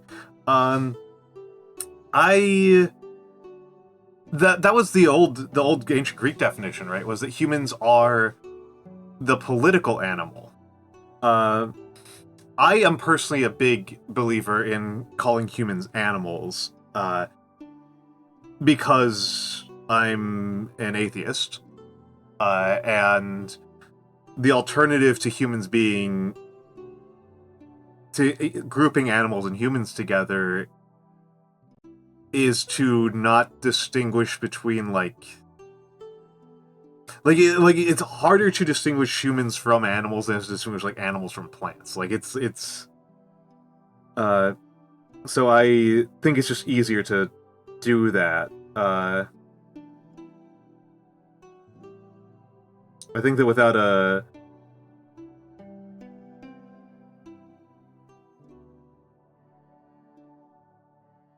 Like, I'm not going to begrudge people for having a religious basis for believing that humans are categorically different from animals, but I don't find it compelling myself.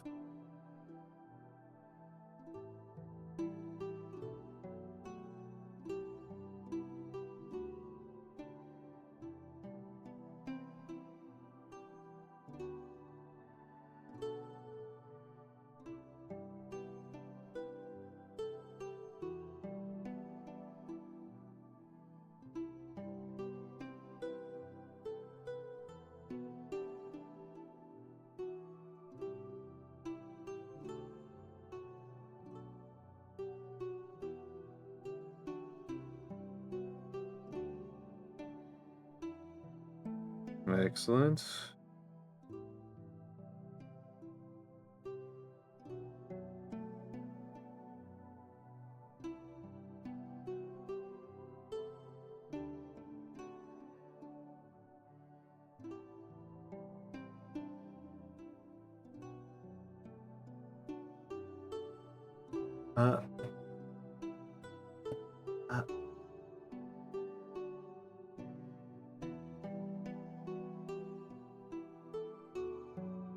I think it's an important one. I mean, I am, you know, this is one of those things that doesn't come up as often as I think it does. I think it comes up all the time, but other people tell me I don't bring it up all that often. I'm vegan and have been for like 10 years.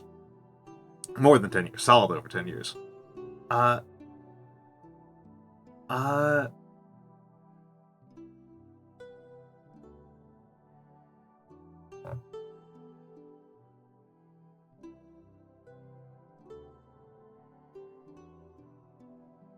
Well, you're hitting on an interesting philosophical question there, right? That I don't feel like I've got a good answer to, Calibri, which is, I don't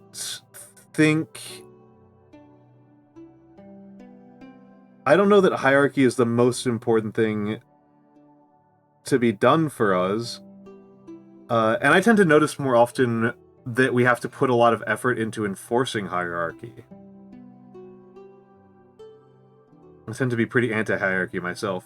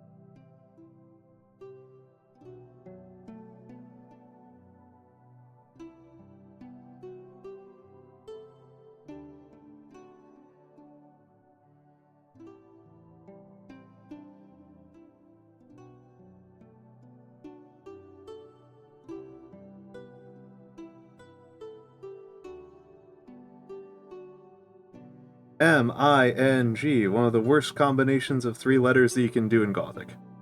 I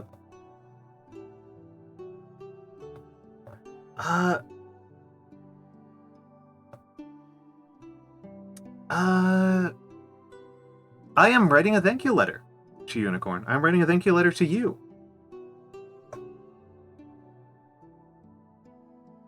This is all off the top of my dome. This is just my heart.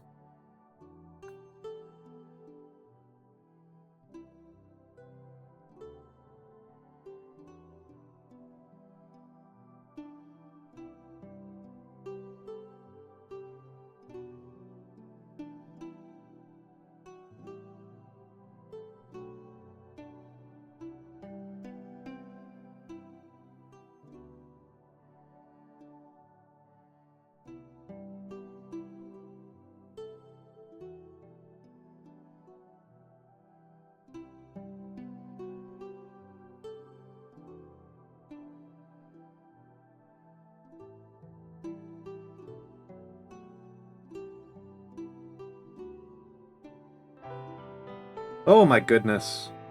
Oh my goodness. Bug! Yeah, Bug! Oh my goodness. Oh my goodness. Oh my goodness, Bug. Let me give you the shout-outs. Oh my goodness. Hello, Bug. Hello, Bug. Hello, Bug. I hope... SO at Bug VT. What were you up to? What were you up to? Animal Crossing. I hope you were having a lovely time with Animal Crossing. I hope you're having a lovely time with Animal Crossing. Excuse me there. But yes, Raiders, welcome in, welcome in. I am Almantas, a former professor, current VTuber, old man who loves old things. Inari, thank you for the follow, and Cuddlebalg, thank you for coming in. I want to keep the chill vibes rolling. Absolutely, yes. I am Almantas, former professor, current VTuber, old man who loves old things. I always have to get myself oriented there a little bit. I do a lot of calligraphy streams. This is actually a very normal thing for me to do. I am in, as you can see, the subathon. I've been doing a subathon, and we are at the tail end of it. So I was writing a little thank you note. I was writing a little thank you note for all the people who participated. Thank you all for being here for my first ever subathon and affiliate anniversary. This has been an amazing, uplifting, and humbling experience. By definition, these cannot be done alone, and I owe all of you a debt of gratitude. All of us need each other. I am no exception. I hope that I am able to live up to your hopes for me and can keep streaming for a long time. Well, okay, so, Inari, you answered a question that I was debating, which was, I was trying to figure out when to end stream, and, I am running a movie night at 10 p.m. tonight. I am running a movie night at 10 p.m. tonight. And so,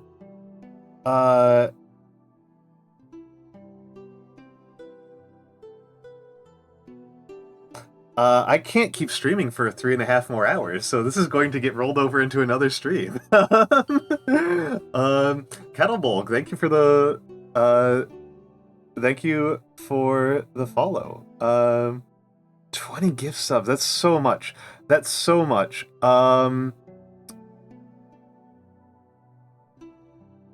Okay, hold on. Okay, I got worried there. We're at 241, which means that there's actually a pretty good chance we'll hit 250. It's 300 is what I'm worried about. 300 I'm worried about. I'm kind of scared of my 300 award. Let me just finish writing this. And leave it up on stream for a moment. Also, oh my goodness, I forgot to do this for the other people who rated earlier. Oh, I feel dumb. Bug, you get a free redeem of the write something redeem. That is one of those rules I try to keep in mind, and I need to make an automated reminder for it, but I do have it as a little cute little rule that raiders, the person who leads a raid into me gets a free redeem of write something. It will be in Gothic because I've been practicing Gothic. Oops, knocked my camera. It'll be in Gothic because I've been practicing Gothic. This is a Gothic day. This is a Goth day. We're doing Goth letters today. And there we go. There we go. That should look good now. There we go. You do Calibri. You do Calibri. I forgot Calibri. I apologize. But you do, and I think. Let me just check if anybody else rated today. Joey Cucci did, and I forgot when Joey Cucci. I forgot when Joey Cucci did it. But yes, yeah, so, that said, usual caveats, and I think, Bug, you know this, because I've seen you around here. Bug, you know the rules. If you need to leave, go ahead. Right, like, that's not a problem for me at all. That is not a problem for me at all. And also I need to bring this up. So, this is what the subathon schedule looks like so far. The goal was 175. Bone Caller! Bone Caller, hold on, let me shout out Bone Caller as well. Bone Caller just did a recent re-debut. We didn't hit 250. We didn't hit 250. Nope, not the Nando. The Bone Caller. Yeah, Bone Caller is very cool. Bone Caller is very cool. I'm going to be in a collab with Bone Caller in a few weeks. Hello, Karatsun. Hello, Karatsun.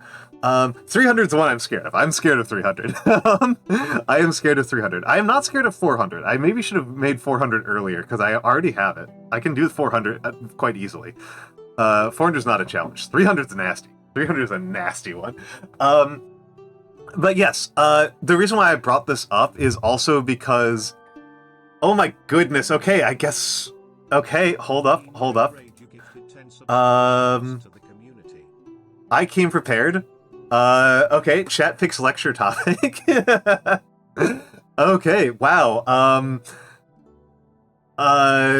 Jeezy Pete's, Inari. Jeezy Pete's. Holy crap. Thank you so much. Thank you so much. If you are here and you got a gift sub, please be sure to thank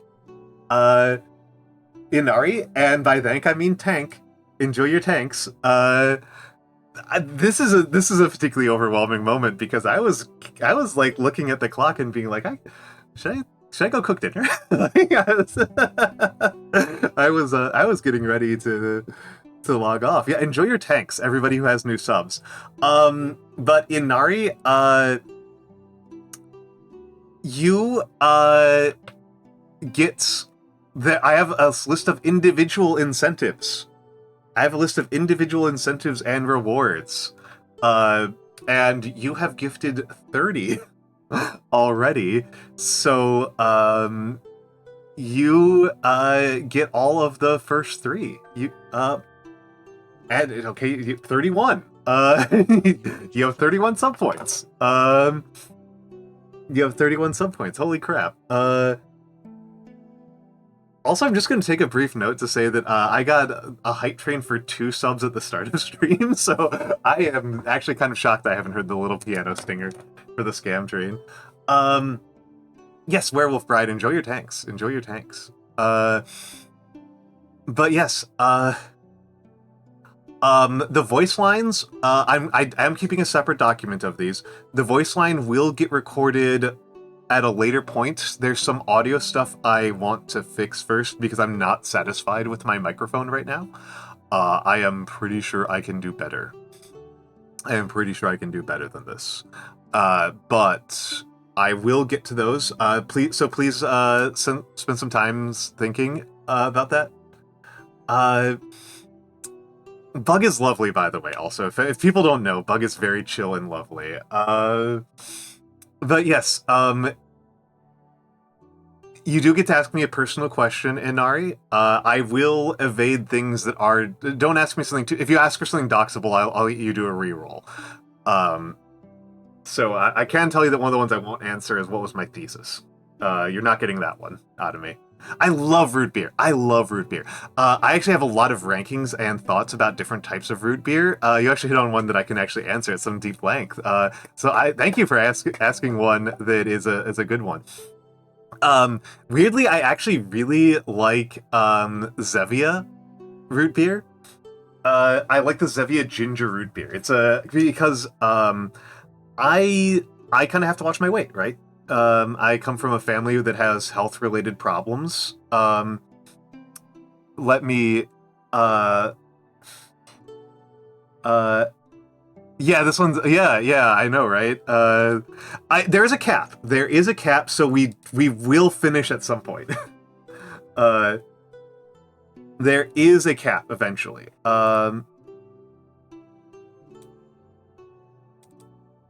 Let me just write down that I'm answering. Yeah, I love root beer. I probably like the Zevia ginger root beer the most because, again, I want a diet root beer, and a lot of diet root beers taste awful. A lot of diet root beers taste really gross. And the That's the wrong spreadsheet. I need to just write down that I've answered this. Streamer ODS.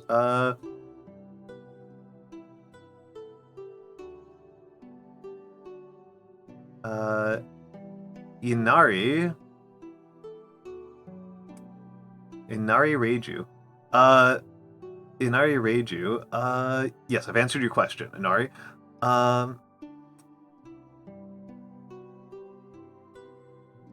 Okay. I mean, so I would say honestly, if you don't like it, don't worry about it. Like don't kill yourself. Don't kill yourself trying to get it. But like I said, it's I don't like to drink. I avoid barks because I don't like caffeine. Caffeine tends to give me a headache very easily. I'm a total weenie about caffeine. I drink way less tea than people think I do because of that. I do not drink a lot of tea. I think I haven't had... I think it's actually been over a month since I had any caffeine. I believe Barks does. I believe Barks has caffeine. A&W doesn't. I know A&W doesn't, but I believe Barks does. Stewart's doesn't as well. Stewart's is pretty good. Boylan's doesn't, but I do think Barks does. At least I recall it does. But yeah, Mug doesn't, but Mug's also kind of crap. Mug's just kind of bad. I'm also going to just make a brief note that I really like Inari as a food item. I really like Inari. I think Inari is delicious. I think Inari is delicious. But yeah, I actually haven't had any root beer at all in a couple of weeks. Yeah, that's fair. Barks is good. Barks is like a nice bite to it. They're true to their advertising, right? Like, so many things don't have good advertising, but they're true. They're telling the truth. Barks has bites. Barks has bite. Yeah. I can see the popularity of Barks. It's very similar. It makes total sense. No, Inari. I hope that people know what I mean by it, but people know what Inari means. Inari is it's tofu skin. It's like a deep fried tofu skin that you put sushi rice inside of. And it looks like a little bug, or a really big bug, I guess. It's very tasty. It's very tasty. It's one of my favorite Japanese. It's one of my favorite Japanese dishes. I should learn how to make it because I know how to make sushi rice, but I don't know how to make inari. I do eat a lot of tofu, so I should be able to learn how to make it. Yeah, inari sushi. But yes, so going down the list of this affiliate anniversary subathon, so we've earned through Chat Picks lecture topic. I have done none of these yet. I think that unless we hit 500, I can schedule all of these. I can start scheduling them. But I didn't want to start scheduling them until I knew how many I needed to hand out as rewards. However, the new model has been debuted. The new model has been debuted, if somebody wants to redeem it and show it to the raiders. But we have done the new model debut. Everything else still needs to be done. I will probably do a lengthy Saturday stream Yeah, I need to fix the location on this guy a little bit. He's a little bit low to the ground. That's a workable thing. So yes, it's me. And Bug, when I debuted this, my model, the person who made the model, was on stream with me. I was in the middle of a collab with her, and so she had her own model. She had her own sock puppet of herself. I think it's in my featured clips. It's so good. It's so good. Can somebody dig it out of the featured clips? I mean, I could do it myself. I could do it myself, but yeah, we Saf was on when we got this debuted. Let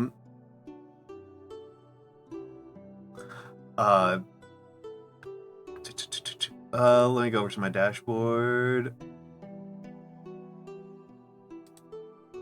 Oh god, I accidentally opened up my own stream. No, brutal. My own voice while I'm talking on stream. Nightmare mode. when that happens.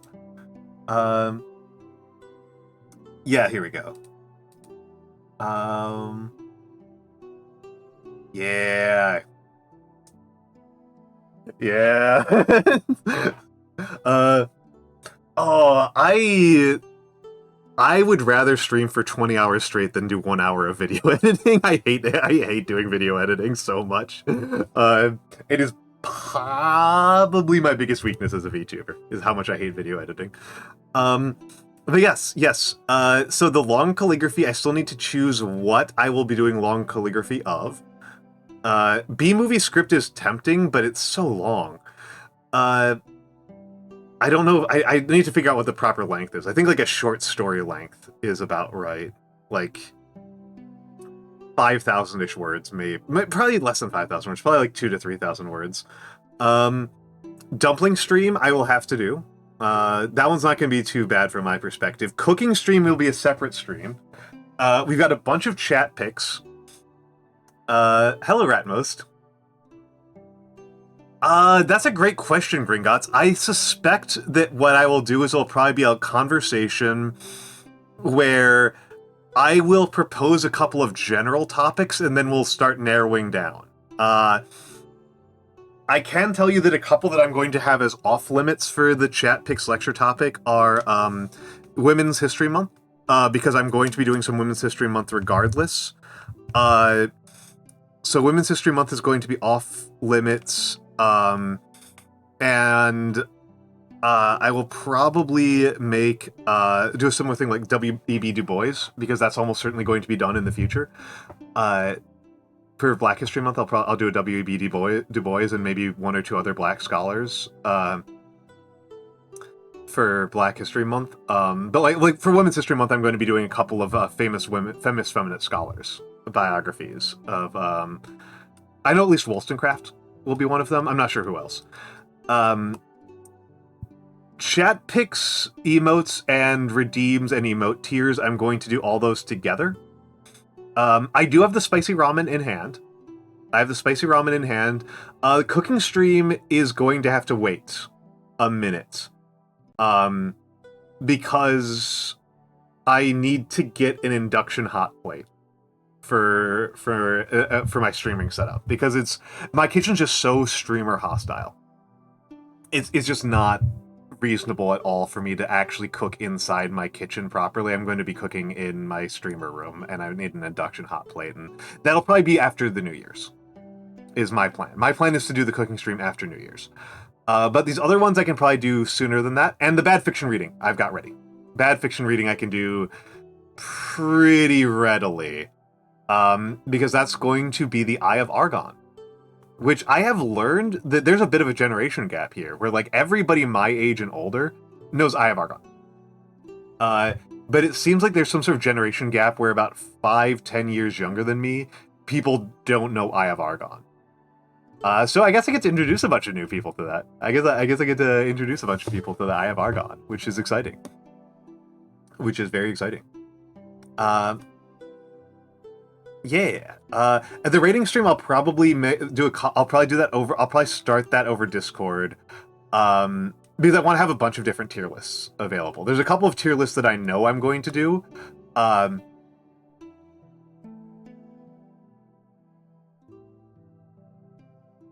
am R something.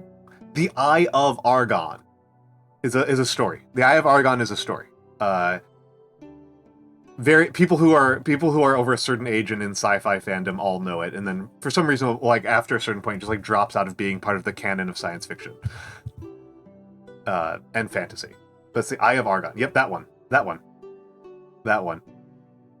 Yeah, people over a certain age don't know it. People below a certain age. No, I think that the dividing line is relatively close. Gringotts is relatively close for the two of us, so it gives me like a certain sense of like where that happens, because like it was like I was seen as a rube when I went to like my first sci-fi and fantasy things, and like I wasn't familiar with it already.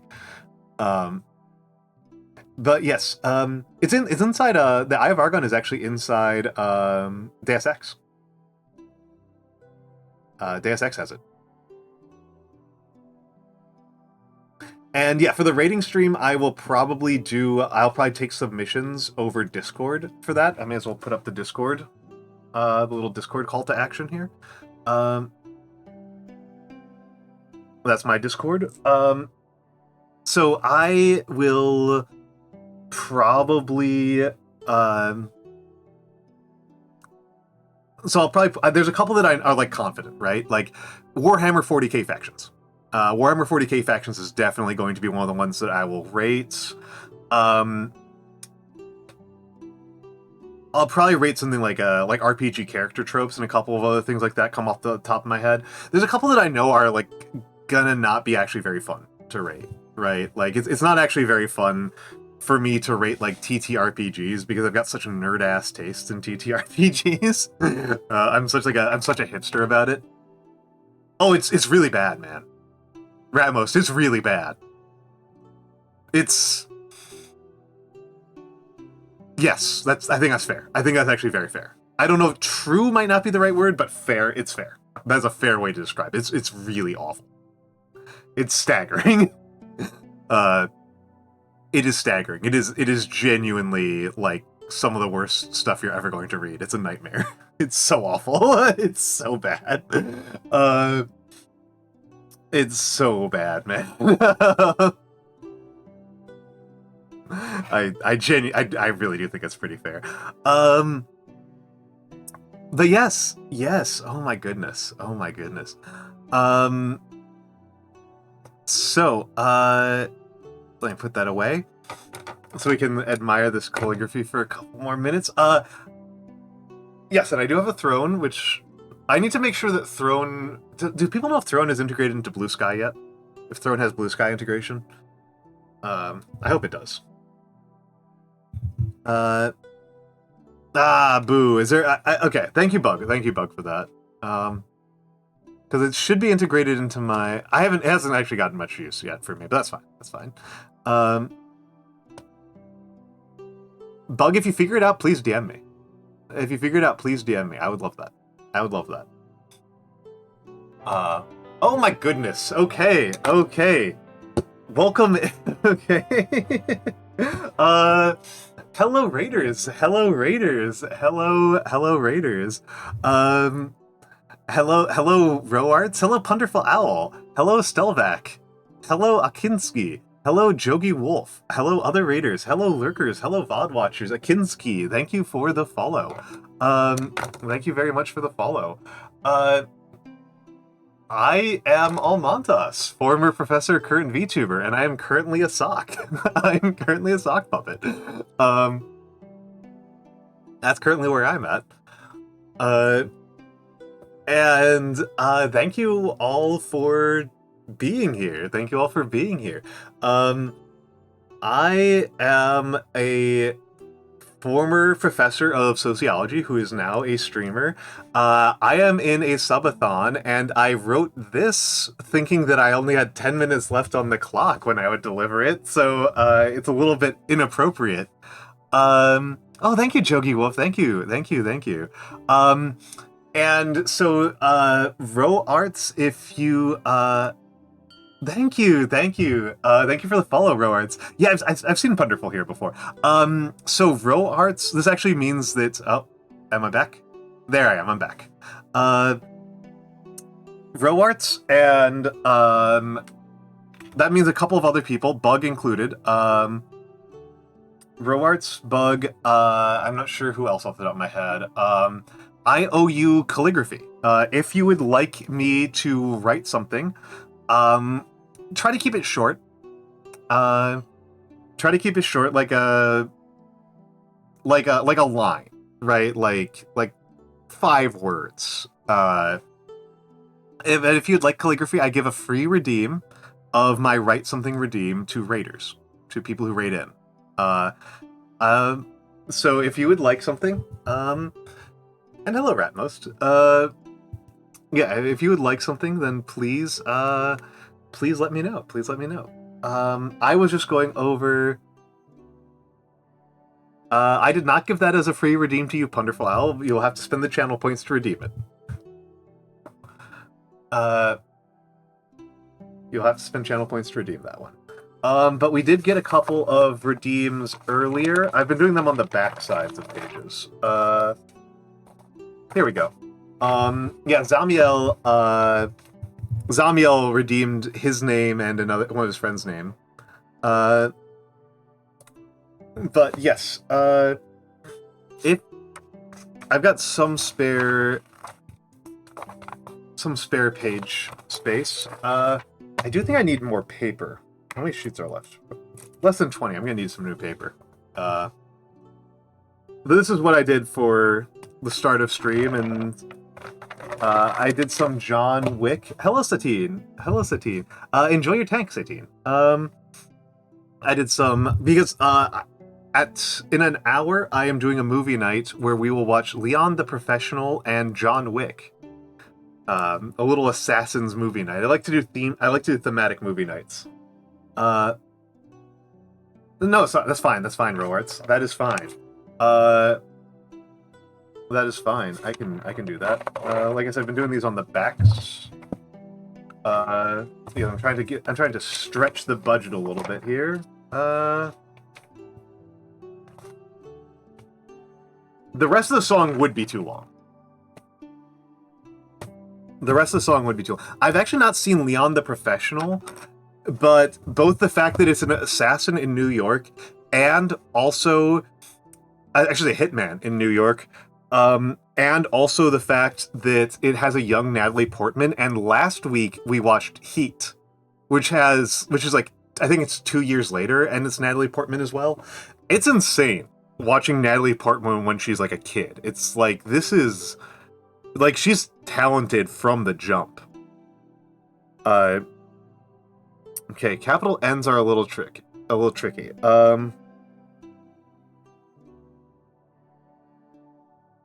Yeah, right? It's like...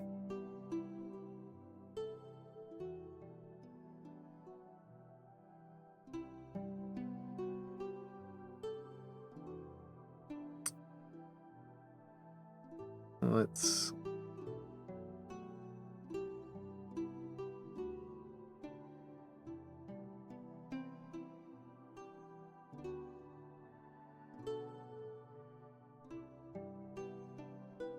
There we go. And I am actually not super well versed. I'm not as well versed in the history of this writing system as I should be. Gothic is a medieval writing script, mostly associated with Northern Europe. It was designed for writing Latin, which means that this V is slightly ahistoric. I actually don't like the Sphinx one very much. I use 3 as my warm-ups. Yogi Wolf, I use 3. I use Quick Brown Fox. Amazingly few discotheques provide jukeboxes, and pack my box with 5 dozen liquor jugs. Those are the 3 I like. The Sphinx one feels very unnatural. Is the reason why I don't like it as much. It's very Lisa Simpson.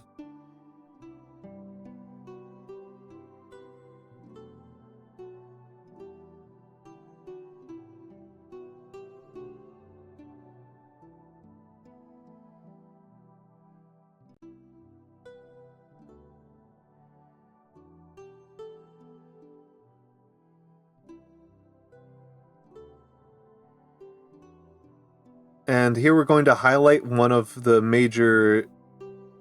So Gothic is this prestige script, right? It takes a lot of effort. It takes a lot of time. It's a very slow script. Yeah, the jukebox one is great. I love the jukebox one.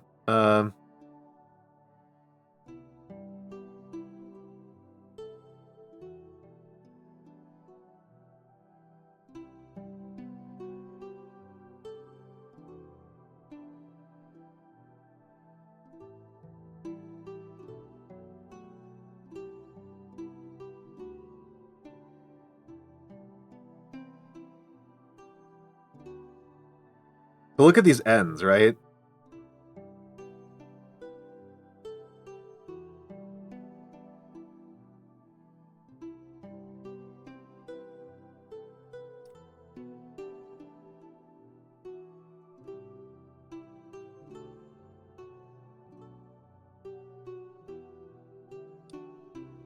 But yeah, these V's are kind of back created. Oh, and actually Gringotts is much worse than that. It's a script built around the idea that U and V are literally the same letter. So it's even worse.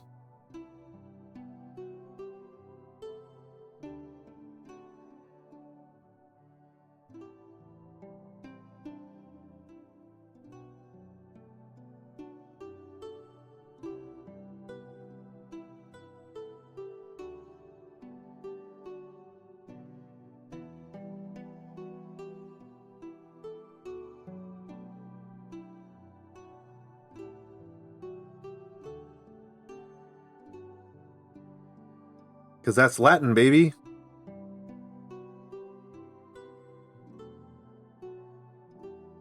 So writing modern English in it is already like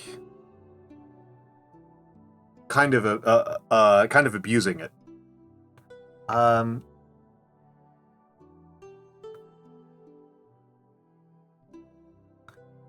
Let's see. I just want to make sure I didn't miss something. Aid for Gondor is not too... Gondor Calls for Aid is not too long. Sorry, that's why I was sure I'd missed one. Gondor Calls for Aid is not too long. Gondor Calls for Aid is fine. And RoArts, I've been doing calligraphy for over a decade.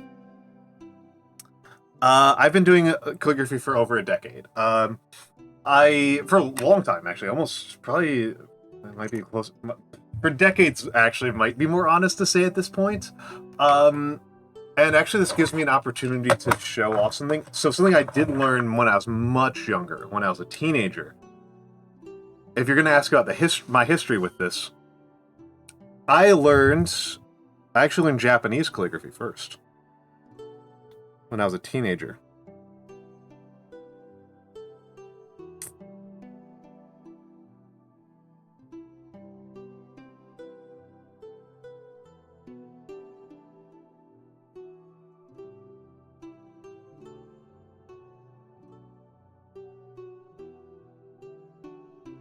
So I actually learned how to do it on a brush first, before I learned how to use a pen.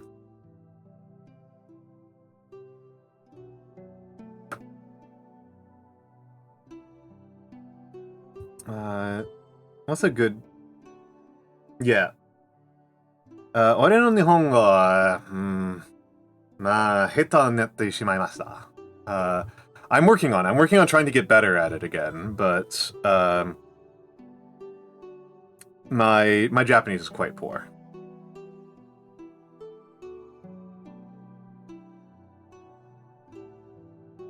Oh, don't want to be there. Don't want to be there. It's going to be crowded.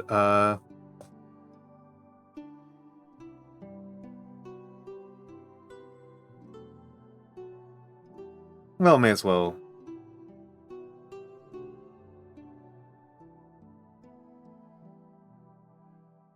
I didn't forget about Gondor Calls for Aid. I just am waiting for some ink to dry so I can go to another page.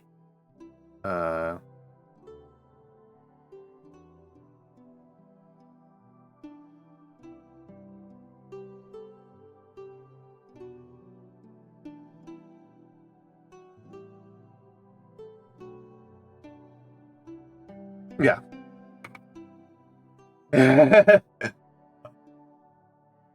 Let me see about this. Sorry. Yeah, brush is a very different technique. I actually really like working with brush, to be honest. I actually really like working with brush. If I am good, I will be posting all of these redeems to Blue Sky afterwards. It might take me a day.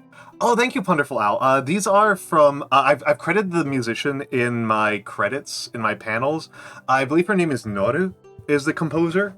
All of her stuff is free to use, even for commercial purposes. So I like her stuff. It fits my vibe very well. So I like... Okay, Bug is going with subscribe to Almantas. You're going to come after Gondor Calls for Aid. So give me a moment here.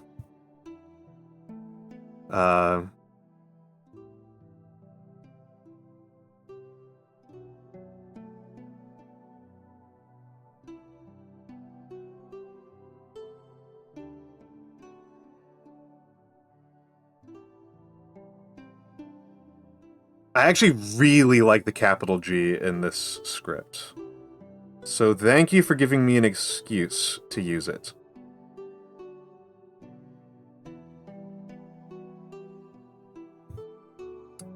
Thank you for giving me an excuse to do a capital Gothic G.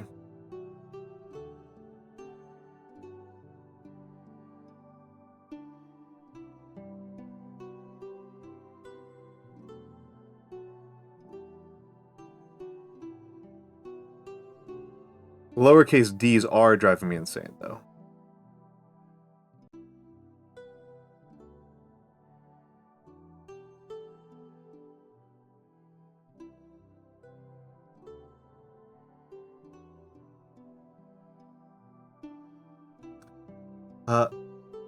Yeah, that's fair. That is fair. That is fair.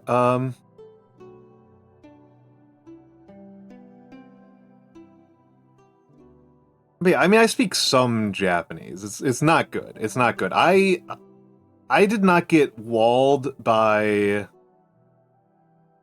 kanji, right? I actually kind of like kanji. I'm an absolute sicko. I enjoy studying kanji. It was Kegel.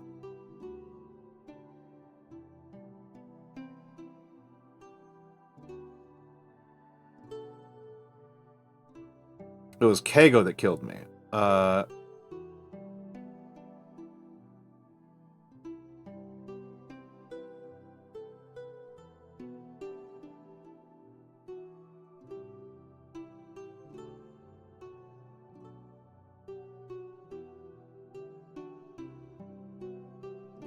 I like studying kanji. Yeah, I don't like Keigo at all. Keigo is a nightmare. I just can't really wrap my head around as an English speaker that, like, you don't reciprocate Keigo. The Keigo is, like, anti-reciprocal. Because in English, respectful language is reciprocal.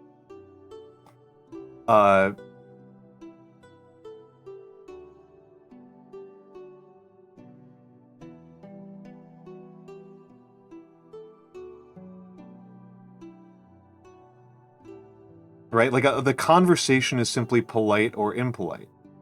And if one person starts using impolite language, and then it's fair for everybody to call for impolite language, right? Whereas with Japanese, you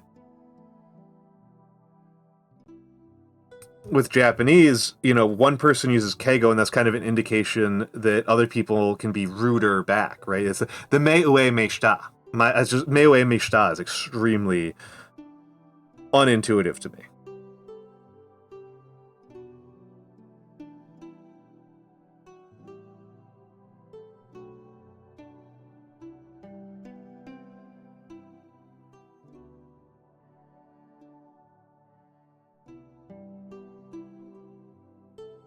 Speaking of capital letters, I really like writing. Absolutely, Alinga. Absolutely.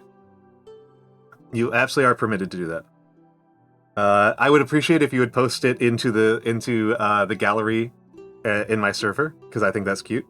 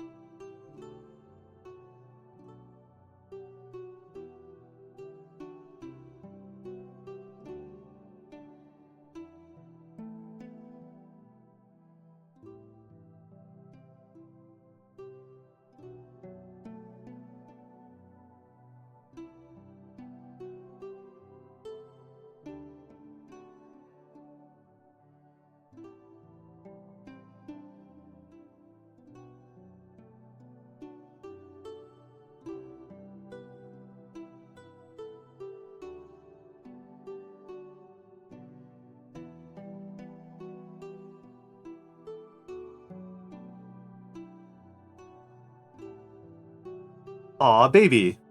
Baby.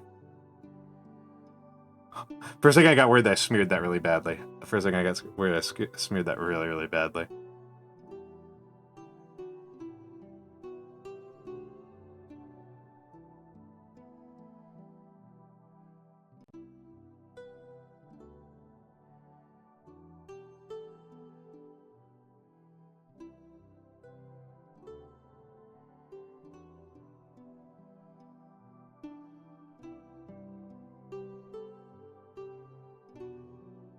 All right, and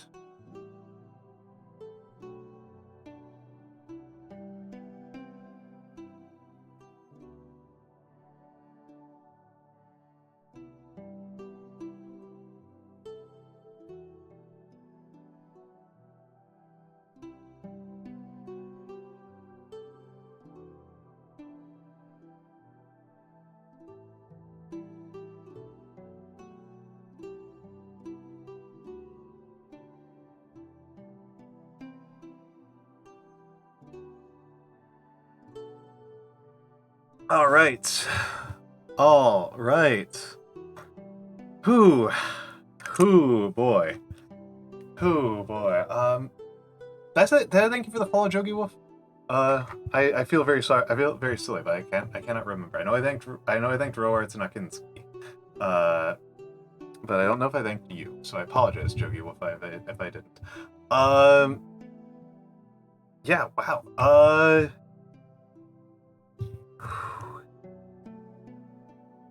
I'm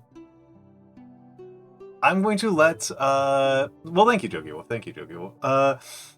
So I'm gonna let Bug and I'm gonna let my Bug and Calligraphy appreciate their calligraphy. Yeah, a couple of the capitals in Gothic are incredible. A couple of the Gothics in this are incredible. There's some I'm less confident about. A has always been tricky for me. Capital W I'm not sure about. There was a period when I felt good about my capital H's and not right now. I'm actually just going to go back a couple of weeks, if you don't mind, to brag about one that turned out really, really well. This one turned out extremely well. This is the quote from I Have No Mouth and I Must Scream. It got me a bunch of upvotes on Reddit. People liked this on Reddit quite a bit. Yeah, this one turned out great. This one turned out great. And the thing, I think that Gothic is such like a formal and serious script that I think it was very well suited. Bug, I was on Vex. Vex and Cat invited a bunch of us onto her stream to read horror short stories, and I read I Have No Mouth and I Must Scream. And she had never heard it before. It was her first exposure to it, so that was good. So I did this calligraphy in anticipation of that. I did it like right before I went on to stream, and so we had this up on her screen while I was reading.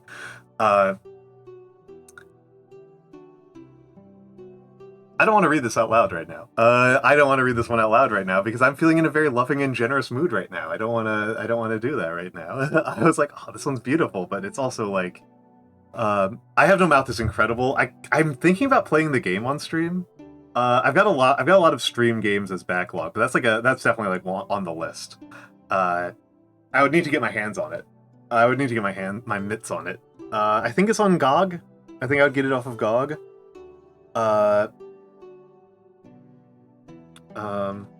This one I did really well on. I was cooking when my calligraphy was on point that day. This one was from a couple days ago.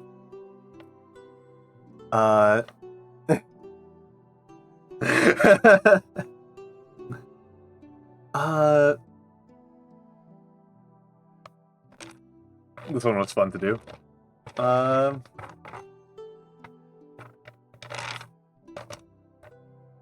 This is actually my preferred script, by the way. This is a French post-Gothic script. This one I like a lot. No, it wouldn't.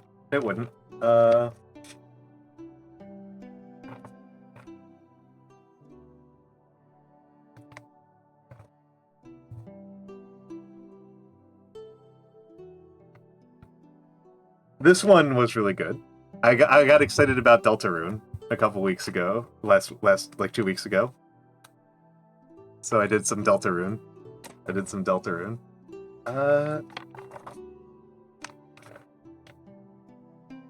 This was from the last book club. Sierra, we did Exit West for book club, and Exit West is incredible. Exit West is incredible. But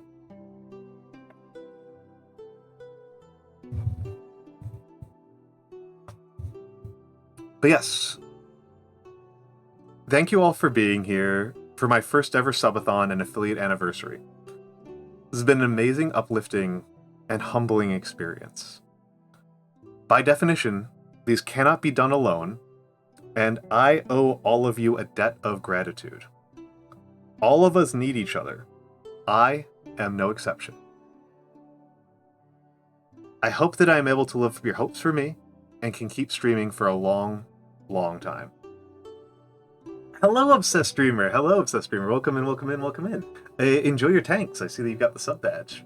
First time chatter who has a sub badge. Always beautiful to see it. So stretch here.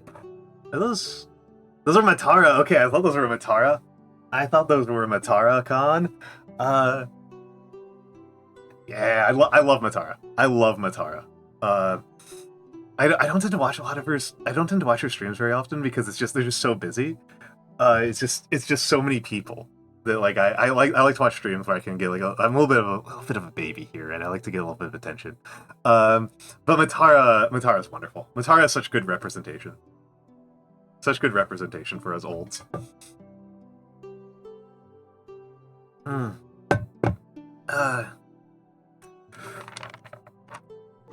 Okay, Ponderful Owl, thank you for the gifts of Taco Bell. That's very kind of you. It's very kind of you. I have actually eaten a lot of Taco Bell in my life because Taco Bell is the most reliable vegan food you can get on a road trip. Unless you're going to like grocery stores and just buying like peanut butter and making sandwiches on your road trip, they're the way to go. It's Taco Bell. So I've eaten a lot of Taco Bell on road trips. Yeah. Taco Bell has a lot of vegan options and has for years.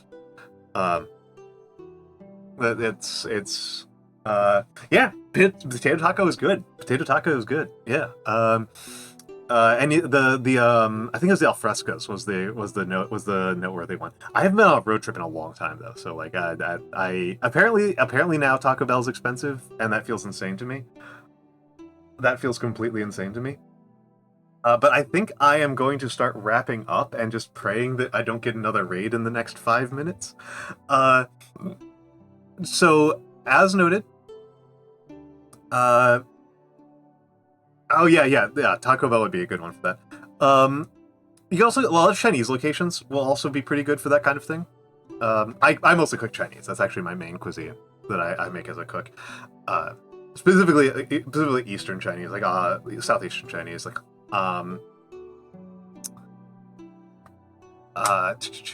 yeah, something tofu. Yeah, Jiachang tofu.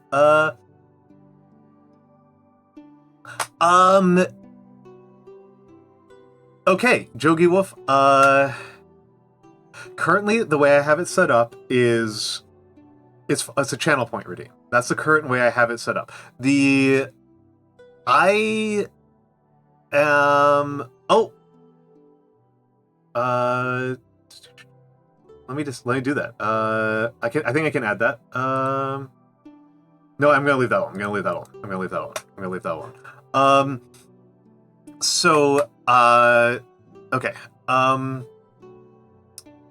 I just went over this a few. So, yeah, is there currently I do not have it set up. The way that you would do that is throw subs at me, I guess, is currently the monetization model I've got.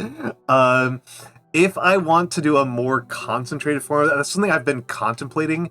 The biggest thing that has kind of stopped me is that it's very hard to mail things without doxing myself.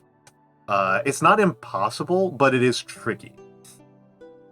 Not incredibly tricky. I think I would just need to set up a PO box. Jogi, I will say that This is probably something I'll set up after subathon, since that's encouraging, and I do have some other reasons why I'd want to do that. And I'm guessing that you're asking in terms of like getting it physically, right? You're not just asking. Just as a follow-up question to you, Jogi, you're not asking. By the way, Jogi, is that a Mongol Empire reference? Just hit me. Just hit me. That's one of Genghis's sons. Usually I see it rendered as Joe-Chi, not Joe-Gi. But but the wolf reference, then I was like, wait a second. Oh, it isn't? Okay. I do like the early Mongol Empire. So I do like the Sons of Genghis. They're interesting. They're an interesting crowd. But it's a German nickname. Okay.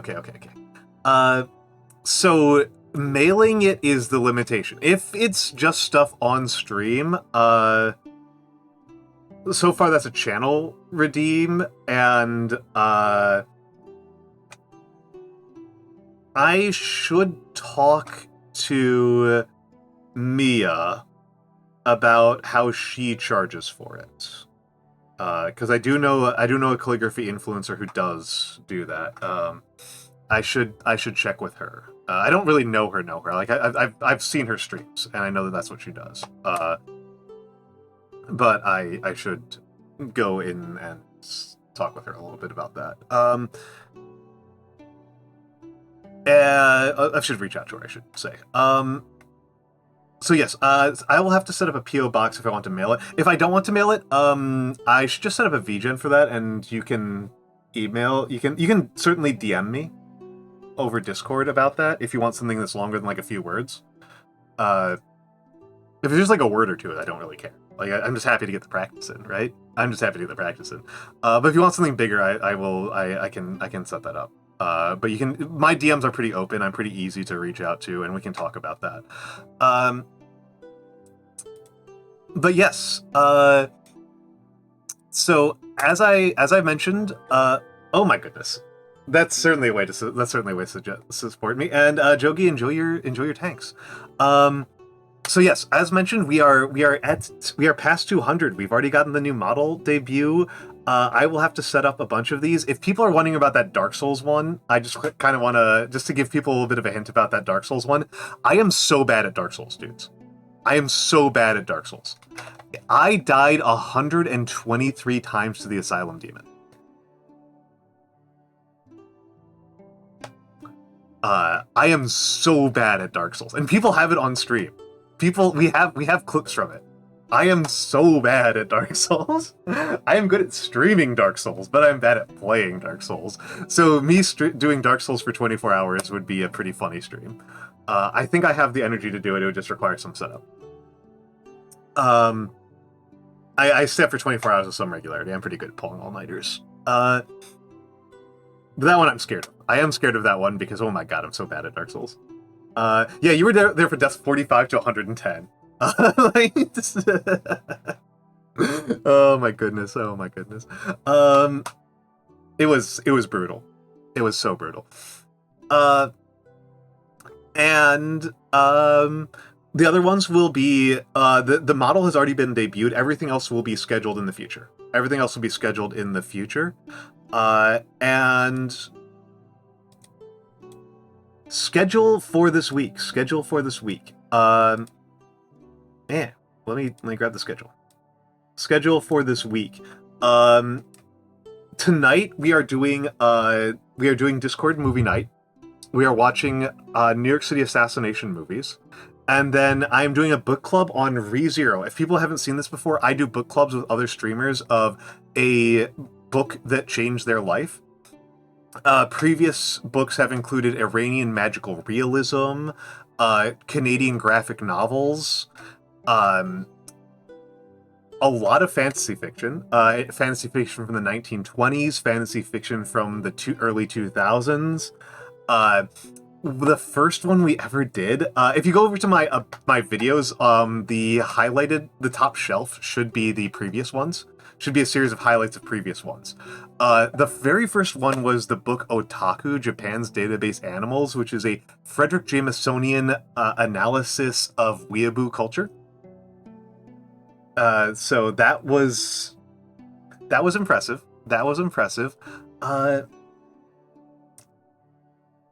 And so the question is, I need to eat before movie night. We are going to raid out to somebody who I rarely get to raid out to. Rarely get to raid out to this guy. We are going to raid out to Kirill. Kirill is the certified good boy. Kirill's our certified good boy. We did a stream a while back where we had people take the Dark Triad personality test, and Kirill got the lowest scores on everything. So he's our certified good boy. I hope you all have a lovely, lovely night. And I hope to see you later. I do need to eat before I do the movie night. So everyone have a lovely time. And thank you all for being here. This was an incredible stream. You're all beautiful. You're all lovely. You're all amazing. Oh yes, I forgot to finish off the rest of this. Thursday, I'm going to do Echoes of the Eye. Echoes of the Eye is incredible. If you haven't seen Echoes of the Eye before, it's amazing. Outer Wilds rules. Outer Wilds is some of the best games ever. Have a good night.